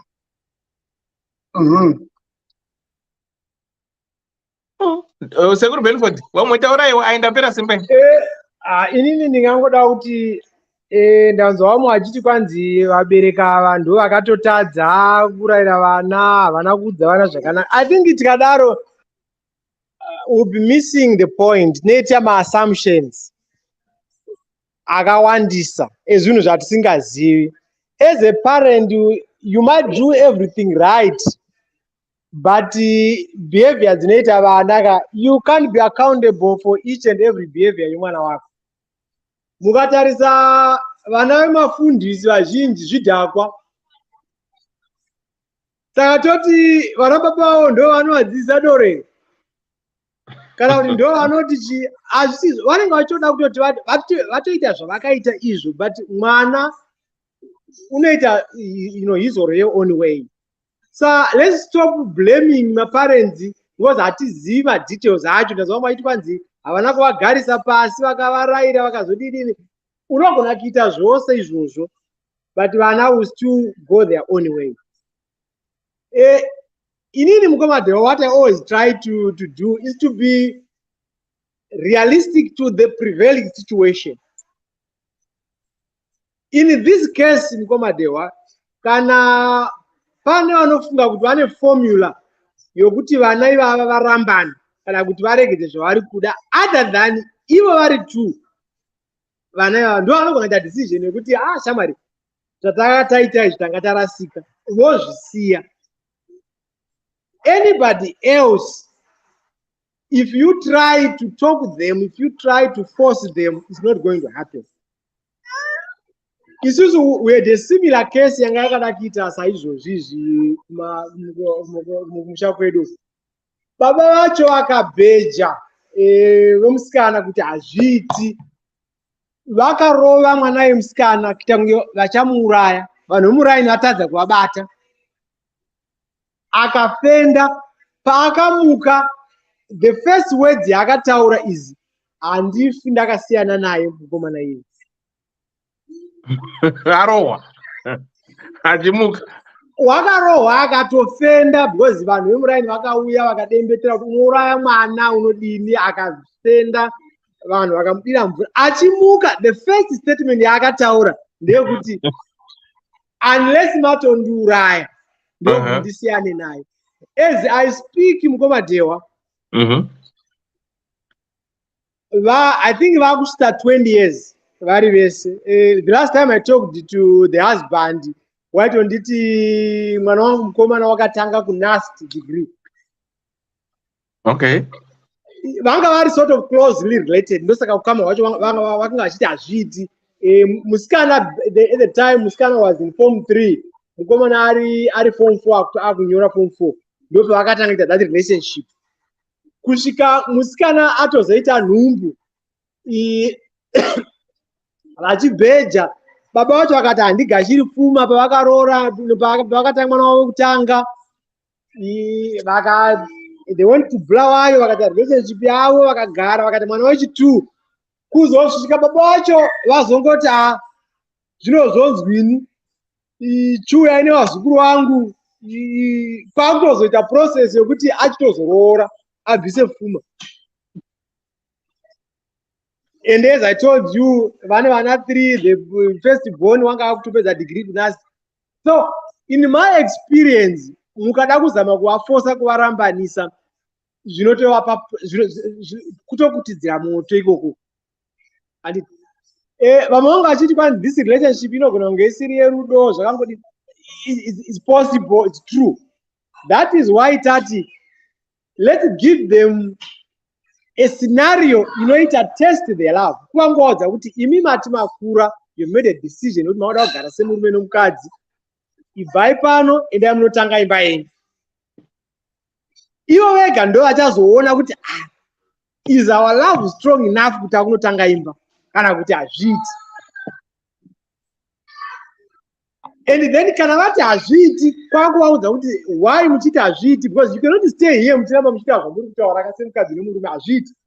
So That is now where pamakuti kana yochenda uko mozonotanga upenyu hwenyu mozotsvaga mabasa mozoconnecta zvakwavari. So we have to open that video kuti vaite madecision avo vega. The rest, inini I gave you an example yokuti these abnormalities emuculture medu zvinowanikwa hazvi zvinhu zvatotarisira, but it happens. Even yanga itaurwa yakunzi cheka ukama here, vanenge vaona kuti zvinhu zvaita apa hazvitarisirwi, is not what we expect, but zvazvatodaro toshanda nazvo sei. So vaita kuti zviite, ongonzi wabvisa mombe tacheka ukama, maudi takunormalize the abnormal. So that is what we need to value here, kuti zvinhu zvatoitika, and how do we deal with that. Ese mascenario amutaura kuti vana tinozovati chii, those are complicities, but that is the situation. Even tikashaya zvokuvadana vanhu, we can even create a new name for them kuti the abnormal zvishandike nazvo. That's life as far as I'm concerned. So lastly, mamuchiti inenge iri nhamo inoyekwe vamwe. Inini kada zvanga zvandiwana vari vana vangu, inini I would always try to be very, very practical. And ndodila nazvo sezvinozokuita kwazvinenge zvatoita, like I've explained. A lot of times I think we complicate things zvakanyanya nokufunga mascenarios nokudini, and we end up to complicate zvinhu zvinogona kunge zviri simple. That's how I see it in Komani Wandapeza. Saka munenge mava kuita semabinary akuzvidzi, they call themselves them. We are them. In this case, that might be applicable. Kana tazoita makomplicities amamutaura aya kuti ine mukadzi wangu uchazoitawo vana, and then zvane hoche koche mukati manje kuti hazvichazikanwi kunzi uyu tomuti uyu oti kudini uyu tomuti kudini. I think it was we might create new names from a situations like that. That's how new names are given. Yeah.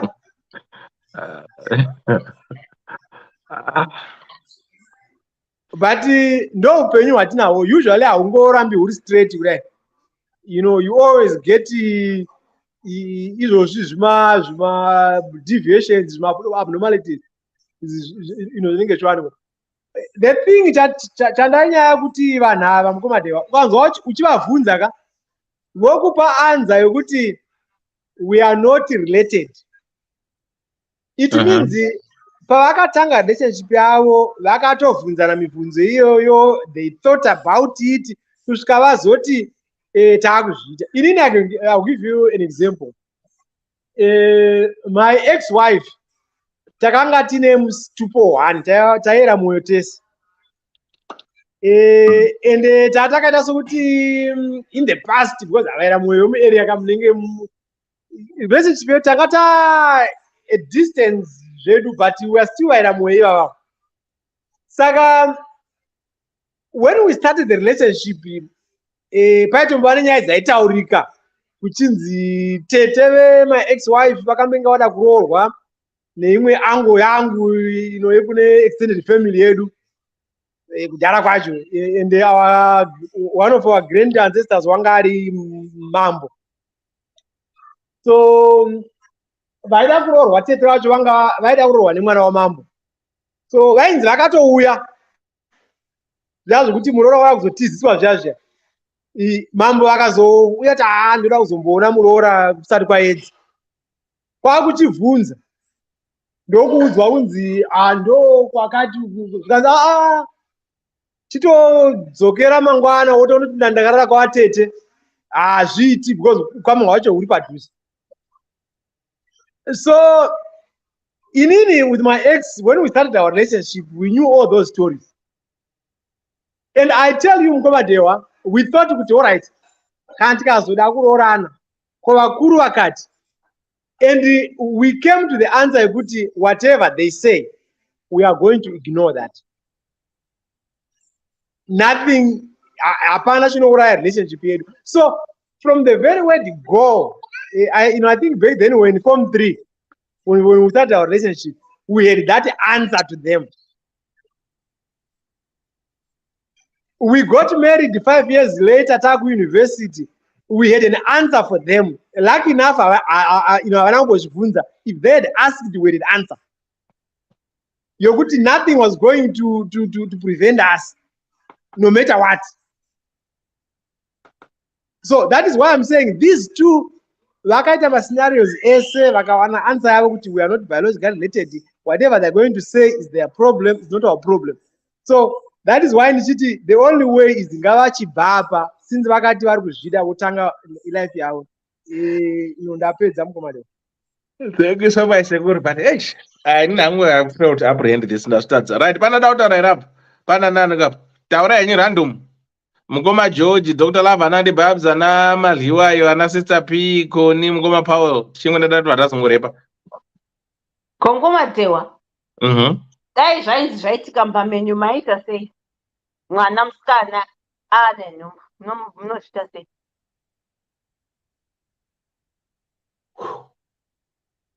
Ndiri muno mu UK mandiri. Vachidanana muchivarambidza. Hey, akaane nhumbu. What are you going to do? Right. Ndiri muno mu UK mandiri muno. Ndomutora for abortion. Okay, ku Zimbabwe. Andina choice. I don't lie to you. Right. Andina choice. Right. Zandisina choice. Andira. Otherwise, I will take the drastic measure. Okay. Yeah. And find another one. Yeah. No. And if Kanaka Mogarama Babang and it I will take in the Mutora as my son. And it Saka, the moment I don't remember my virtue because now you got disowned me as his stepfather or as his father. I will disown him. My daughter will never marry this man. This is me. Personally, you've asked me a personal question. Exactly what I would have done. Okay. That's another option, which is good as well. Kuramba mkazi. Any one of you somewhere somehow. Because as it is, masadza eaters, vanonza change the nyaya I want to vana vakamusikazwa mumba baba vanongoti kune mai vana vako vanoda musikanzwa. Saka I think maybe ndozvinozokuvisa zvakuitika mangopopotedzana nyaya zvezvevana zvavakaita. Hanzi abortion kana chida ko mwana kana asingadi dhewa. Unoziva kuti P. Yes, I cannot force, but yes, blood is thicker than water. I will try and do whatever I can, but mwana anoramba angori mwana wako, but maybe if zvinongazonditorera time to accept mwana wake muzukuru wangu. I want to be honest. I think it might take me time to accept, or I will never accept mwana wake semuzukuru wangu. Anokwasato achingobara mwana wacho anobva wacho wangu mwana wasara. This is me. I'm speaking for myself. I'm not trying to influence anyone, but I'm just trying to be honest with the questions that you're asking me, and this is how I will deal with this case.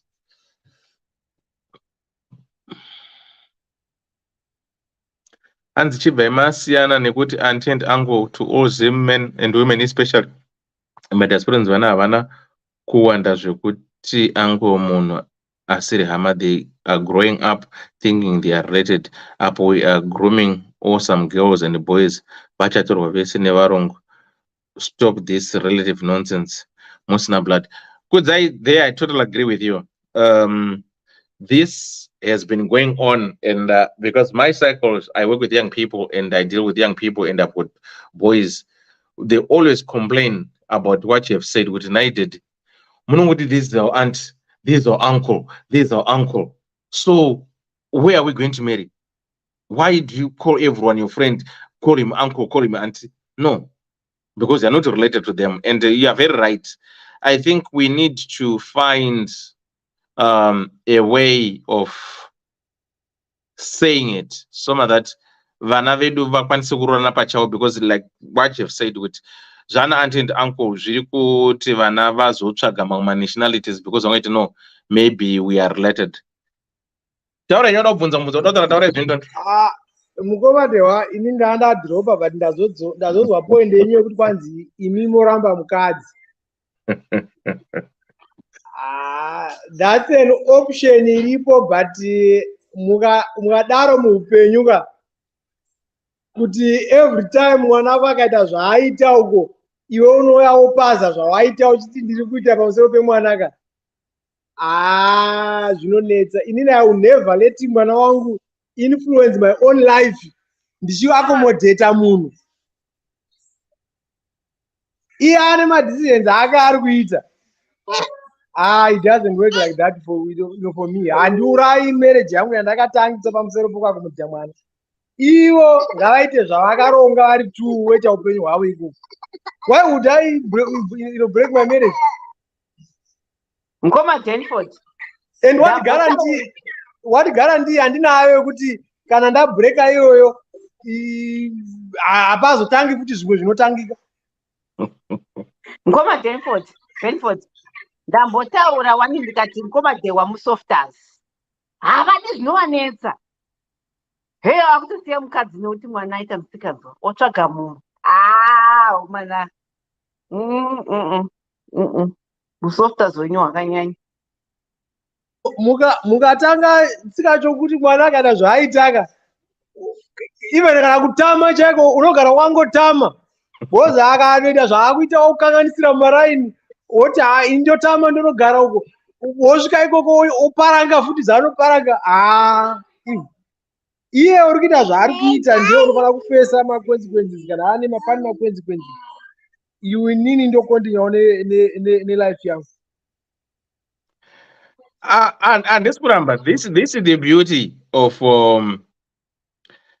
real life matters. Yekuti we all deal with things differently, and we perceive things differently, and we apprehend and overcome things differently. And the same way yamuruti for me it's hazvina basa vanotororana vachienda vakadaro. I can't. This is me. Ndachipindura personal bvunzo kuti inini ndichitaura rangu pachangu, I find it to be a bitter pill to swallow, because once ndakutora ndichitori mwana wangu, right, I would treat you as my own child. I would treat you as my blood. And ndakaita difference kuti because I'm not your biological father and because you have to be different on this one, I have to treat you message very equally in the same, because message ndikuona as my children. And kana chisamutemo ndopa mutemo yangofanana. This is how I take things. Not kuti ndingamuti I need to favor mine because nde wangu ndindakazomugomera ndakaita kuti abude no. I think people are different. Taurai vada kutaura kana kubvunza taurai. Hana pindo chokwadi chocho, real life matters. Kikitewa, if you love your child, mungaendese muzukuru kubvisa mwana pana mai vake because of your feelings. Unoona kuti chipi, this is what I've said with it. The love that I've got for my child, and because of the betrayal that they would have done, because I would have taken these children or this boy as my own, because ndachida mai vacho, is the betrayal inozondiheta kuti your own biological father couldn't take you where he is to stay with you, but inini I've accommodated you the same way your mother has accommodated my kids. We have sacrificed our love, but because of that betrayal, I will disown you and I will divorce your mother and I will stay with my daughter. Then Vanat, if my daughter is to refuse abortion, country manyika anobvumiza abortion, akaramba akada kuchengeta mwana wacho, ndikati I think I'll find it very hard for me to love muzukuru or to accept muzukuru. If I cannot have that space or that room to love that muzukuru, what I will do is I will just say mwana in someone to number watch. I'm not gonna say what actually kuyamwa. No, I'm not that cruel. Now what years nezika kachigondra kakuzvifurira, not take them back to where they belong. This is what I'm just trying to say. And I will focus on my children. This is what I'm saying. Haina hangu ndoda kumbotaura ipapapo ndichiti pari kutaura mukomatewa munenge matozvikanganisa upenyu inzwai zvinoita vana vemazuva ano vasiyana nevana vekare. Kare vabereki vaisacrificira vana votenda inozvitenda. Izvezvi unotadza kuita zvinhu zvako mulife yako uchitiko nekuti ndiri kuitira vana vacho vagoregedza futi kukucheuka kana ne1 minute yese. Ndoda kutaura pambotaurwa nomwe atiko hanziko at 43 at 45 at 47 neuchiendepi yezvo ndiri kurarama life yangu kwandine mafeelings wo ndinodawo kugadla kundochiregerera kuti nekuti ndine vana. Aiwa kare ndozvazvo zvakanakira kuti munhu kana achinoororwa vana ngavasari kwambuya. Ndizvo zvaiitirwa izvezvizvi but taisazviona. Taingodza mwana wako akazonoroorwa kwanhingika mwana kake ndo kari kuchengetwa pamusha. Zvaiitirwa izvezvi ndo masinarios avaiavoid awo. Asi nenyaya yekuti iko izvezvi taakuda kuti kwese kwandaenda nevana vangu. Kana ndafunga kugara nevana vangu ndochigara ndiri single, ndochibuda ndichienda kunoona munhu wangu kuloji todzoka kumba pavana. Otherwise kana zvazvekutoti tigare tese pamba ipapo takaungana nevana ndo paakuzouya matambudziko aya. But ini hangu ndichizvitaurira kuti ndonzi ndorambana nemurume wacho nekuti hanzi mwana adii. Aiwa iye mwana ngaabude zvinokuti pamba ndepanguzve. Iye ngaitsvagawo pake zvati akuda kuroora kugarawo nemukadzi wake. Uyu murume kaatsvagawo pekugara neni mukadzi wake. Iye ngaabude. Uenda unotsvaga pekugara nemutorawo mukadzi wake vokurojawo pamba pavo pavanenge vachiroja ipapo. Kana zvisina kwazvinosvika zvinozongoonekwa kuti hazvina kwazvinosvika. Kana tichizochengeta muzukuru tozochengeta, asi mambobva maenda kumba kwenyu kunogara kumba kwenyu kwete pamba pedu isusu. Saka ndatiko ngagare pasi nemwana wake amubvunze kuti is it me or you? It's either me or you. Kana ndiri kubuda we are going tese. Kana ndiri kusara iwe uchiona kuti woita sei. Chienda kwabamunini wako kana uchienda kwadhedhi wako kumbonogara kana kuti chii mari iyi ndokubhadharira 3 months rent. From there uchazvionerawo kubva ipapo wotsvaga wopindauka. 24 years is not a joke. Wakangochengeta munhu ari pamba. Kwozoti vanga vachitaura nyaya yekuti hanziko vana munomboona abvise vana vari kumutoriro. Iwoyo mutori mutoriro muhombe iwoyo kutoita sex mumba mutoriro mushoma. Nokuti shuwa muri kuvharirana vamwe vari kushanda kuti vauye neupfu imi muri kurara. Mutoriro mushoma iwoyo. Mutoriro mukuru chaiwo iwoyo because hazvisi zvinhu zvavanofanira kunge vachidai vachiita. Zvakatokofanana nekuti neuye atoenda atonobhema mutoriro neuye ari kudai because wakutotunzira matambudziko mumba. Isi tiri kufunga kuti tiri kugara zvakanaka, tiri kuchengetana semhuri, tawanawo shelter. And then I would believe kuti zvambotaurwa zviya kuti maybe baba ava vanga vanogara muimba yavo kana kuti vakati ngatitsvaga a bigger place tigare tese nevana murudo, kwete kuti hanzi vanga vaine bad intention. Murudo tiri kudanana ngatitsvagai pekugara. Havana kunge vazivawo kuti ndo zvichaitika. But then sekutaura kwandata kuti vana vakomana kuti tigone kuraise a good generation yevakomana vakanaka vanoteerera vanogona kuva responsible fathers. Ndo vanhu vanoramba nhumba type iyoyi. Ndo vanhu vanenge vachingorara vachiramba nhumbu mukateerera tinache mukabei uyu pane mukomana akamikisira musikana wake kumba kwamai vake. mwana waye akazobuda 99% akuti ninge usingazivi klasi ne uchingotoona utoti patoipa kuti uchiri kubuda pano unobhadhara renti saka unenge watoona kuti watozviparira kupongo uchirara unaimba wanga usiri kuzviparira. Ndo vanhu vanoramba nhombo ivavo ndo vanhu vanozotora mari vachiba mari vachiti handi zvinoita abortion. Iyo type iyoyi inoda kurarira mumba. Akanyatsa kunzwa the other side of the coin kuti mari inotsvagwa. Kurara nemunhu unofanira kurara nemunhu washanda mawana chekuti mudye kwete kuti mopedza kurara monovhura futi firiji yamai nababa motora madrinki momwa moseredzera muri mumba mamai nababa. He's grown enough kuti aite baba vemba aitewo wemba yake. Pangani vanomumitisa vari ma20 years ma19 years vanotogara kana vatokumba kwavo pamba pavo vachingogara muchitumba chake nemukadzi wake. Saka ini ndakazvimirira kuti mwana wangu ina handingadi kuti andidestroy relationship yandatowana ndaa 47 43 pamwe ndakarambwa ndiri 30 ndikashingirira makore manganese ndakagara ndozoti ndasvika shuwa ndatoti ndasvika ndagara ndatowaridza ndati pano zvino ndobva ndatozogara ndochiendazve pamwe aiwa anenge atondikanganisira ndinofanira kuraramawo life ndiri munhu ndine mafeelings ekuti tasiyana nanamai vedu vekuti vaiti vakarambwa vaine 20 years vanonofa vasina kana mukomwana umwe munhu. Zvasiyana generation iriko mazuva ano.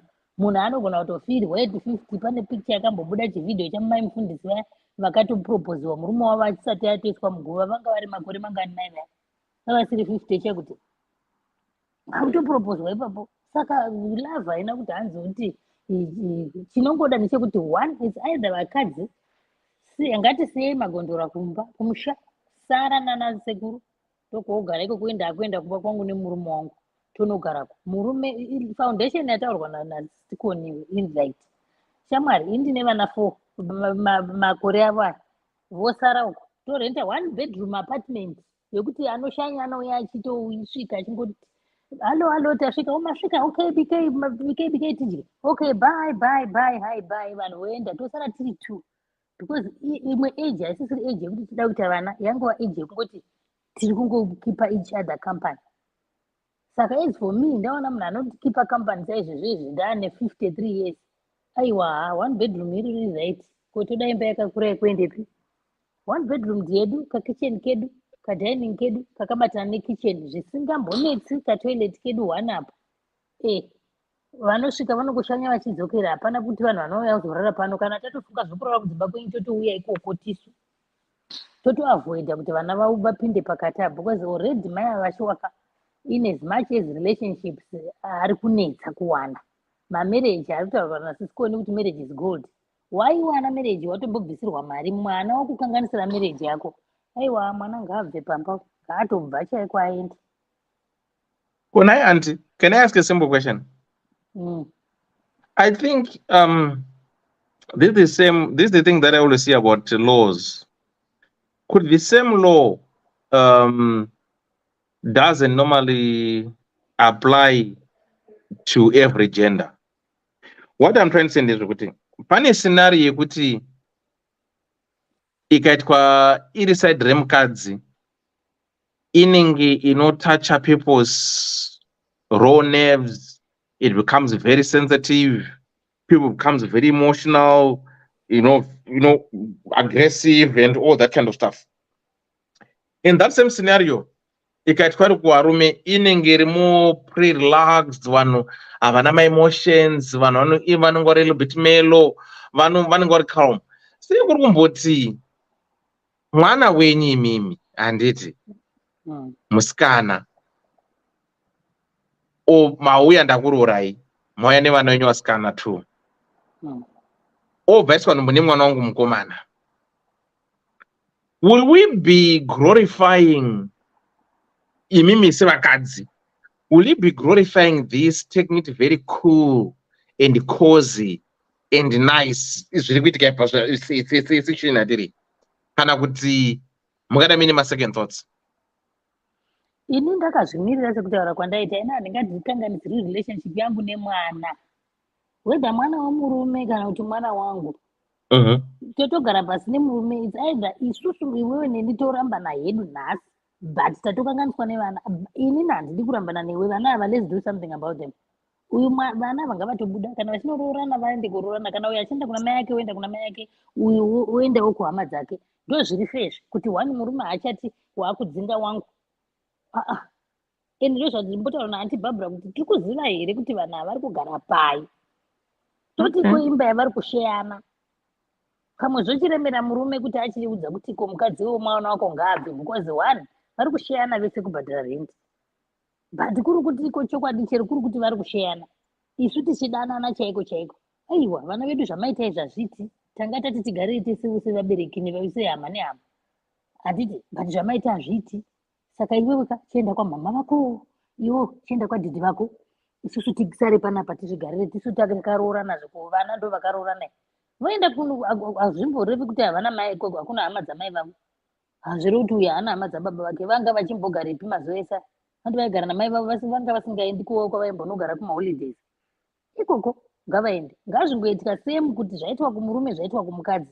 Same zvataitaurira baba vaya vakamitisa mwana womukadzi kuti baba is either he runs for his life kana kutoudza mai, because zvinorwadza zvese, zvinorwadza kwese kwese. Whether zvaitirwa kumurume, whether zvaitirwa kumukadzi, zvinhu zvinongorwadza.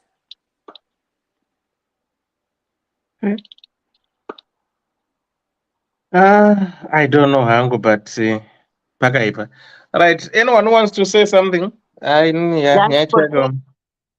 Ndakabona question na Benford manje abuda. Pane murume ere panapa. Tona tuvangana. Ha? Aiwa, ndiuda murume ambotaura kuti it's okay. Imba matambushi. Ndane question yemurume abvuma kuti it's okay. Ugava danani. I the question. Bvunza koni. Paul wabvuma. And akubvuma. Inini ndoda kuti ubvunze mubvunzo wako, but I have to say this because the reality of the matter is I think wauya zvako, but I touched on it nyaya foundation kuti I don't think the foundation was laid properly pa this whole scenario nemagariro. And the other thing chandaramba inhayo yokuti kana mukadzi achinge aroorwa, I think I have said it from the beginning of the show, or from the time that I entered this show, kuti kana mukadzi achinge aine vana vakura, mukadzimirira vana vako vakure, then you start dating. You don't take your kids mudating game. Kuti unotora vana vako vakura vane 20 something years wopinda navo mudating game, vanoenda kunodii munhu ane 24 years? Munhu ane 24 years at 24. Mukomba chingomire. Mati mukadzi anofanira kudheta kana vana vako vakura? There are two options. You can't have kids and you want to date, and you cannot have old kids that you bring into dating. The reason why allow kuti vana vakure then you start dating is because you are free. The way is the freedom kana munhu akutenderera nevana vane 24. Aiwa kana mgoma. Aiwa mireka. Aiwa. That's a reality. Inene I will date, but handiendi nevana vakura kumarriage kwacho. Exactly. Thank you Koni. Eldadewa hamusi kundibata mushe eldadewa. Right, pane zvinhu zviviri takatenderana panapa, imi makataura mukati hamudi kuchengeta vana vomwe munhu. By nature murume it's very difficult for him kuti achengete vana vomwe munhu. Saka imi kana muchitaura kuti at that young age aine vana 3, mwana ane 6, 4, 6, 7, 8 years, right, anorerwa nani imi musingadi as a husband? No, okay, let's put it this way. Right. Inini, if I'm to approach Koni, and I never know 6, 7, 8. Is that Kona no 6, 7, 8? And the approach is that I never know 6, 7, 8. I have to be the father for those kids. I have to be responsible. I've been saying this always, and I always say this. Kuti, Inini, when I'm going out there dating, right? What I do, my assessment. Kutaura newe first month that phone I will tell you all the names of my kids, right? But no famba nenguwa ndikakunzwa iwewe usingambobvunzi kuti mwana wangu ndingari sei ndinokusiya. That shows kuti hauna interest nevana vangu. Urugona, I know this. I always say this. That shows that you have got no interest never now, right? Ndazokutora iwewe nevana vako, right? I would expect you to born in the gross up because age you know maybe also sang no but was ani mwana ne 7 years and 12 years then 13 years around chikoro. Ukatadza kuyo akabata ballpoint pen. Yekuti ndatengera mwana azodraw. Ndinokusiya because wako ndiri kuvaitira. Okay, I got your point, but ndangandida kutaura from a point of view ye issue yakanga ichitaura nezvevarume, not on specific occasions. Because generally varume ndo zvavanoita asi havazoiti izvozvo. In the end, kuvakadzi, they do that always. Right? Saka ndiri kutaura kuti it's either you wait for your kids to grow. The reason why you should wait for them to grow is for that reason yekuti hauchisina any baggage. Saka kana wakutora that baggage yemwana ane 20 years, 18 years, uchienda naye kumarriage, where is the freedom? And where is the freedom yauri kuda kunotora kumarriage iyoyo? Hapachisina wakuzvisungirira. Because automatically by virtue yekuti atora munhu ane 24 years, at 24 this guy is not responsible at all. He's nowhere near responsibility. At 21, ndanda kusenza muchitoro. At 24, ndanda ku South Africa ndam construction ndichimaya netman. Right? Saka this guy in his own senses as a person ari kuziva kuti anoda bonde zvakadaro zvokuti sisi akuziva kuti mukadzi. Chiri kumutadzisa kuva that responsible kuti abude aende anotsvaka kuti ndingararama sei semunhurume. Zvakadaro zvokuti unoteverera pana mai because mai is the provider. Ari kutoona ari blinkered to such an extent yekuti haana kana any way yokuti angatsvaga nayo mari. Saka problem mai ndo vakaita dambudziko rokuti vakafunga kuti mwana nyamba vari kutora murume kumuisa mumba. Hapana zvavakaita apa kuzvicheka nerakagomara. Because uri kutora munhu iwowo uri kuti ndiye munhu wandoti ndiye mwana wangu nyamba atova murume. Murume kana murume anovaka musha wake apo waipiwa kamusha at 24 years. Vangani at 24 who got married at 24 and they are still in relationships? A lot. But iye chaari kufunga iye hanzvadzi iri kumusevha, iri kumubikira tea, iri kumubikira sadza, iri kumupa zvese pamba every day because he is there. Hana anything to do. Kana kuti afunge kuti there is life out there. Haasi chaari kuona makumba ehanzvadzani. Ndataura ndikati establishment yerelationship elder, to be very honest, yakaestablishwa pakanzi mai nababa varoorana. That was the establishment yerelationship yokuti ava vanhu vava neukama. Saka izvi zvokuzoti ava vanhu vakaita zvavakaita vakazviita nemisikanzwa yavo nekuda kwokuti havana zvokuita chinhu chavanacho inguva yekuchivana nekuita mafantasies ari very much awkward. Saka now that zvaitika handitika tiri kuti zvaitika isusu zvakadaro ngavachiseparatwa vanhu ava tozoona maresults acho after separation ndopavachaona unhu hwevanhu ava kuti hwakanaka here vanhu ava vanodanana zvishuwa here kana kuti havadanani zvinoonekwa after separation ndopamuchaona kuti hapana baba mukadzi uya wandaiti mukadzi haasi mukadzi. Pavataura kuti zvinhu zvakaoma muZimbabwe handikavadzingi ndopandabva ndaona kuti ivo ndo zvavatadzisa kuita mwana nemurume wavo. Biologically iwo nemakore avo 43 ngavarege zvavo. Hanzi haana kudzai butete but kuzimu right now zvinhu zvasiyana ka hakuna mabasa like nguva yedu. Aiwa kamukoma, nyaya yemabasa haisi nyaya yekuti bai basa rinouya wakagara. Isu takatosiya Zimbabwe 2007 zvichitopisa mabasa akatanga kusvika 2003. Saka hapana zvada kutombotaura tikatoenda kwatakanga tisingadiwe and we grew tikatomera muswe tiri ikoko nenyaya yekuti takanga tichida kutotsvaga upenyu kuziva kuti ndichada kuzoroora. You had to do something as a young man. And remember I was 21 when I was making those decisions. At 24 I made a bold decision yekuti tumasevisi takaita kwaTM I had to move. Saka iye chaari chiri kuita kuti apepe zvakadaro at 24 chii. Hapana zvokuti hanzi tingamurasa kuti kwanzi kuZimbabwe zvinhu zvakaoma. My excuses are very much unnecessary. Ndiwo ari kuleader these kids into astray because vari kuzviona sokuti ivo vari muscenario each and every generation yararama pasi pezuva panapa ine matambudziko ayo ayakasangana nayo. Vana mbuya vedu vakasangana nenguva yehondo, dzaiitwa zvimbambaira zvichidhuka munguva yehondo, but vairoorana nekuroorana, havana kutoenda kuchikoro. Ivo vakaita an opportunity yekuenda kuchikoro, and they don't have the jobs, but they have to make it out of those circumstances. Saka zvokupepana is not gonna help us.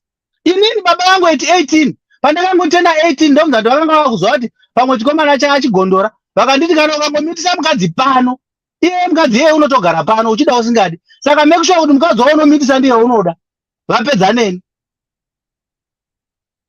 Saka iye manje ukada kutitaurire mwana nhasi inonzi uri kuabuse mwana. Why? It's because we have allowed the government to take my issues are so personal kuti ivagadzirise ivo idhile nawo. Hurumende yakutitongera vanhu ukarowa mwana iabuse, ukatsiura mwana iabuse. He maakutonde abuse, he mwana anotokudza zvepati I'm going to night out. Ha, mwana here shuwa anogara pamba panga anoita izvozvo? Hakuna nhema dzakadaro idzo. Mwana haana foundation. Once more kuzosvika pakupeta zvirauro kuti ipini guka ndoda kusandurudza. Mwana yeye makamuti kudii kubva pakutanga imwisa mai. Ndandimi makanga muinaye makamubvisa kuna baba mukati baba vako havasi chinhu, havagoni kuchengeta bayo, ndini ndinogona. Ndozvamakaita imwe muri amai. Nhasi unowe maakunyengerwa mwana wababa wenyu, maakurwadziwa ngei? Takurai mitoro yenyu ndozvamakada zvacho izvozvo.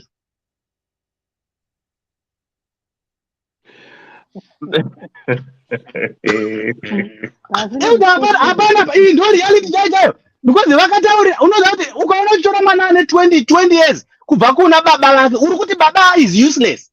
Saka inini ndinozvigona. Saka kutiratidza kuti ivo vanozvigona, aya ndiwo mari dzawo dzekugona kwaamai manje. Zvinoratidza kuti mwana unoda baba vazvitadza. Even if there is a father figure, uyu murume haisi nyaya kuti haagoni kutsiura, unotya kuudzwa kana kuvhiringidzwa negomana iri, because irume anovhiringidzwa 24 makore, difference ye 16 kana kuti 17 somewhere there. Ndovhiringidzwa apa ndiri baba ndoti kudii pamunhu wakaenzana neni, pamwe rakareba kumudarika. Saka murume anotonyarara zvako obva ati zii, obva aokera achiona hake chinoti asi shamwari nyaya dzidai tatadai. Aiwa, uri kutohwandira, hapana chakanakira chimwe ipo papo. Mwana uyu akaita nhumbu, murume uyu unomutasurira nyaya kuti shamba ndaakutaurira kuti ana ako aya takanga tichida hedu zvaana but inosara yaya yake. Varume they have got a way to get back to vakadzi pama issues akadai. Saka the earlier mukadzi uyu paanorealiza kuti she made a mistake yekutora murume kumuisa mumba kuti azotungamirira umwe murume, vana vangadai vachitsvaga mai kuti mai muripi tikukandireka iko kachi, mai muripi tikukandireka grocery, but havasi kuita izvozvo, ndamai ndo vari kuita izvozvo. Kuna nhema dzakadaro idzo. This is a failed house. It's a failed household. Ina mai vanoita sokuti vakangwara asi vatadza upenyu. Baba wacho wechipira wanototyawo zvavo wakati ndikwachamurwe zvangu panapa regedzai ndinyarare. Zii zvavo wakadaro wechindoita kunga vari kuzwa zviro zviri kutaurwa. Hapana pachaari kumbotaura murume. Unozviziva kuti apa handisi kubudirire. Pada nyaya yenayo it's a mother's house. Ndo vari kutonga. Saka wochiti yezvakamboitika kune imwe hama yangu, a very close relative. Mukadzi uyu akabva kumusha ndokuenda kustates, ndokurosva ndokuroorwa neumwe murume, ndokuchidaidza mwana wake mukomana, ivo ma20 chakadai yaiwa, chimbouya kuno uonewo pandakagara uchionawo pandakaroorwa. Mukomana uyu akasvika kuno kuAmerica, asvika ndopamba ndochii, remote pano ari kugara ari kuona TV. Uku kumba kabva uku makwesa afoira angonzi chimbouya kuno umboona vachiti kudanga ngoona wodzokerawo kumba. Baba vaya vakapedzisira vatsamwa manje vakutsamwira mai apa. Handiti kuno munoita zviya zvekuti atanga kubuda kii pasi pedometi, atanga kudzoka ndiye anobika. Baba vanodzoka vobika, voisa chikafu chamamapo, voisa chikafu iye akagara haasi kusuka, haasi kubika. Mai vanodzoka vodya chikafu chavo, kuti mai vakadzoka vakabika vakaisa chikafu chababa, iye omuka vodya chikafu chababa. Akadzoswa asina kupedza chiro 2 months kudzoserwa back kuGrenora kwambuya. Akati handingakanganisirwi mereji yangu nesimbe, angadya chikafu chemurume chandabika, murume aswera kushifti, indi aswera kushifti, iye aswera akagara apa. Upindira chikafu chemurume kutora kudziisa microwave kuisa murume ari kusvika ari kuti ndikuda chikafu chabikwa semazuva ese. Aona chikafu hapana. Mukadzi akati handingakanganisiri relationship yangu yandakatoroorwa muno, kwete. Akadzoka. Abu drink kungomwa kungomwira muchigubhu. Zvese nekuti 20 chakuti. Apa angatongoya kuzoshanya. Saka hazvibetseri zvimwe zvinhu zvacho kuti unenge uchitakurana nevanhu wati Sister P vakati unoendepi nema20 chakuti. Unenge uchienda kupi navo. Akadzoswa zveshuwa. Murume akati I cannot tolerate this. I cannot stay with this. Chii ichochi chauri kundiitira ichochi? Chikafu changu chadyiwa apa ndabva kushifti. Saka zveshuwa madzimai ngatifungei zvataura vamwe sisi vatiko, ngatifungei zvimwe zvinhu. Kuti toita decision ipi? Ndafunga kuroorwa kana ndaane ma20 chakuti. Kusiya vana vangu bheta ndivarojere pavanorodya. Vana vangu chigarai pano. Ini ndakupota ndakuenda kunoroorwa. Ndotsvaga kana musikana webasa kana mainini kana kusa kwamainini kana kudini uchisapota mainini vaya. Wochengeta vana vako iwe ndako kumarriage kana wafunga zvemarriage. Otherwise kutoregedza zvako marriage wongova nepartner yako yaunopota uchionana nayo paweekend kana pamonthend. Akadzoswa mwana mai vakati kwete munonzi muAmerica. Akungoswera paTV. Saka zveshuwa ndo type yevana vatiri kutaura ivavo. Ndatizve zviri nema nditi hama yangu imwe close relative. Akafona akati kwete mwana tambirai paepoti ngadzokere. Kuno kwandisina rugare. Apa unenge wakaroorwa nemaAmerica akutaura iwo maF words iwayo. What the what? Kazi yangu mchinja muna. Handiti muona matambudziko atinozokonzereswa nevana vedu. Beta kusiya mwana uyu mwana atokura. Mai ava ngavadecide zvichiri padhuze. Nekuti babava zveshuwa vachavapandukira. Elder, inini my policy is very simple. Inini ndinana vakomana kana vangokura, as long as they are under my roof, even today, vachingowapamba pangu, they do my will. Kana uchida kunoita your will, move out. And handina kana basa neo, whether you're 21, as long as you move out, I have got nothing to do with you. But kana uri under my roof, my rules, finish and clear. If you feel like kuti ndiri kudzvanyirira, aiwa enda unochengetwa nehurumende, I don't care. I've never cared. Because inini chandongozva kuti mwana kana ndamurera akangosvika pa18 years palegal, inonzi ndo legal racho nehurumende, I'm done, I've done my part. Kana ndikakuendesa kucollege ukanoita degree rako, that's very excellent. Waane zvinhu zvako, I don't need you. Because matambudziko yakuda kunyanya kwachisusikidza munhu, achisusikidza vanhu achipepana. Ndo nyaya yena irikuita kuti wana washaye mamorals. Especially today, mamorals have lacked to such an extent iri so miserable. Kudhara mamorals aivepo aikosheswa vanhu, they were so much united. But iye zvinezvi vana vacho nepamuromo havana, vanhu vakuru havaonekwa sevanhu vakuru. All this is because tisu vabereki, we are thinking kuti isusu takakura zvinorwadza. And the freedom that we are giving our kids, it's actually not freedom, but kutovaremadza kuvaita zvanhu zvemahara, zvanhu zvemaplastic. Pana kana zvozikanwa zvasangana nechikafu chacho chinodyiwa, chikafu chinongodyiwa chacho hachina kana it's one of the worst foods chiri kudyiwa mazuva ano nevana vacho. Rongokura ngeta zimunhu, zibango remunhu kudai, so zvinozikanwa hapana. Njere dzacho kana kudzifunga kuti dzinofunga nezveupenyu here kana kuti kutongogadzirirwa izvezvi zvekungokwirana zvacho izvezvi ndo zvatongovapo through the food that they eat. Saka people must have to be very much strict in as much as we love our kids, but spoiling them, it's another issue. Amen iyoyo. Hayi ni mpango afaiti kuzvikuda. Ina hangu Mwari ngaandiregere. Ina ndamusha wemahara zvokuti kwai munhu no Nikki snad pachiputukezi hakuna nema dzakadaro. Kana uchigara pamba, my rules. Kana ndikakuti no, it's a no. Haidi kubvunzwa. Uchiri mwana ndiri kuziva zvandiri kuita. Ende ndotozva reasoning capacity ndichitoiona kuti reasoning capacity yaye munhu wakura, yaye munhu wakura. Kana wangokura zvokuti waona kuti panapo wakuda kuuya na 10, well, that's enough. enda unogara kwako hapo flat mfano wani andina kana pressure now you can go there anytime you want, you are allowed. Panapa unouya only during the day zvokuzouya manheru no ndepanguka kana izvozvo zvichikuremera enda kuhurumende inokuchengeta, I don't care. Ndakuzvara ndaita rangu duty kusvika pa18 years, I am done with you basically. Saka vabereki tiri kuremadza vana, and that's a reality check, especially in today's life. We let them do whatever they want. Ikeno to my boyfriend twacho techinzi is my boyfriend, tinowiswa pamba, hapana kana idea yeupenyu, hapana kana zvinozikanwa hapana. The only thing chinongofungwa chete, these movies have Hollywood yakanganisa vana to such an extent yekuti vanoona sokuti that's the life. Hakuna movie ndosaka iri movie. People are taking that and apply it in their lives. Zvinova nhema dzega dzega paground level pakasiyana. Enda kubasa kana unoda kunonzwa kuti kukotama kunorwadza sei, utore foshorabo utange kudhiga pasi uchichera foundation, ndopaunza kuti eish zvinhu zvinorwadza. Kana usati wazviita izvozvo, you don't feel that pain, nongwana tongoti zvinhu zviri easy. And isusu vabereki we are thinking kuti ike zvinezvi tava ne easy life, yet we have destroyed the next generation. I feel sorry.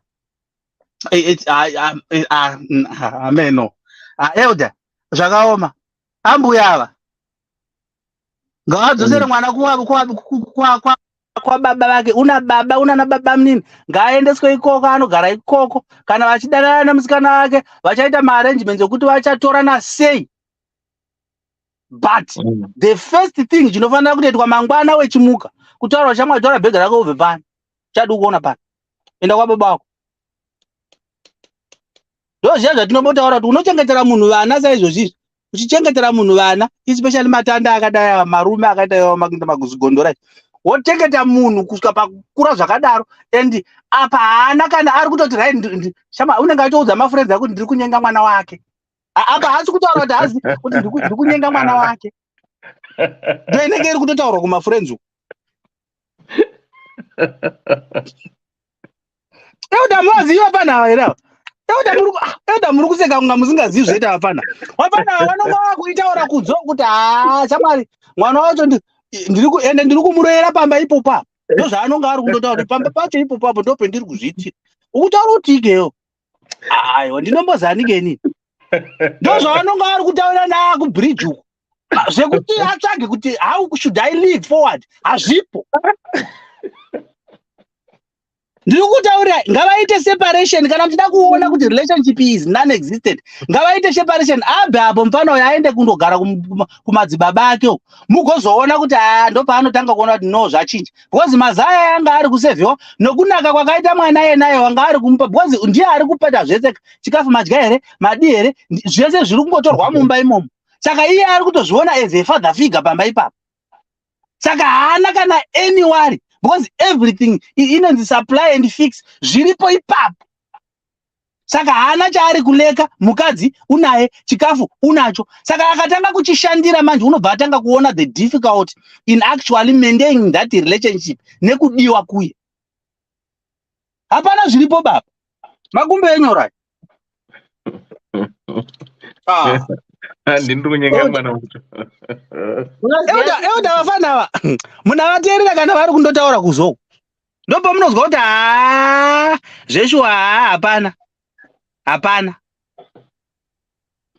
Wanonga ari kutaura mashoko ake onayo ekuti kana oga unofunga kuti ndiye munhu wacho uri kuchengetwa ero. Ndiye. Unonga kuti shamwari mafriends ndo anenge ari kundoudzwa izvo kuti shamwari ini ndiri kuiroere pamba ipo. Kuti what pamba ipopo ndo pendiri kuitsikira. Ndikuta kutauri ai. Vamwe vari kutsvaga rumu yando dzaiwa pangu ndiri ipapo. Achitogaira nazvo futi. Achitodada nazvo zvakadaro zvokutoti kana ugondoshaya kuti chii chiri kuitika pana. Apa ana mai ndopauta kuti nemamera zvakaita waya ndotoshaya kuti mwana ndingamise 24 years woti mwana murume. Munhu wawakawana akamuwana akagarira munhu. Saka image yaainayo samai ndechii pamwana waakawana akagarira mwana womurume wake. Une image yekuti kudi. Some things are better visualized. Uchizviisa into perspective. Uchizvivisualize so kuti saka Makamboona kuti pane basa rinobatwa at that moment in time rakakura zvakadaro zvokuti unozotaura kuti nemaomero akaita zvinhu at 24. But indambosvuka kuti tsamba iyi haina kuperera, because she was supposed to tell us kuti baba nemwana okay, mai vemukomana nditi mai the girl anditika the ex-wife wemurume naiyewo mai vavo ex-husband wavo havana kuwapira here nyaya yeyi, because they would have acted as well. Ndiri ndinzwa kuti mwana wangu arikugara kwababa wake uku ndozvaari kuita, ndinonopfeka bhegi rake ndoti mwana wangu huya kuno, I will not allow it. So these are supposed to be 4 parents that have failed, or maybe it's 2 because maybe I won't blame the other ones, but you're supposed to tell them raise vana, but communicate. Those measures don't take out the problem yatinoita kuti kana tarambana nevanhu haticha communicate ukoko. No, it's wrong. Kana muine vana vese nyangwe vana vakasvika 30 years, still talk to, allow your partner to talk to the ex. But that's a typical example. The whole social media, you cannot communicate to your ex. Can I never communicate? Hey, manazo, like, Baba, one to you can't tell mana mangwan. Oh, check Mr. Mana, except that's a separation of 2. Another thing, another butara. In Arutakura, my brother, one of them, never allowed me to date by my friend's Ake. But that's one more which one it's okay. Manawiya Sushaka, Nemkats Wangu Vadana, the Shaumpa Mangi Mongo. But a relationship, brother, who never friends Ake. But I was never allowed to date those guys. I wanted to find out what chica, but I could never even touch Hendy Ake. Because why would work? And your remark on the rest of my brothers Congo, someone never friends. They were so protective for that part. So the reason is because they have to see as a sister. Hey, those are going this relationship here. Mumbama, this is brother and sister. Otherwise, it's okay. I will not fight. Never, I will not fight to separate them. I didn't energy. I will tell them what is right and what is wrong. Don't that's all right. As long as you have got, my rules in your hands, do what you want to them. But can what a problem? Don't come to me. And I always say to my daughter, don't, and they can go na kill you. Do what you want, but when you have a problem, don't ever come to me. And no, don't have BP because you will never do what you want. She'll tell you it's Maya. She doesn't talk, but we don't want any my actions. Great, go my shredded, but I was going to have him more. But I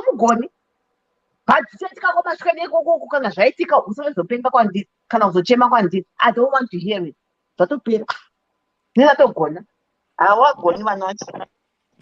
Hasikoni mataura nyaya iri sensitive ngomadhewe yatatisina kumbotaura nezvayo. Muri kuona nyaya yekuti mai vemwana musikana uyu vari kuziva here kuti mwana wavo ari kubvangurwa nemwana wamai avo. Zvinhu zvichatopa hondo yakatonyanyisa. Zvichamutsa hondo yakanyanyisa. Because mai ava vangambobvumi kuti mwana wavo agwangurwe nemwana wamai avo. Because already panenge pachori nefriction yekuti iwowo wakatoroorwa nemume wangu. Ende mwana wako ndo zvaakuita mwana wangu. Ipapo mai vanofanira kutoti vafunge pachitori fast. Vabvise wavo mwana. Kuti kuti mai ava chero pavanozozvirealiza. Zvisaita backfire kwavari. It's not fair. Kana dai angari wavo mwana musikana achigwangurwa kwavakanororwa, kwakanoroora murume wavo, zvinofadza here?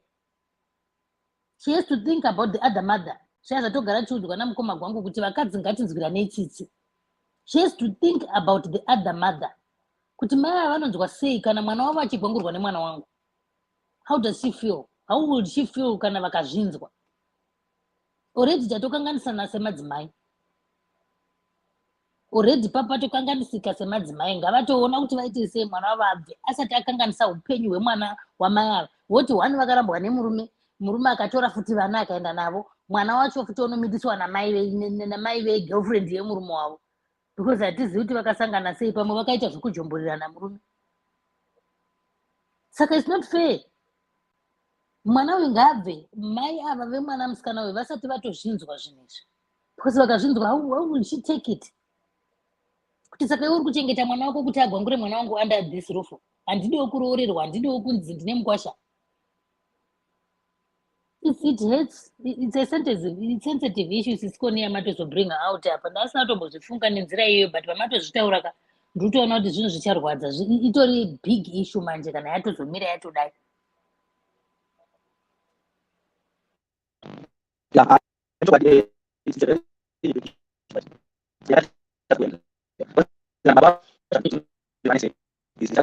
Muri kubreka. Mugoma pa muri kubreka. Muri kubreka. Right, ndachita 2 minutes avandirepe dzane 5 hours. Ayo ndataura re. Mirai ndingoti 2 minutes zangu ndongoti 2. Thanks, doctor. Nanchitika, as I said before, and I will always say it, we might not agree on my morals, my values, edu akasiyana ndinotendera izvozvo, but sevanhu tisiri muka pane etiquettes nemarongero structures ekuti tive civilized sevanhu zvekuti takamabhreka yayo structures yayo hakuna kwatinoenda. Society breaks down. It's the modern society. Ndizvo zvatiri izvozvi. And we are evolving. We will find each other. But if we lose that value, that ethical value, ubuntu, hunhu hwedu, takahukangana ihwohwo, no matter where we come from, no matter what beliefs we have, respect of each other, respect of everybody around you, and also respect of yourself. Kana musina izvozvo, hauchiziri munhu wawachayo. Once we understand that, we can actually introduce it kune vana vedu. Vana vedu vozivawo kuti ndizvo zviripo. Kana uchiti uri munhu, unofanirwa uchifamba, uchishanda, uchiita wakadai. But these guys, varegerera vana vavo. Vana vavo, they are actually taking care of kids, not adults. And havana kuvarumura vana. And they are acting like kids that are entitled. Munoti the logic yavakaunza kuti hatina ukama paropa. That's a fallacy and that's a dumb excuse of an argument kuti vazive kuti, you know, to excuse for getting into a relationship that they did, because that argument will break in maholes akawanda. One, ukama wacho na ungori weropa kuti in order for you to respect somebody else, you have to have hunu wako, and they just showed kuti havana hunu. And I don't blame the kids now. Ndakunanga kune vabereki vari kutovabvumidza vakatoziva kuti vakatorarana navo, vakararana, and you still have the audacity kuti musiye vana muchienda kubasa muchiti ndakavataurira. Psychology will tell you this. If you are going to try and separate vana nechiginya ichochichi, they will only get resolve yekuti vagare vari vose. The best way to do this is makura, and zvataurwa from the get go. Makura makutaridza kunge sema kuda kuita mhuri yenyu, chiitai mhuri yenyu sezvatakaita isusu. Munoziva kuita mhuri ka? You go out there, fend for yourselves, look for a job, and do the things that adults do. Nekuti zvamuri kuita pano ka mahumbwe. It's actually called entitlement. And muri kuto create an attitude yevana ava kavavira, and you are crippling them. They will never grow to be adults that are one, that are responsible, and two, accountable. You are basically disabling them, enabling them to be lazy. Vana vari kusuroko, the 19-year-old, the 21-year-old, and the whatever mwana muduku. What example are you giving them? Pakadaro. You are basically creating a future yevana venyu vachazochema nemi. Munenge makura makwegura, and you'll still be running after these kids, trying to solve their problems. Nekuda kwekuti hamuna kuva-equipa efficiently and sufficiently and adequately to be adults. You are babying them. Varumurei, vaende panzap, and they will see the reality, and when that reality hits them, they will think twice about their relationship, what the consequences are, and how they are going to go forward. And maybe you might be lucky. Baba mama, sorry, tapetsa nasan. But tiritose. They are out there on their own, and their responsibility is theirs, not yours. Chenyu kuitachi mama na baba. But msaite shamari nevanhu vakadai. Muri kuvaremadza. Please. Vadzingei mumba. Ende kudzinga hakusi kuti I'm politely saying kudzinga. Chitoitora ine shamu chayo nekuti shamu yamakafanwa kusvika nayo pamakaona vachikwirana muchivarova nekuti vana venyu nyangwe vari 24 22 rova ine mabhande nemabelt nekuti that's disrespectful. And tinozonzi tiri emotional asi it's a fact. It's disrespect. Azvidanzwo zvinotokupai munyama sevanhu venyama. Ndapedza ini. Thank you so much, Dr. Love. Who wants to go 2 minutes? But Dr. I'm going to have more than 2 minutes. 2 minutes. I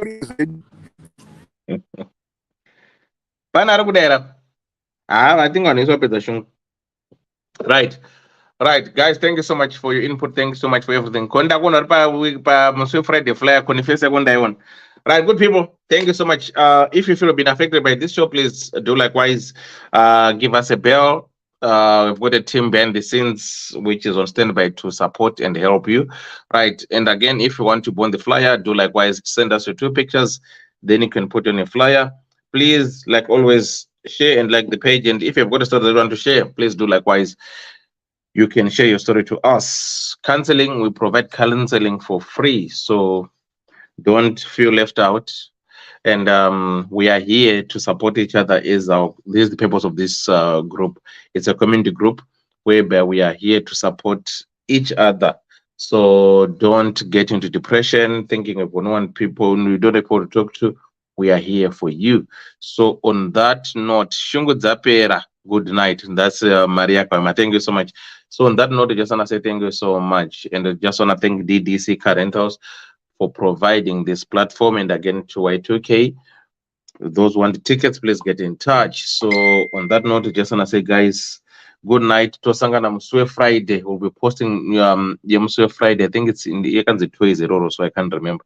But Muswe Friday. Good night, good people. Ddc we remain committed to helping our customers stay mobile.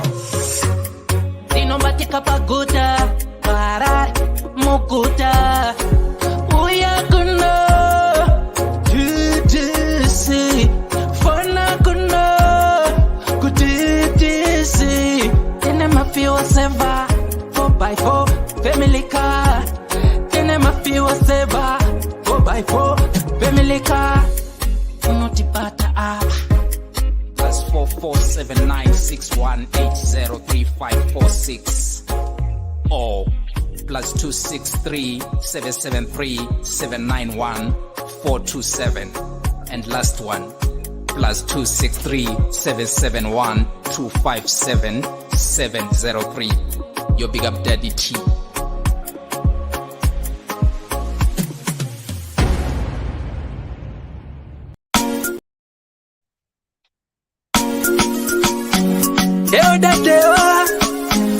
Ddc Skool of Thoughts, yeah. Kubatsirana, techidzidzisana, techiyambutsana, fila kuonesana, techisimudzirana, ya. Pano ndo patosangana, techibatsirana, pano ndo patokumana, techidzidzisana.